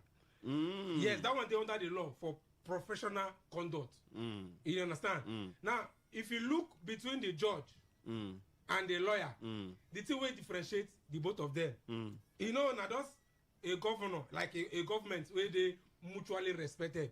Like you go respect your I go respect your seat, you go respect my seat. Just mutual respect. 9 days between the judge. You know what I mean? They go say, So my lord, my lord, I put it. No, sir, this way just you get the person go put something to you. I put it to you, thing go pay you. So you know they like father to son relationship. The man say I no be your baby. If they put on the papa, you know where they put this thing. That lawyer get like say no stone and that thing wey dey use pass. MC Kuro, I put it to you. Oh, I put it to you. You cannot ask me to need that. Okay. You know, say if they act this in a skit, you go just this in a joke. But it don't happen like for court. Whoever believes a lawyer go come, but I don't. Nigeria na very funny place. Whoever believes a lawyer now go come kneel down for court. Na family meeting. Like for court, like judge you can't tell lawyer so and you can't kneel down for court. Whoever believes. You know the funny issue here. This thing if it don't even happen. But for this case to read because na show worry lawyer and a popular you know something. Kind of thing. He go show you say for the judge to even get F1 to do and if it be something we don't they happen allegedly. Okay, so all the judges where they listen to us. The next one if you happen now, judge Peter the lawyer to pick pin. Baba pick pin. So how did they use call them? My lord and our honorable lord. My lordship. Don't be my lord. I don't always say I'm my lord. So our lordship, please, you guys should take it easy. Take it easy. Anyways, we'll just open the phone line. If you listen to us, you will call. Tell us what you think about this matter. The number to call now 0810 9510 951. Mate, come back again. 0810 9510 951. And those of you now we want to reach us for SMS and WhatsApp now 0701 9339 962. Remember, saying that just 1 minute will they give you to put your voice for the story. Hello, good evening. Hello, President. Good evening. Yeah, your name and where they call us from. I'm not George from Oyibo. Put your voice for the story. I want to put my for those people from North where they die anyhow according to them. So if I thought, because sometimes this thing they make us say na film or they just edit and they tell us. Like say no, they happen really. Because I don't see reason why we such a thing they happen day to day, hour to hour. But their executives, the people who are supposed to guide them, they jump from one party to the other, every day by day. And then, where they die, that thing. See, they support them. They want them to say, oh, this is not true. Because the thing that this side, we need to show whether they just did that thing they tell us. No day where they talk anything reality about that side. Now they are only jump to APC, this one to APC with the senators, this one jump. That APC don't go secure them. So how we go know the truth and the lie? Thank you, my brother. Thank you, my brother. Thank you. Hello, good evening. Good evening, Kuro. Yeah, the three wise men. I Good want evening. to talk about this issue of George we say make lawyer neither. Okay, I see. Truth to you know get right. But sometimes if you remember what some lawyers they do for court, if you say court, yeah. Sometimes it be like say you go made them tell them to kneel down. Lawyer go see matter where they say it's clear say they are not supposed to argue over. But no, you notice say nine work in they doing own hustle now. Nine work with that. They doing work. You get one matter where they for my hand here now. Matter where they don't finish the matter. It's against the opponent. They are awarded cost against them.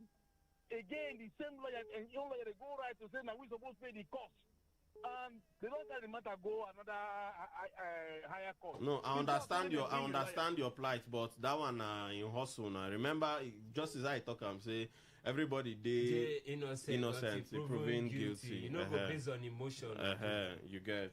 Then secondly, this one where our president they come out go outside country where took bomb here and tell Jonathan that time where then they throw bomb for Boronu or he don't forget that.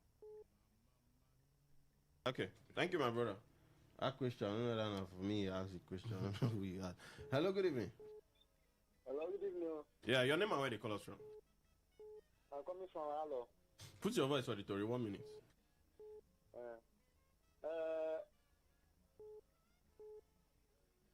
Hello.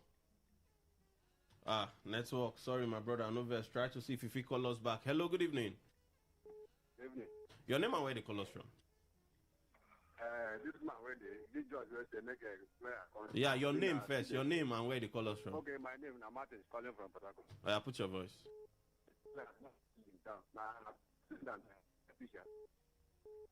Hello, I know they hear you clearly. If you speak up a little bit louder, sorry. The judge will tell a lawyer to come lead down. Now, student and teacher issue. Or maybe the judge get hot temper. Which kind of hot temper?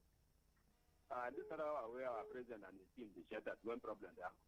Boronu, Plateau, just under 1 week, 3 attacks, people are dying in his presence.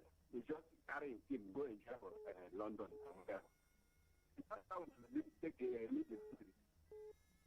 If you come back second time, I'm sure you will live on this country. If not, you will take care of the first time. Anyone come back second time. If you come back the second time, how will you live for this country? Some people go down for this country. Okay, thank you very much, sir. We are not running anywhere. We all stay here. Hello, good evening. Good evening, Sikora. Yeah, your name and where they call us from? My name is Josiah. They come from your here. I better put your voice auditory. Sikora, you have noticed, why is it that anytime where president want come out for this country, bomb would happen for Nigeria? I think they say for Plateau that time, president will be there for America. Then bomb of Plateau. Now, today, in they live, they don't bomb Boronu. I mean, what do you call this thing? The people, they know say president want come out. So make them bomb. In the fit react. But make a president have it. Okay, thank you, my brother. Suppose they inside the country. Even inside the army itself. Inside the government house. Everywhere. Now say you talk am. Now so you know, they know say you get people where they inform they say president want come out make me do away with now. So your own problem say if president won't come out, if you say nine that they throw bomb. You don't see it now. Take your tongue now, cut your teeth. Okay, thank you, my brother. Thank you. Don't try. Hello, good evening. I put it for you. We want put though. To you. Okay, what? It be like you want me down. You go need down, no. Who need to play? My friend, how you doing? I'm understandable. I did. How you doing? Clinton. I'm just fine, my brother. Wellington from Africa. Yeah, Wellington. Yeah, well done. Come. I did with you. Expect, say, Mr. President, go they make some strong speech to give these military men morale. But he don't relocate the sea chiefs now to Bruno. Medugri. You know what did I expect from him? Tell the military chief, say, I'm coming to Medugri tomorrow. I'll do Sabisa Forest tomorrow. That's you want me president to say Ingo Day for the forest with them. Tomorrow, like a strong statement that I want to meet with the kingpin of that Boko Haram or Iswap. That's you want me to meet with the kingpin. Yes, now you know what they try to talk. Maku know some words already. I want to meet with them. By any means, bring them to me. You go see what's going to happen for that bush. Thank you and God bless you, Kuro. Thank you very much, Wellington. I appreciate it. Hello, good evening. Hello. Yeah, good evening, sir. Good evening, the three wise men. Yeah, sir. Welcome. Your name and where you call us from? My name is Frank. I come from Port Harcourt. Oh, yeah, put your voice. They say some group for northern states they protest for Iran.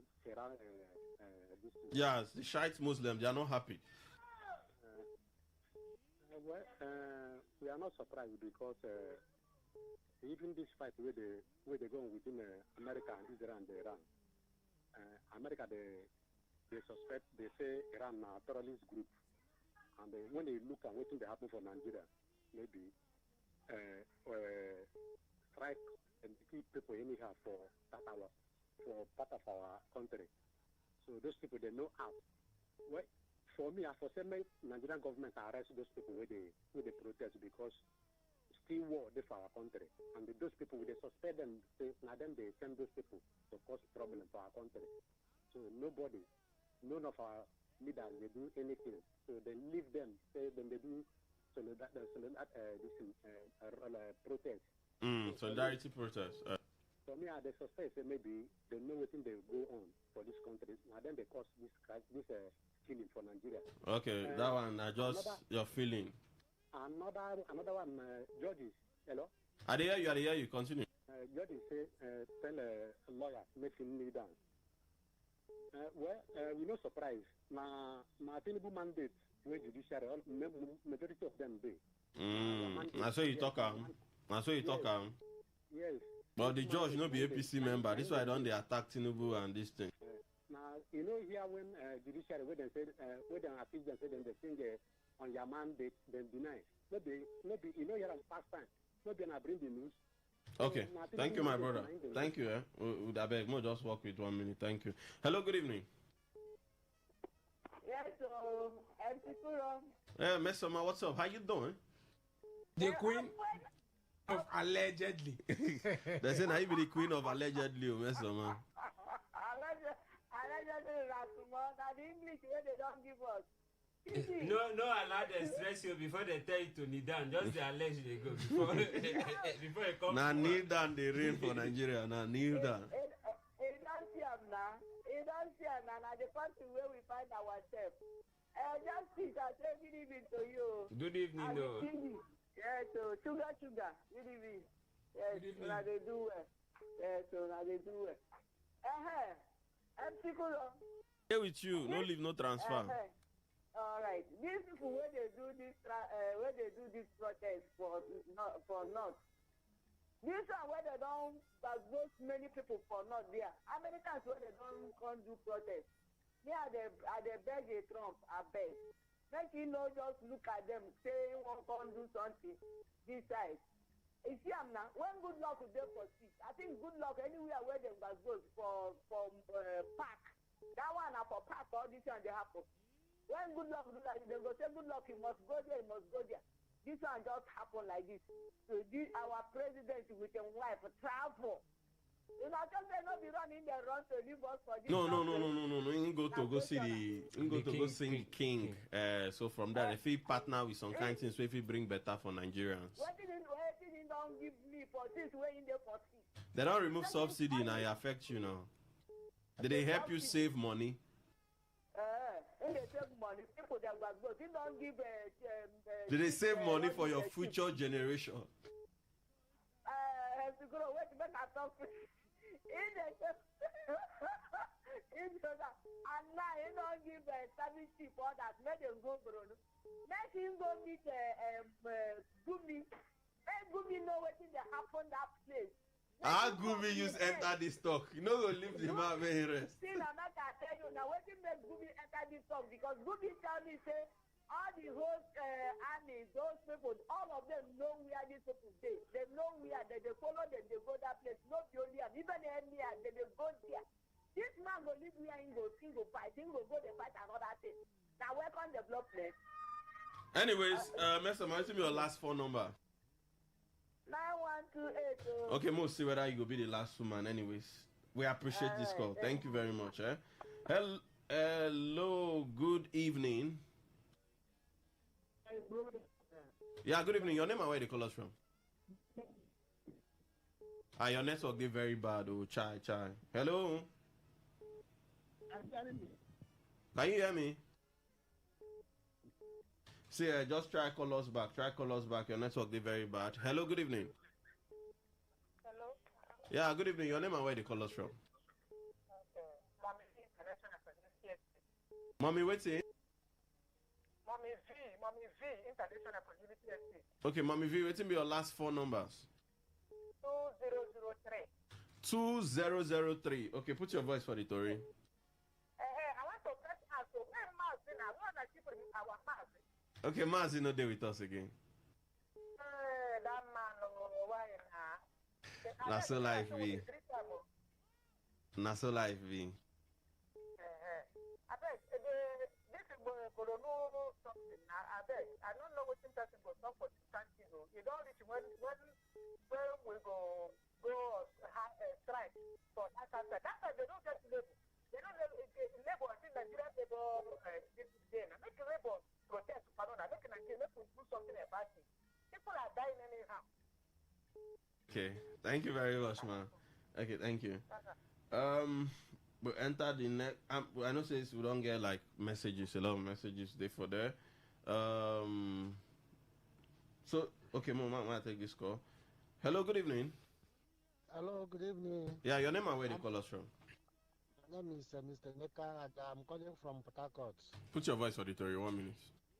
All right. What I want to talk for this matter is when you look at what is happening in the country, I wonder whether this country is a Muslim country or terrorist country. Because you imagine what is happening in the north, and some group of people come out and still protesting on the road against what is happening where America attacked them as a terrorist. Which means Nigeria is a terrorist. If Nigeria is no, use that word. Nigeria is not. happening. No, use that word. Oga. Okay. No, use Sorry that for word. No, use that word. But what I want to say now, I think that is this place that is protesting against Christianity being killed. You will see army. You will see police. Go the religious angle and no go the religious angle. Oga, leave religion, I beg. We need preach peace for radio. Hello, good evening. Hello, good evening. Your name and where they call us from? 18 is my name. Put your voice, 1 minute. Those shy protesting in demonstration are being celebrated with Iran. It is a constitutional right. I say it's and the former chief of defense staff, when Erifai was fighting these people, it was people down south in Nigeria that were condemning Erifai. You know they are modus operandi. So the constitution gives them the right to protest. And there are also some protesters in U.S. protesting against the Trump style of leadership. For Mr. President, he traveled to UK for historic visit to even discuss about how to develop our port. It is only Lagos port, the two ports, Apapa and Tikan port. The ones here in South, the Calabar, they have bomb the the rivers on the Delta one, those ones are not in Nigeria. The Yoruba government. And those who are attacking the ADC members here in River State and other southern part of Nigeria, they do across River State. Thank you very much, sir. I hope their part we will also discuss how to develop the South region, because this is the type of government that is one-sided, impartial, and nepotism government. Thank you very much. Thank you very much, sir. We'll take this last call before we enter messages. Hello, good evening. Good evening. Gladwest, put your voice for the story. Quickly, I condemn that bomb blast to happen. Na sad one. But no, because of the president won't travel, and I think will do all these things. No good. Then things say because the president don't fit in traveling. The way I see this move now, tomorrow president will tell them they will see do and make we condemn them. They don't know say now their children in the kill, not my brothers in the kill, but religiously now my brothers and sisters. Make them do this thing again, no good. They have now their population and they lose. Make them go census now, see how many they don't kill. Make we condemn no good. No, because of say president travel, they go do because president come back and allow you. Next tomorrow, say make president see travel. Make them they no good way they behave.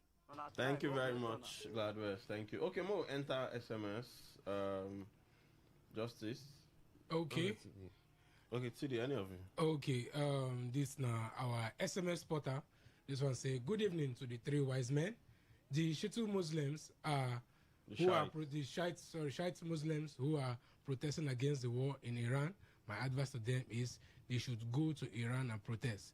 They are protesting in Nigeria while Iranians are celebrating their freedom from the oppressive regime. The Nigerian government should respond with a very strong hand to these troublemakers. Thanks. This one Alfred from Borokri, Port Harcourt, 9 that's one. Thank you very much. Thank you very much, Alfred. Okay, this one say MC Kuro, MC Justice, and MC TD. Nigerian government know they serious for security matter upon all the killings, no protests in the north. But IFF American Army come Nigeria, them go protest. One law from Trasamadi, Port Harcourt. Okay, this one say Tinubu statement is an admission of incompetence, failure. It is a catastrophe for the 200 million population of the country. How could one answer number one citizen of a country when one don't have XYZ ways of solving problem of people whose fate lies on his shoulder? Nigerian political party members, the liberation of this country is in your hands. Lawson from Ahoda, 9 that's one. Okay, this one say, the three wise men, I greet Anao. My name is Kingdom from Rumondo. I totally condemn what happened to Bruno. If government cannot protect their people, then what is the hope of the common man? Okay, somebody don't send number 2003. Okay, we'll go our WhatsApp. Okay, check the WhatsApp. Justice, if you check whether we get some messages from Facebook. Okay, this one say for WhatsApp. This one say, why is Mr. President not sending his vice to Medugri? Bearing in mind that during their campaign period, Shetima told us that should they win, he will be in charge of security, while Mr. President would be taking care of economy. Let Mr. President fulfill his campaign promises. 2 Timothy from Port Harcourt. Okay. Okay, so make I see whether I could just take one or two from this other side. This one say, good evening, new in court as our Hana. Okay, that one come from Emeka or Hiago. This one says, Kefu Piro say, mass rallies across Nigeria to back Iran. My question is, what concern Nigeria with Iran and US5? Those rallies, how many times have they do it for those killed in North? Federal government should arrest them. Federal government should arrest those people. Those people are evil. Okay, thank you. That one come from Skifu Pero. This one say mass rallies across Nigeria to back Iran. It is so shameful that those organizing these so-called rallies cannot rally.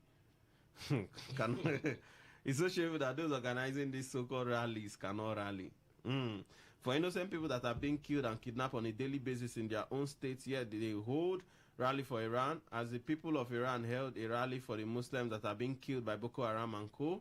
Noale Befi, they send that message. Okay, most of it if you just enter some of the messages that they see they hang. Most of it if you take some calls. Hello, good evening. Good evening, Siguro. Yeah, your name and where they call us from?